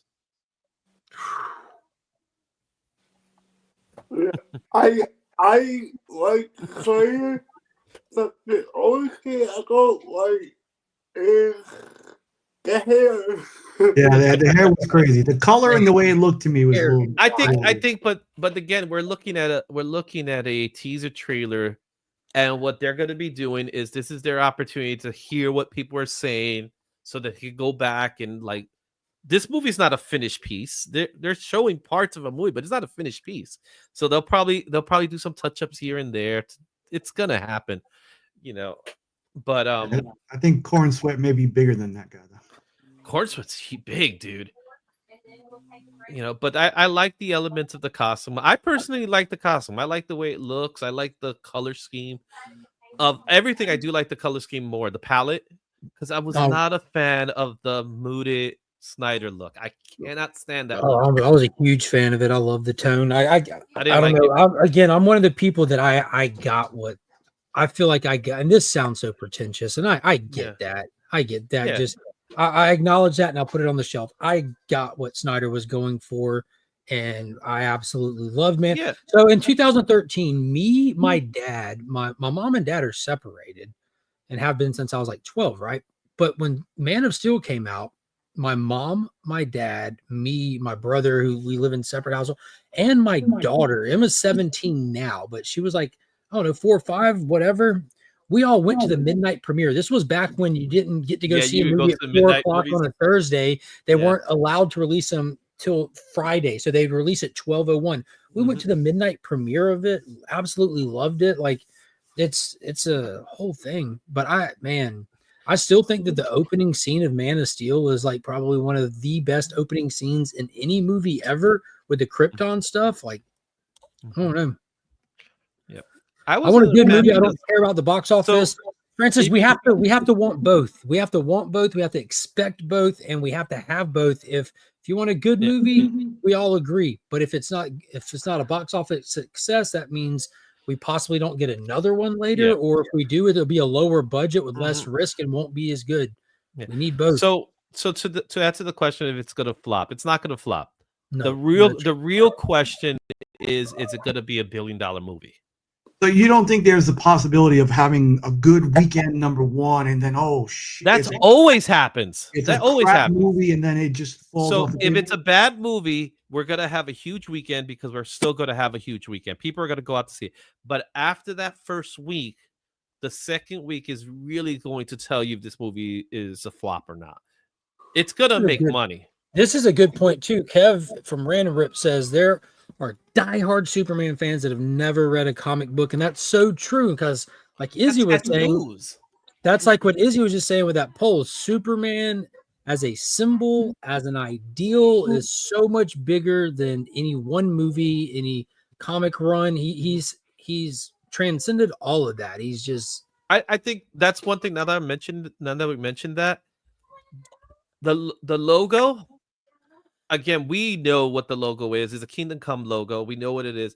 I think that's a huge risk factor because it's a new logo, and it's very different than the traditional S. Even Snyder's S was different from the original, but it had a lot of that same element of the. Yeah, it was an S though. It was an S. Yeah, it was definitely. This is not an S, and I think that might hurt it, but very minimally. Like, Says he literally doesn't know anyone will find interested, so that's fair. I showed it to my entire staff at while I was working yesterday, and these aren't comic heads, these aren't MCU heads, these are just my staff, and they were all shocked by it. They thought it looked good. They're what you would call a true general audience. They're not. It isn't a fandom of them. It's just I want to go watch a random movie kind of thing, and I think it struck for them. The general audience is not going to care what the S looks like, really. We will. Yeah. But I don't think the general audience will care. Yeah, it's kind of, but also Integrity, isn't it kind of weird to see that trailer and take your flag and plant it in the ground and say, I'm not seeing that? You don't think that's kind of odd? What if you hear it's a great movie first weekend? There's no way you're curious. Like, again, you tell us in the chat, what about that trailer made you say, I refuse to spend money on that? What hit you in such a way that you're like, there ain't no way that's worth a ticket price? Like, I didn't see anything in that trailer that should garner that reaction. I get saying, I don't know. It didn't. I said that for Madam Web. Yeah, exactly. But not for this. Yeah. It will all depend on China's reaction. Yeah. Maybe we'll have another China. You know what's funny about China? China hasn't been relevant as far as movie audience goes in the last few years since the pandemic. 775 million is easy to hit, man. Yeah. Think about this, like that third. Do y'all even the third Venom movie is done like what's it done? Is he like over like 500 million on a 120 budget? The third Venom movie that no one wanted to see. Yeah, the finale. I'll tell you what it made. It's probably like at four. I'm guessing 480 million worldwide. I knew that movie was going to be terrible going in, and I still went to go see it. Same here. I went to see it. I loved watching it. I got again, but that's bad movie. Good fun experience to watch. That's how I got to that point when I went to see Venom 2. That I said, I'm not watching the comic book version of Venom that I care for, but I want to see a fun movie. Yeah. That's how I look at that movie. I don't. You You got know the what the- box I office don't number judge for it. us? I don't judge it for comic reasons. You got the box accuracy. office number for us? So the box office number for Venom, I just got to the site. It has made worldwide. It made 475. 475 million worldwide on a 120 budget for a movie that everyone was trashing and didn't want to see. Everyone. However, domestically, it did not make a lot. It only made, and this for the whole box office, it only made 139 million. So that means internationally, that's where it made its money. Yeah. Yeah. What you want a domestic success, but at the end of the day, worldwide is what matters. That's your total. That's your total. It crossed its budget, it crossed its marketing, and then it went well into profit. So here comes Mark with his weird shit again. Exactly, Austin. It's not a flop. Venom the Last Dance. If you're stating that you're refusing to go see it because it isn't what's the difference? I don't understand the difference. Again, leave me a comment. Let us know what about that trailer made you say, no way will I spend money on that. No way will I go see that in theaters. Mm-hmm. Oh, I'm definitely gonna go see it for me. Mm-hmm. If I could go get it, I thought about it. Go.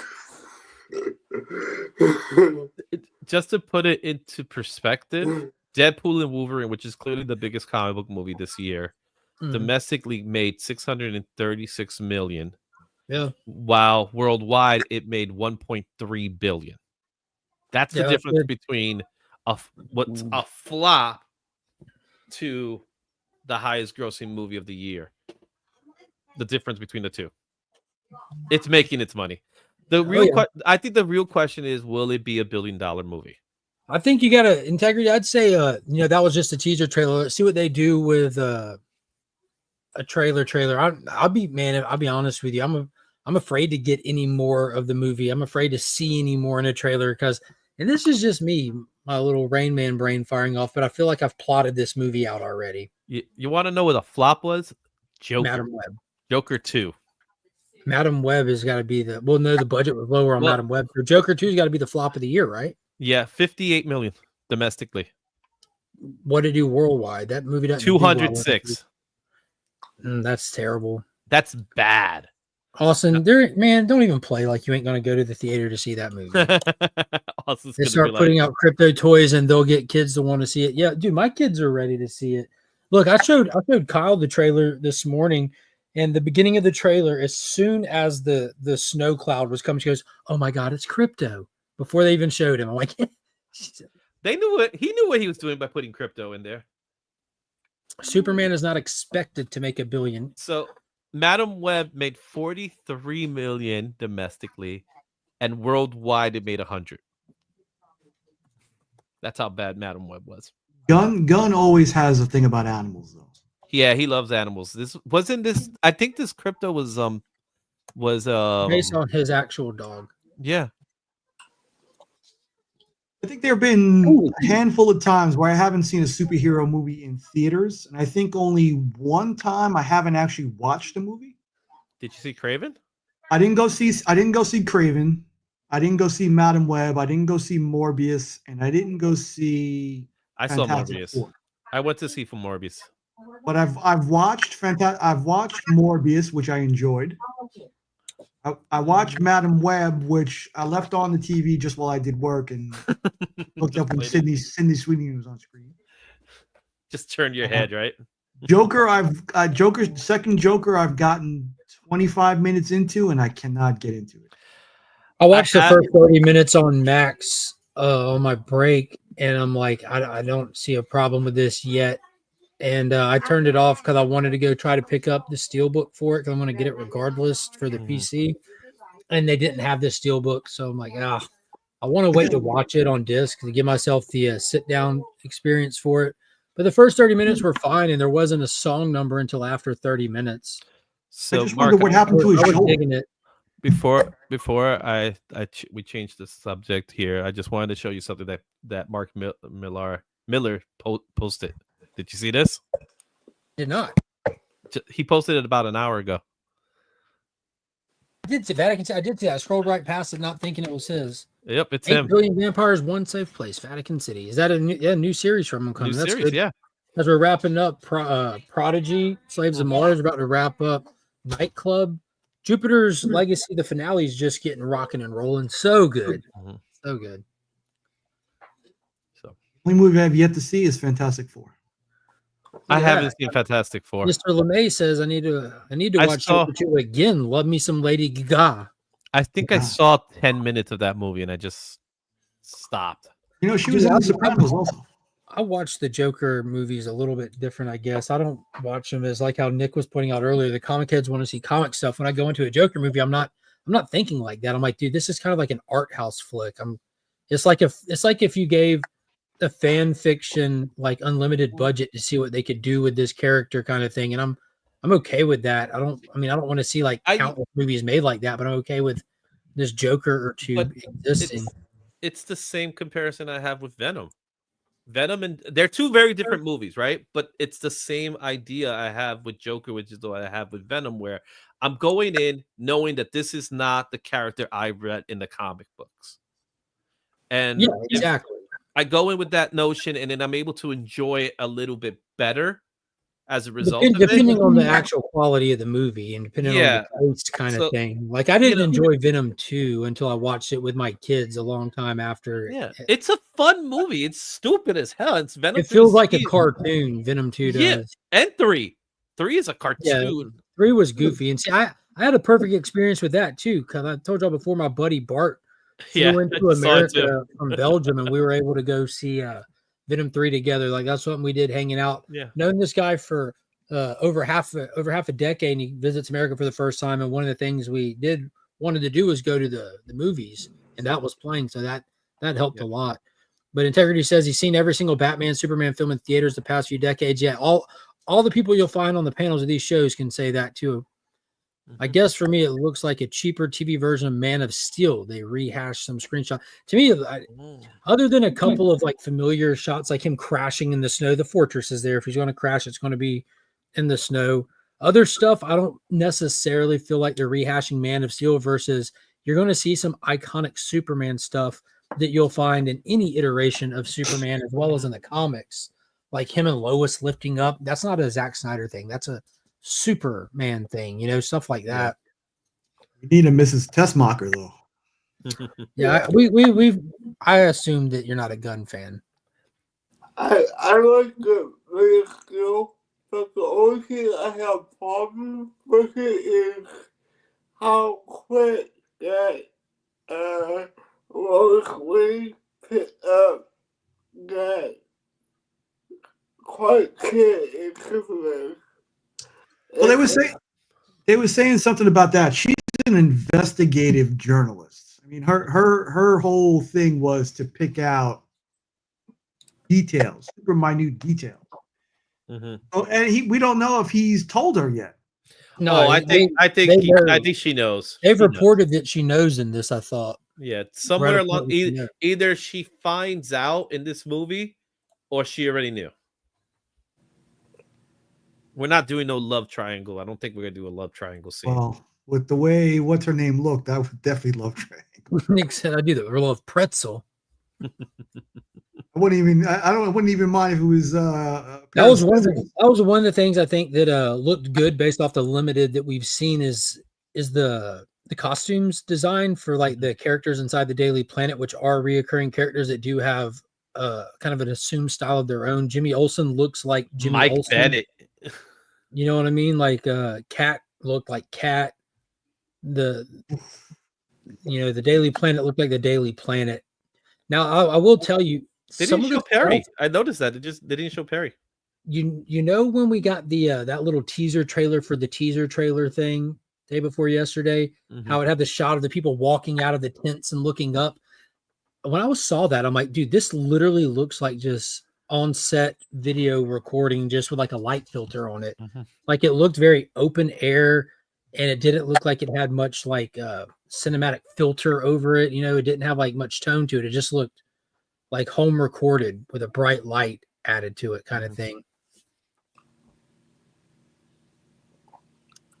I wonder if they'll address the whole newspapers as a dying media thing as well.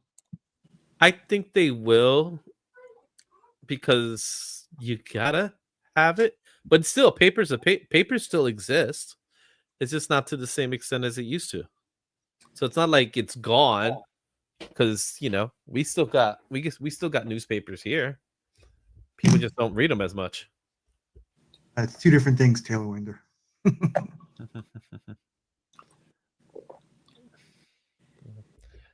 So my thing is, I'm happy for this one because I'm a big fan of the DC universe being a bright, colorful, with the exception of Gotham being that way. When I used a nice comparison in Marvel versus DC, when the Marvel characters go to the DC universe, the difference is that everybody loves the superheroes in the DC universe, and the Marvel universe, everybody hates them.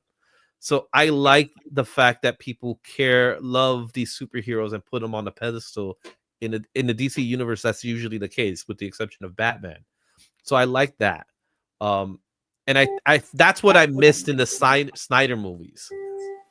What I missed in the Snyder movies is I kept on feeling like, why does he want to turn this universe into a Watchmen universe? That's what I didn't like about it. It wasn't, again, it was hard for me to get out of it because it was still trying so hard, movie after movie after movie, to be this. And I'm like, I'm not buying it. So stop it. Please stop it. Shazam kind of brought it back to light, and Wonder Woman did it to a certain extent, but I think at that point it was already over. So that's all I got to say towards the We'll all go see it. So. Yeah, definitely go see it. No, I'm curious to see what Marvel's going to do with Fantastic Four, since you did that. So that's James Gunn saying top that, not that in a friendly way. Well, did we get that this year also? Fantastic Four is supposed to come out that same week, from what I heard. Ooh. So it is scheduled. It's scheduled for July 25th. So Superman comes out before the 11th, 2 weeks before. Yeah, 2 weeks I think 2 weeks is a good. Talking about a turd? Y'all talking about Fantastic Four? I don't call it a turd. I got to see it first. Well, I don't have to see a turd first. I can smell it. Got the big old turd in the back seat. Now, am I still going to watch it and judge for myself? I think I'm the last actual comic fan around our parts that actually judges for themselves. I know everyone likes to say that. I don't believe the critics. I don't base it on a trailer. I got to see it for myself. Follow-up question: how many of y'all seen Craven? I'm looking for the new Captain America. I am too. Valentine's Day, odd movie for a date though. Yeah. But I don't know how long this was in my weird mail cycle, but it's failing on it. But if I worry about it, yeah. But let's go on it. Well, do we get anything? Got to make all the money. Do we get anything new before then? No, right? Creature Commandos is going to wrap up. Dune is going to wrap up. Is going to ride us for a little while. So that's what all. Steph will be here. Y'all ready? Deadpool Christmas. Look at, he's opening up something. Ooh. Yeah, Clayton Crane. Yeah.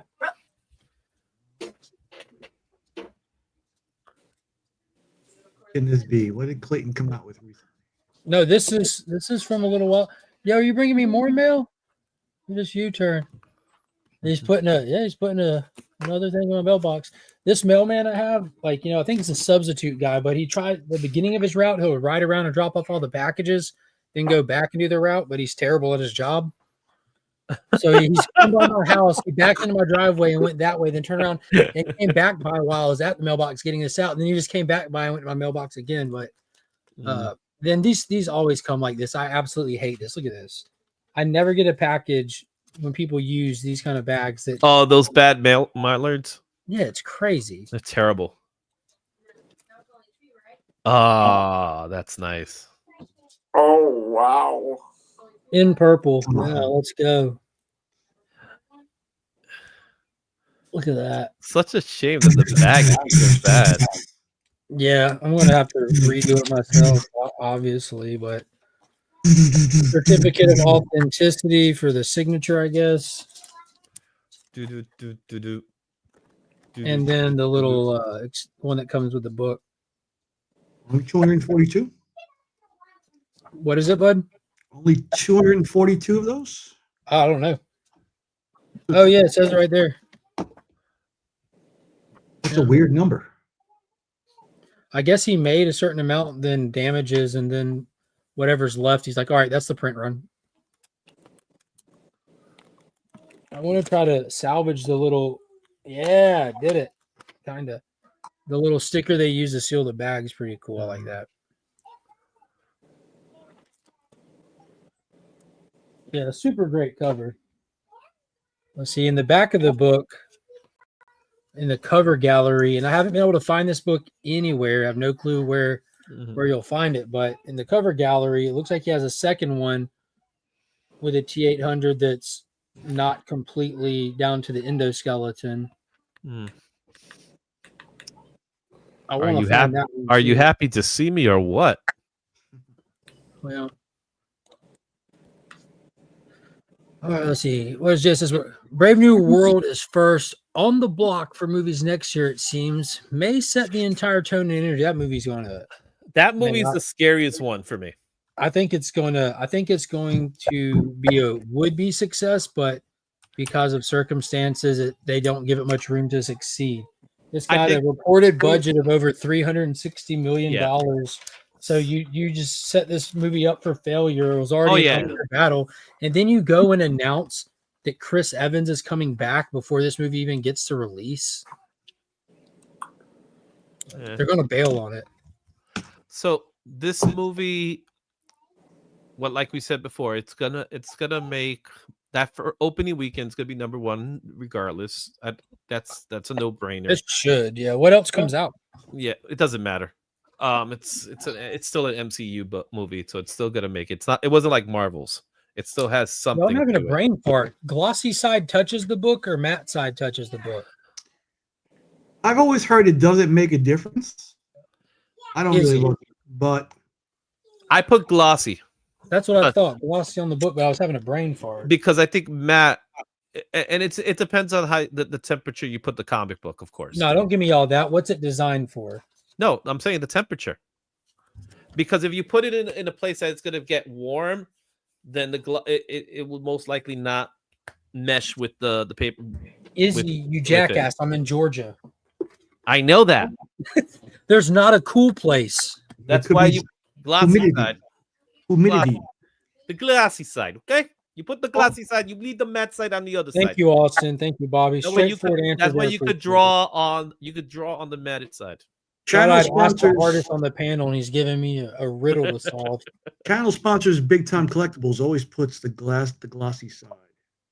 Let me go to my media assets and remind everybody watching that you should check out Big Time Collectibles online retailer for fun exclusive comics, con books that you can get access to, mystery boxes, FOC orders, and more. That's bigtimecollectibles.com for all your online retailer needs. And if you need anything clean press or submitted to grading services, check out JustinComicx over on Instagram. He's got you covered. It also works as a great holiday present for your collector friends. Make sure you let them know you found him via the channel. And lastly, if you're wanting to set up your very own pull list and you don't have a shop to do it at, let ABX be your long-distance comic shop today. The proud community comic shop is the LCS for myself, the Comic Viking, Burke Family 54 Comics, Brian LCS, the Adventures Joseph Michaels, and more. They got you covered. Free shipping on orders of $100 or more. BTC may have another fire collectible around the time that movie comes out. Say that again. Big Time Collectibles may have another super exclusive variant around the time that Superman movie comes out. Bro, I just seen their Miko for Absolute. That thing is fire for MegaCon. Oh my god. Hormagerd.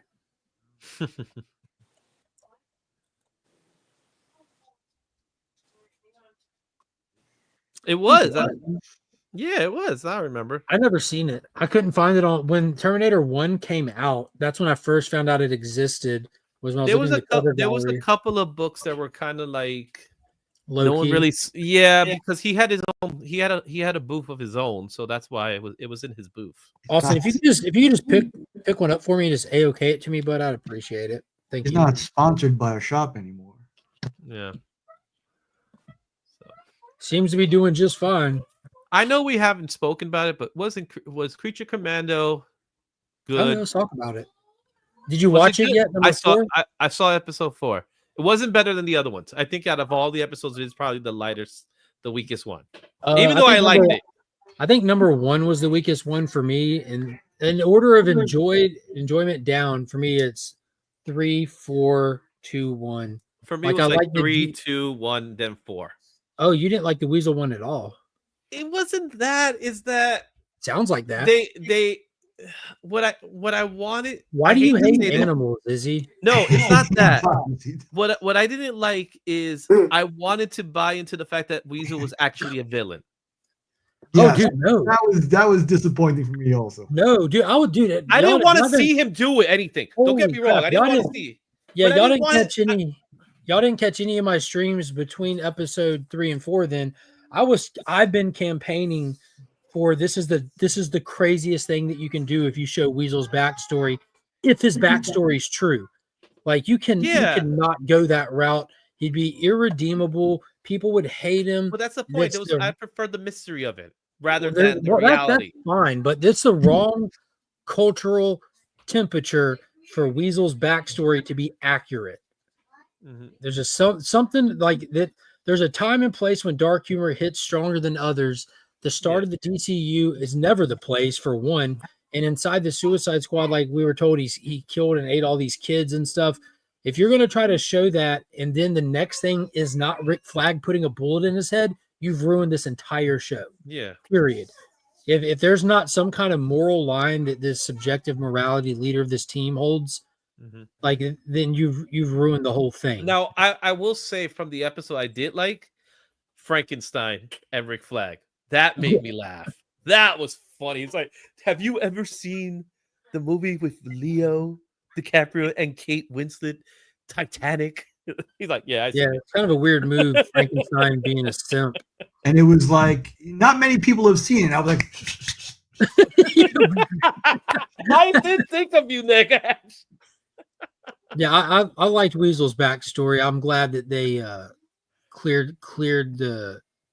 cleared him of wrongdoing. I'm glad that they I just didn't want to know it. I didn't want to know it. But we did know it though. It wasn't a mystery. They gave it to us, and it was like whatever. We were told what it was, and you have to accept that at face value as being accurate. There's no reason for it to be inaccurate unless they tell us otherwise. So up until episode 4, this creature killed and ate a bunch of children, which is crazy. And they exaggerated the amount of children too. Yeah. So it was only 6? It was 6 children that died in the fire. Yeah, that was man. When the cops grabbed him and drug him out, I'm like, oh my god, my heart. I'll be honest. I would have thought it would have been a better story if the guy who saw it was the actual culprit. You know, the guy who saw Weasel and called the cops. If he was the guy that was the culprit, he's the one that took out the other kids.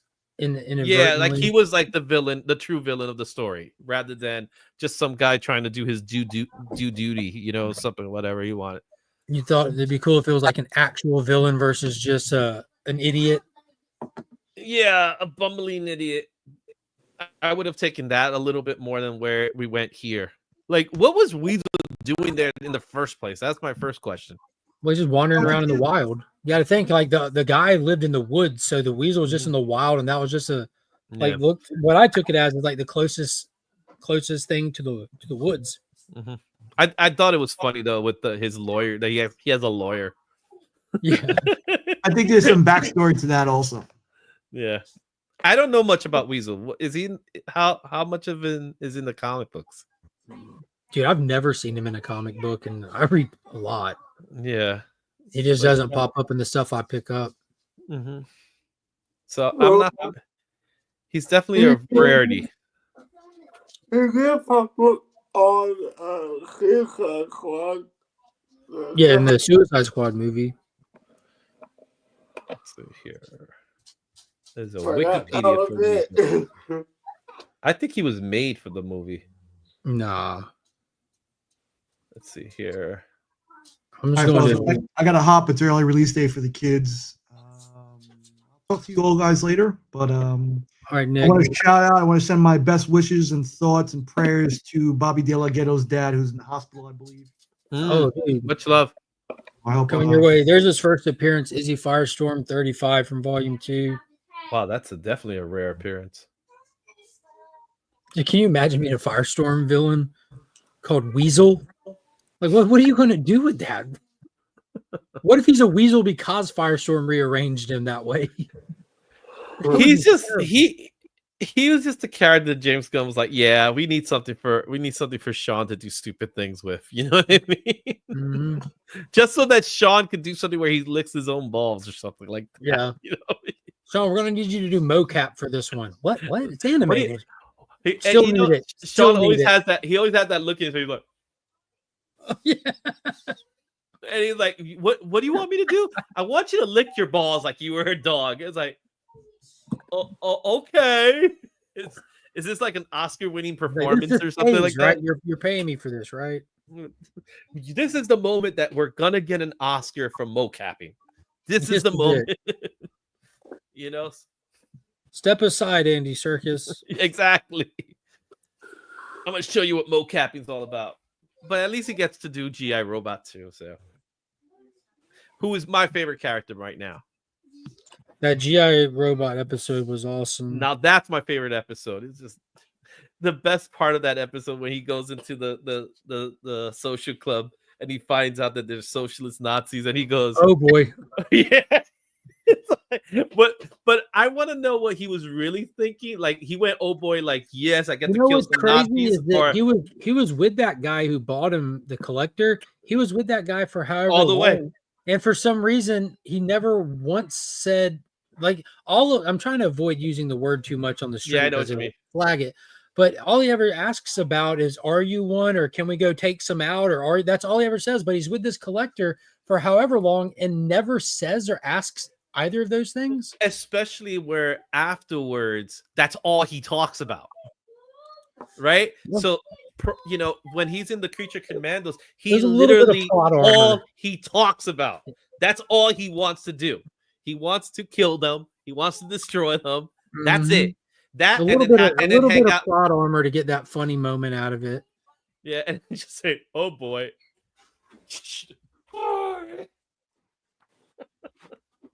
I never laughed so much at someone shooting up a group of people. That was like a Kingsman moment. Oh man, I love in the church. I love the Kingsman stuff. Kingsman moment in the church was great. Oh, cool. You claim box number 8. Thank you so much. That means I got one box left. There you go. All right, man. Let me see if I gotta check my IG now. See here. Sweet. Thank you so much, John. I appreciate it. Do you see where Alan Ritchson and Arnold Schwarzenegger are working on a Christmas movie together for Amazon? I saw that. I wasn't sure what was the movie about. So it's called The Man with the Bag. Arnold's playing Santa. That's what I saw. I saw that. Yeah. I was like, they just love having these buff guys playing Santa now. Dude, I'm telling you, Kyle called it Silver Fox Fanta Fever. Mm-hmm. Everybody wants to be buff Santa now. Let me get I want a jolly Satan. Oh, you also heard that Violent Night is getting a sequel? Is it? Yeah. The one with John Leguizamo? No, yeah, the one with John Leguizamo and Frankenstein. David Harbour. Yeah, David Harbour, Frankenstein now. So, that was a fun movie. Yo, when he ripped him up that chimney at the end. I didn't get to see it. I just saw parts of it. Dude, it's like Die Hard with Santa Claus. It's wild, but instead of a business tower, it's at a rich person's estate. Yeah. But at the end of it, like the final showdown with the main bad guy, John Leguizamo, Santa's all beat up and hurt. but like the way he gets up and down chimneys is like Christmas Chronicles, you know, where you like Yeah. turn into magic dust and go up and or down it and then reform once you get there. Yeah. They're out in the woods on the estate, and there's like old property that's like bando mode. So it's just like the old school chimney still standing in like two walls. There's nothing really much left of it. And that's where the final showdown happens. And Santa looks like he's down and out, but he just does a grunt run and grab the bad guy, and he turns into the dust and takes him up the old chimney. But when he comes out of it, he's just shredded, like he went through a wood chipper. I'm like, it was nuts. Yeah, and I know he's like he's almost like a reluctant hero. That's kind of like how he's an old curmudgeon Santa. Oh, that's it was cool. tough. It's a fun Christmas movie. I got some free time now to watch some of the stuff, so you know that's kind of the benefit I got going on right now, that I've been working from home for the rest of the year, so I'll get to like Creature to Commando. I could easily watch it because it's not even 30 minutes, it's like 25 minutes or something like that. So I could easily watch it, but like the other shows, I can't watch it because my wife wants to see it, and I'm like, okay, so let's see it. So that's the pain in the butt. But anyway, man, I gotta get some boxes ready. Yeah, it's after 12. I got one more box to go. How much are they, Izzy? 60 shipped. 60 shipped. I'll send you $60, buddy. There you go. It's sold out. Thank you so much, guys. Just before you get sidetracked, go ahead and DM me the PayPal place so I don't get sidetracked. Perfect. I'll get Kyle, thanks for hopping on. Izzy, everyone in the chat, thanks for coming and hanging out. I hope y'all have a holly jolly Christmas. Yeah. We'll come back. We'll be getting ready for New Year's. What'll be after Christmas. But make sure y'all tune in Sunday night for At Week's End, full spoiler review of all these crazy shows and books and everything coming out this week. And I hope everyone has a good one. Until next time, let me go to my media asset. Since it's Superman, we'll ride out with this. Y'all have a Merry Christmas. All that ends right now.